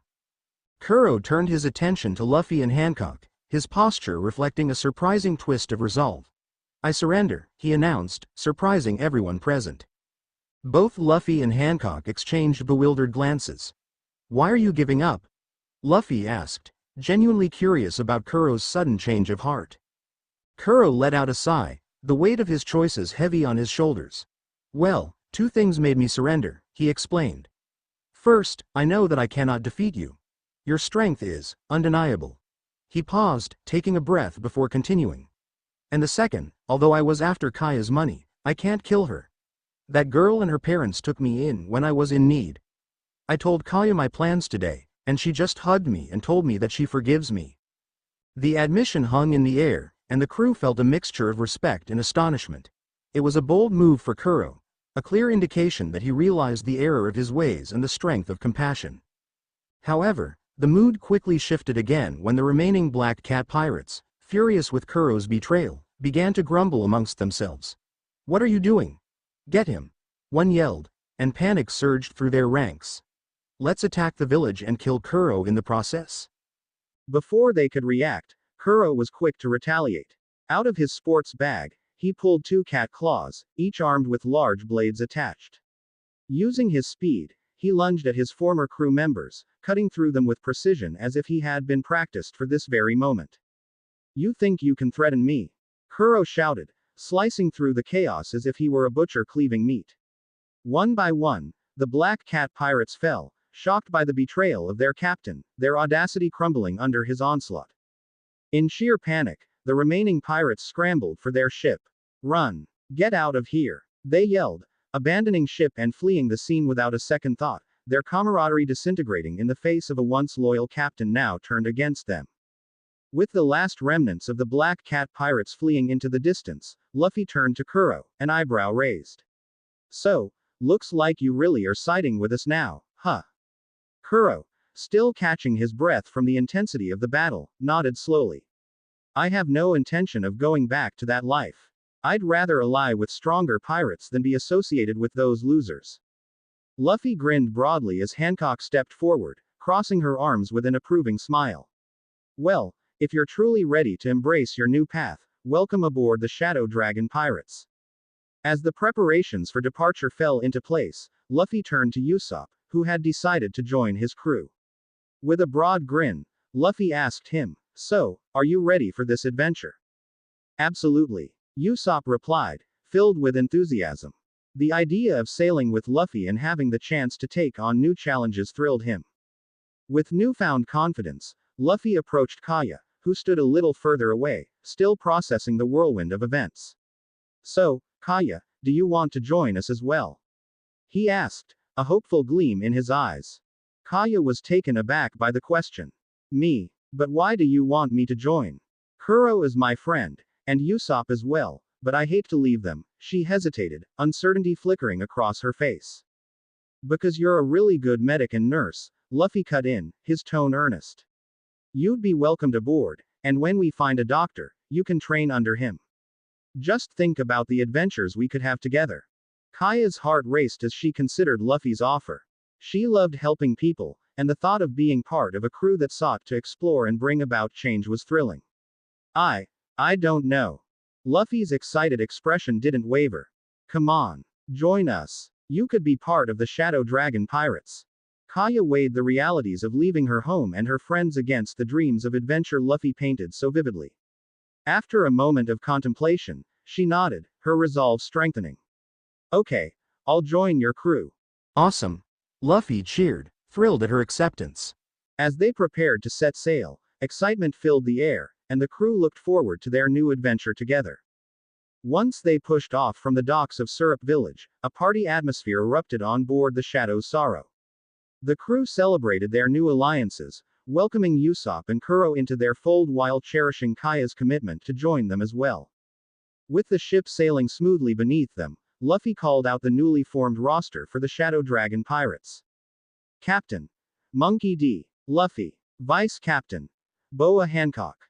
Navigator: Nami. Helmswoman: Alvida. Cabin Boy: Kobe. Quartermaster: Zoro. Strategist: Kuro. Sniper: Usopp. Medic: Kaya. Pets: Salome, Richie. Cheers erupted as each crew member raised their glass in celebration, realizing that they were becoming a unique team of unparalleled strength. Luffy thrived on the camaraderie, reveling in the excitement of their shared ambition. 2 days had passed since the crew officially set sail on the Shadow's Sorrow, and the energy aboard the ship was electric as they continued their training.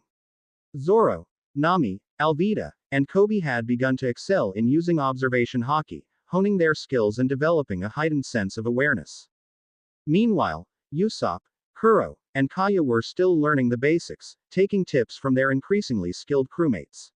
While they were making progress, it became clear that Luffy's and Hancock's abilities were extraordinary, and the stories of Luffy's lineage added to the awe and respect among the crew. The shock of learning about Luffy's heritage as Monkey D.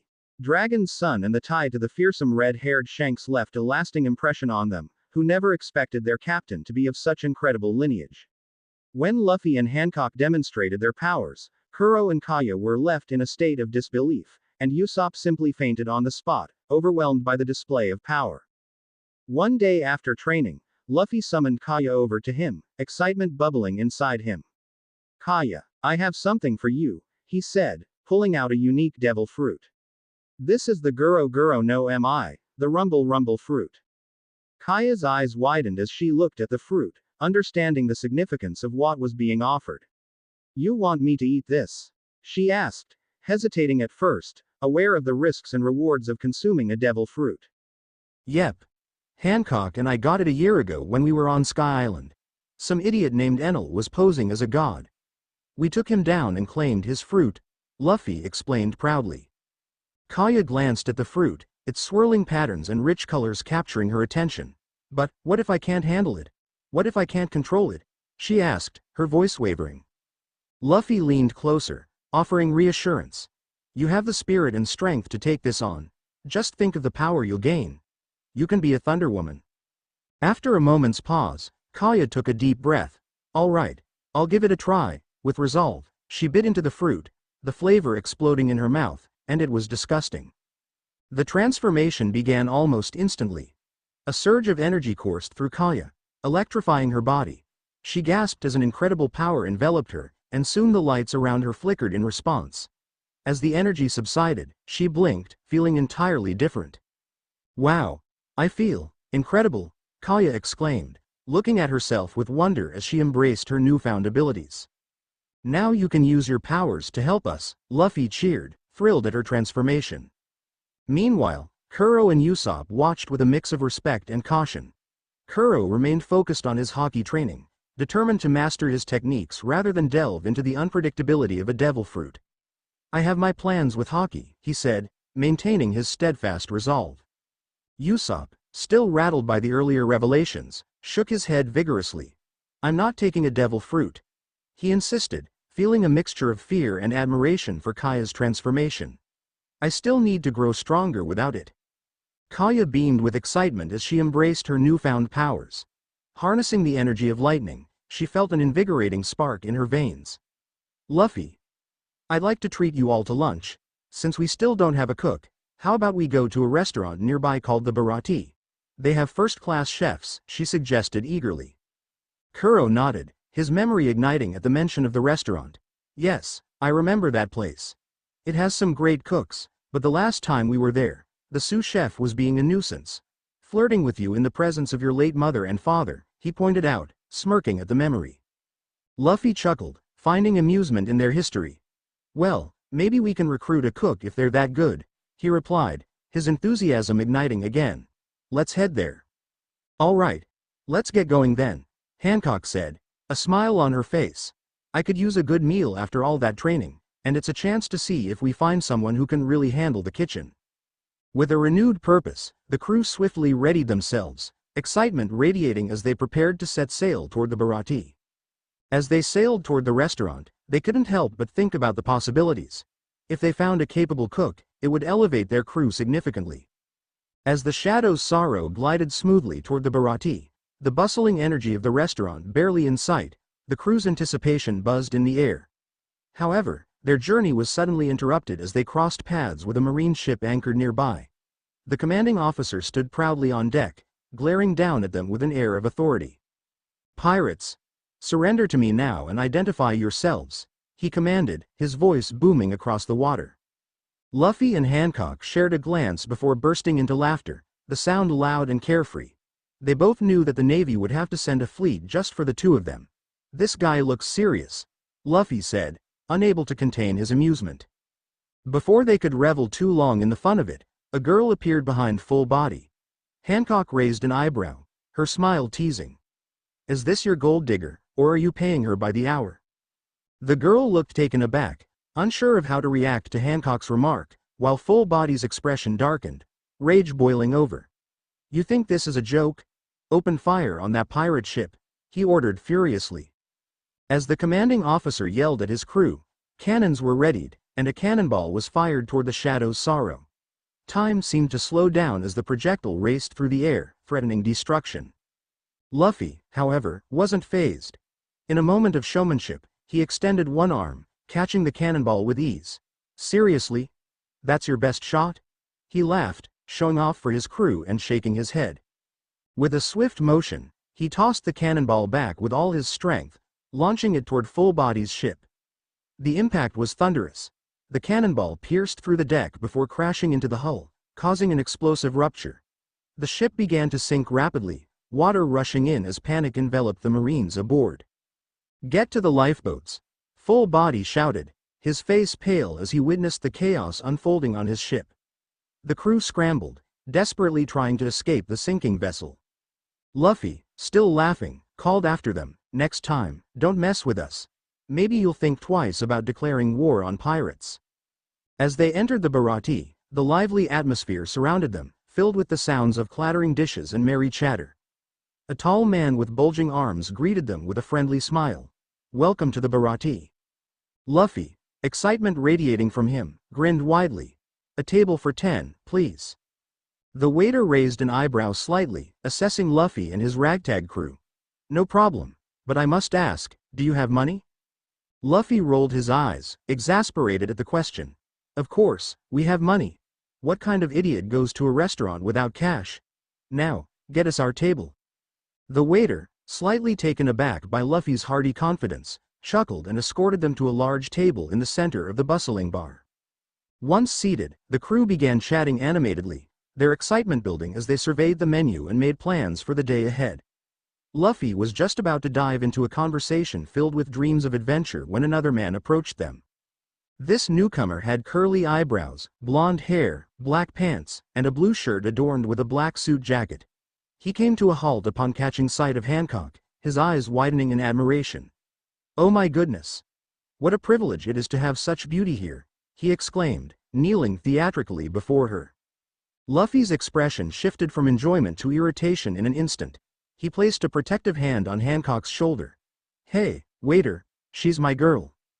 Realizing his mistake, the man quickly rose, a sheepish expression crossing his face. Oh, sorry.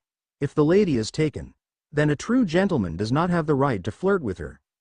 My name is Sanji, and I'm the sous chef here. Please allow me to make it up to you. All right, I accept your apology, Luffy said, still feeling somewhat protective but also wanting to avoid a scene. Just make sure you keep the compliments to a minimum. Sanji nodded, his attention quickly shifting once again. Of course, I'll make sure your meals are top-notch, but I must say, lovely ladies, his eyes brightened as he turned to Nami, Alvida, and Kaya. You three are quite beautiful as well. Luffy groaned, realizing Sanji's charm had already taken hold. Wait, what about our order? He exclaimed, exasperated. Have no fear. I'll personally ensure you all receive the best treatment. Good food and good company are what I live by, Sanji declared, his attention shifting fully to flattering the women at the table, oblivious to Luffy's growing irritation. You've gotta be kidding me, Luffy muttered under his breath as he watched Sanji in action, shamelessly flirting with Nami, Alvida, and Kaya. Hancock couldn't help but laugh at Luffy's obvious frustration. I think he's just trying to be nice. Let him have his fun, she said, amused by the unexpected turn of events. As Sanji finally finished taking the orders, after much yelling from Luffy, Zoro, Kuro, Usopp and Kobe because at first he only took the girls' orders ignoring them, he assured Luffy and the crew that he would personally prepare their meals. Eagerly awaiting their food, they settled back into their conversations, the lively atmosphere rolling with laughter and chatter. When the dishes arrived, the crew dug in with gusto. Luffy took a bite, his eyes lighting up with delight. "Man, he might be a pervert, but he sure knows how to cook," he exclaimed, excitement bubbling in his voice as he savored the delicious flavors. However, the joyful moment was soon interrupted when the door of the restaurant burst open, letting in a drenched and furious full body. He stormed in, his pistol clutched tightly in his hand. "You bastards! You sunk my ship," he shouted, his voice dripping with fury.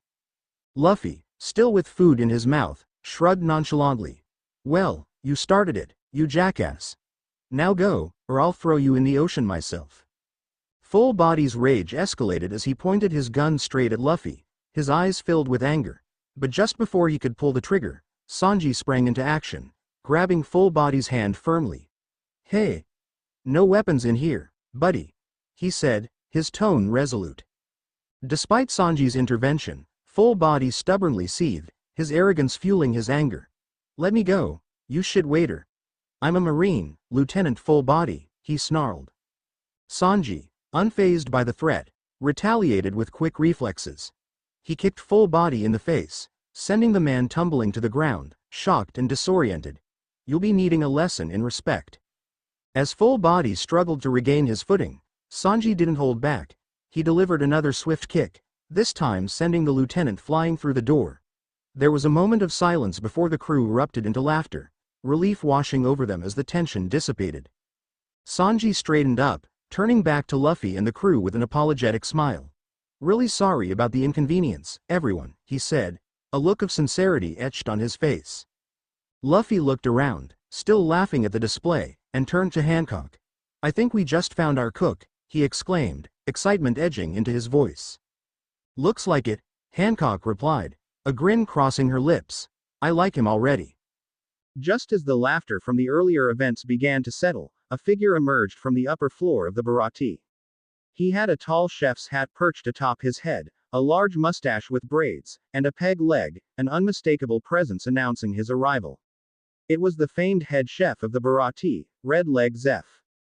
"Sanji, are you fighting with the guests again, you little eggplant?" Zeph bellowed as he walked over, shaking his head in exasperation. Then, his gaze landed on Luffy and Hancock.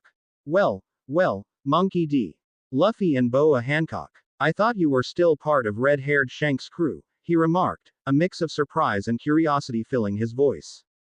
Both Luffy and Hancock exchanged looks of disbelief at the recognition. "You know us?" Luffy asked, brimming with excitement. Zeph nodded, crossing his arms. "I've heard plenty. You've made quite a name for yourselves on the seas." Hancock smiled gracefully, appreciative of the acknowledgement. The stories of Red Leg Zeph had reached them through Rayleigh and Shanks, legendary tales of his prowess and expertise in the culinary arts. They introduced themselves and their crew, explaining their purpose for visiting the Bharati, to recruit a cook for their new venture. Zeph turned to Sanji, his expression shifting from casual amusement to seriousness. "Well, you can have him, if you want. He's a pain in my neck," he declared without hesitation. Sanji immediately protested. "Wait, what? I'm not going anywhere." His protests echoed through the bar, but Zeph continued unfazed. "You know, Sanji," Zeph retorted, annoyance etched in his voice, "you're the worst cook here. You spend most of your time fighting guests, other cooks, or flirting with the female guests. It's a miracle we haven't lost more customers because of you. Come on, old man. I cook for a living, and I do it well." Sanji shot back, puffing out his chest in defiance, but deep down, he understood Zeph's frustration. Hancock turned to Luffy, catching the excitement that danced in his eyes. "Luffy, do you still want to recruit him?" "Definitely. He's got potential," Luffy replied, enthusiasm bubbling over. He turned to Nami, nudging her playfully. "When we recruit Sanji, we'll be paying Arlong a visit." The next day, the crew of the Shadow's Sorrow remained at the Bharati, with Luffy still trying to convince Sanji to join them. Despite his enthusiastic attempts, Sanji held firm, stubbornly denying every offer that came his way. Hancock, observing the dynamic unfold, turned to Luffy with a knowing smile. "Luffy, maybe you should consider giving it a rest," she suggested, though she knew him well enough to comprehend that once he set his mind to something, no one could talk him out of it. Just then, while they were enjoying breakfast at their table, a commotion was heard. Curious, Luffy decided to listen in on the argument which was between Patty and Sanji. Sanji, you shouldn't give food to a member of Don Krieg's crew. Patty shouted, his eyes filled with frustration. Now they're coming here, and we'll all be in trouble. I don't care, Sanji retorted, clearly irritated. Every hungry person deserves a meal. I'll feed anyone in need, no matter who they are. His compassion was evident, even as the threat of danger loomed. Luffy stepped closer, intrigued by the unfolding drama. What's this all about? He asked, wanting to understand the tension simmering in the air. Patty glanced at him, exasperated. 2 days ago, one of Don Krieg's crew showed up here demanding food. I beat him up and threw him out for not having any money, and now, Don Krieg is coming here personally. The crew exchanged concerned glances, the reality of the situation sinking in. Luffy's eyes glinted with excitement. Don Krieg, isn't he one of the notorious pirates of the East Blue? Yeah, you could say that, Patty replied grimly. He's known for being ruthless, and his crew isn't exactly kind either. If he's coming to get retribution, it could be dangerous for everyone here. Luffy's smile widened as he turned to his crew. Get ready, everyone. We're about to have some fun. This could serve as a great field test to see what you've learned. As the galleon drew closer, the crew of the Shadow's Sorrow gained a clearer view of the ship. Luffy and Hancock noted the extensive damage it bore, the sails tattered and the hull partially submerged from some unseen calamity. Using their observation haki, they sensed the crew aboard, weak and fading, desperation evident in their auras. Luffy exchanged glances with Hancock, their wicked smiles reflecting the thrill of knowing who was likely behind this misfortune. Judging from the damages, we can guess who caused this, Luffy said excitedly. And I know he's not far behind. Hancock nodded, her eyes glinting with anticipation. This should be fun. It's been some time since we last saw Dracula Mahawk. But these fools probably have the worst luck. I mean, they've entered the Grand Line and bumped into him of all people. Yeah, and judging by the damage and the fact they had more ships, it seems they disturbed his nap.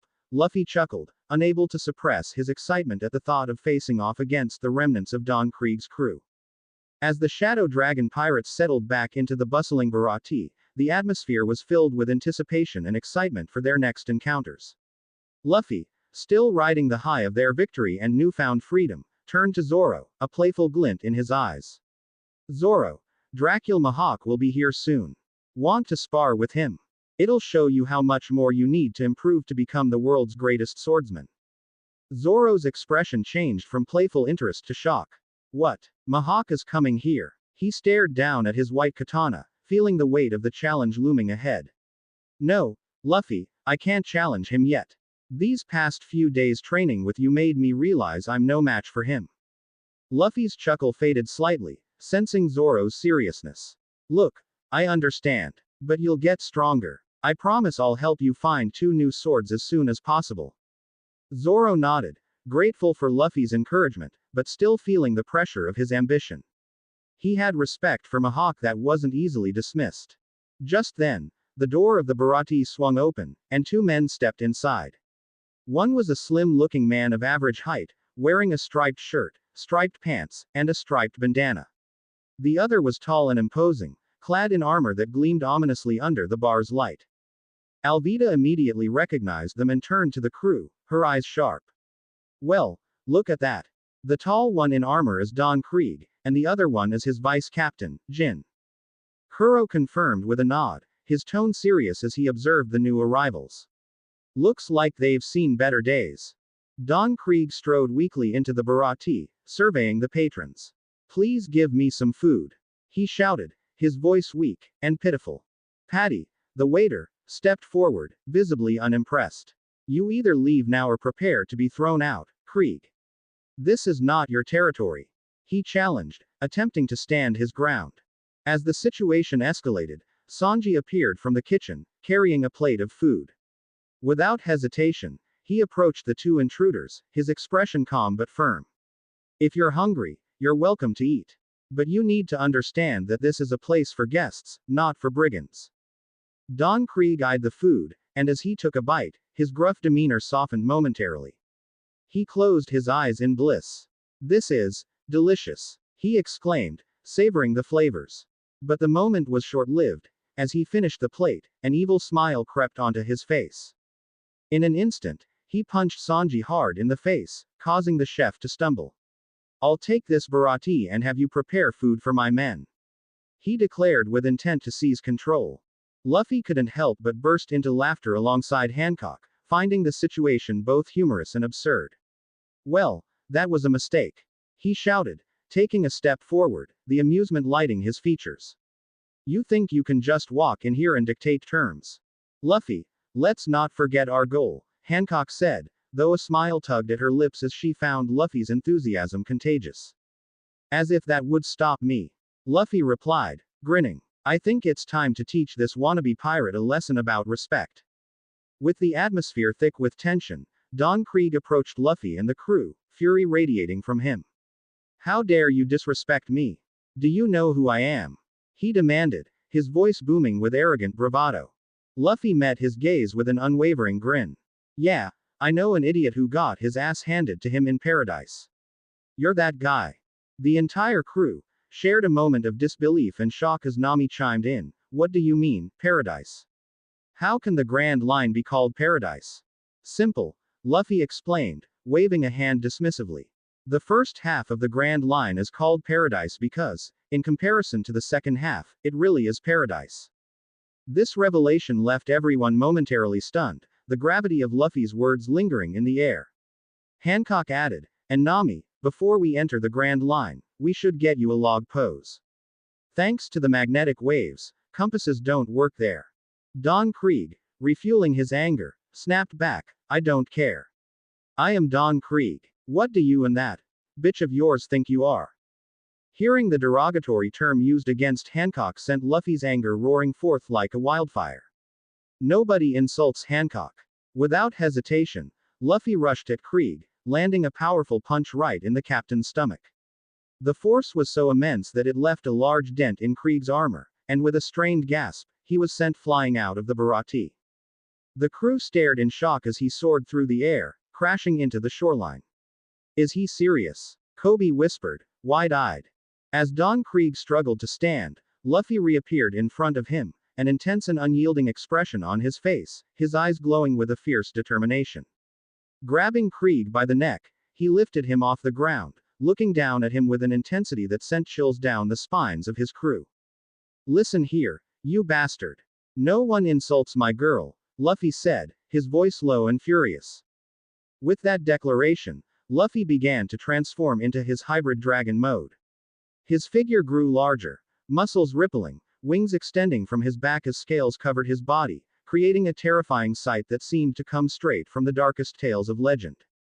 "Do you see this?" Luffy asked, his voice now a deep, resonant growl.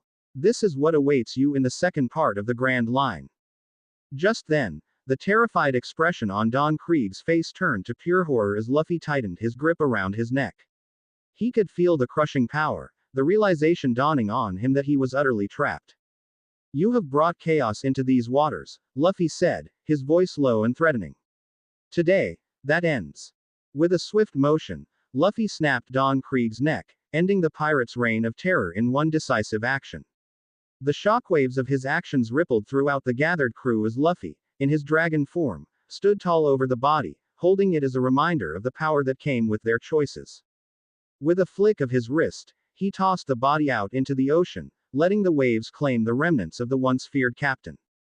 "Don Krieg is dead," he declared, turning to face the remaining pirates who had witnessed the mayhem. He looked at Krieg's crew, who stood in stunned silence. "I'll pay for your food here. Eat up and get out of here. Do you hear me?" he commanded.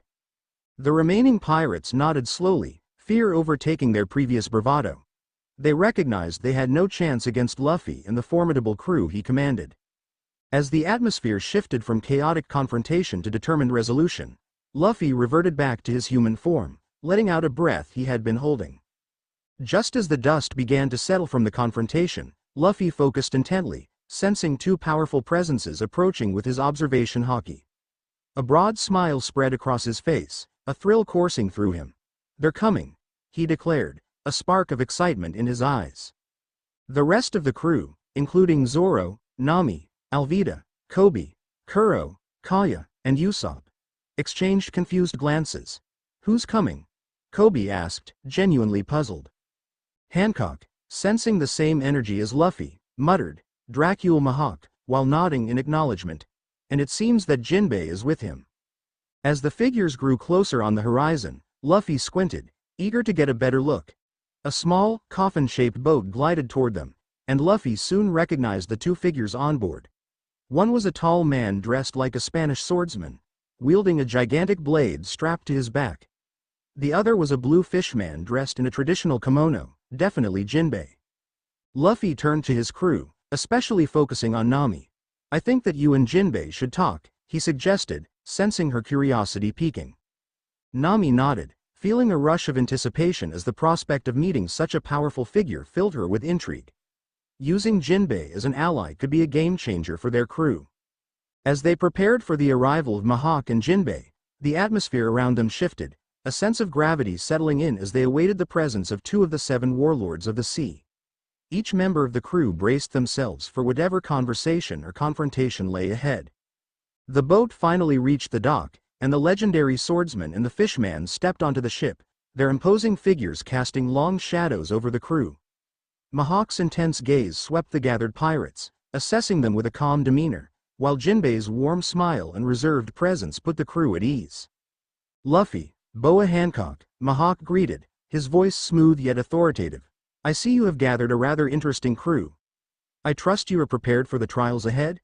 "Yes, we're ready," Luffy declared, bursting with confidence. "We're about to claim our place in the pirate world." I hope you guys enjoyed this video and make sure to like and subscribe to the channel. Now we will see you in the next video.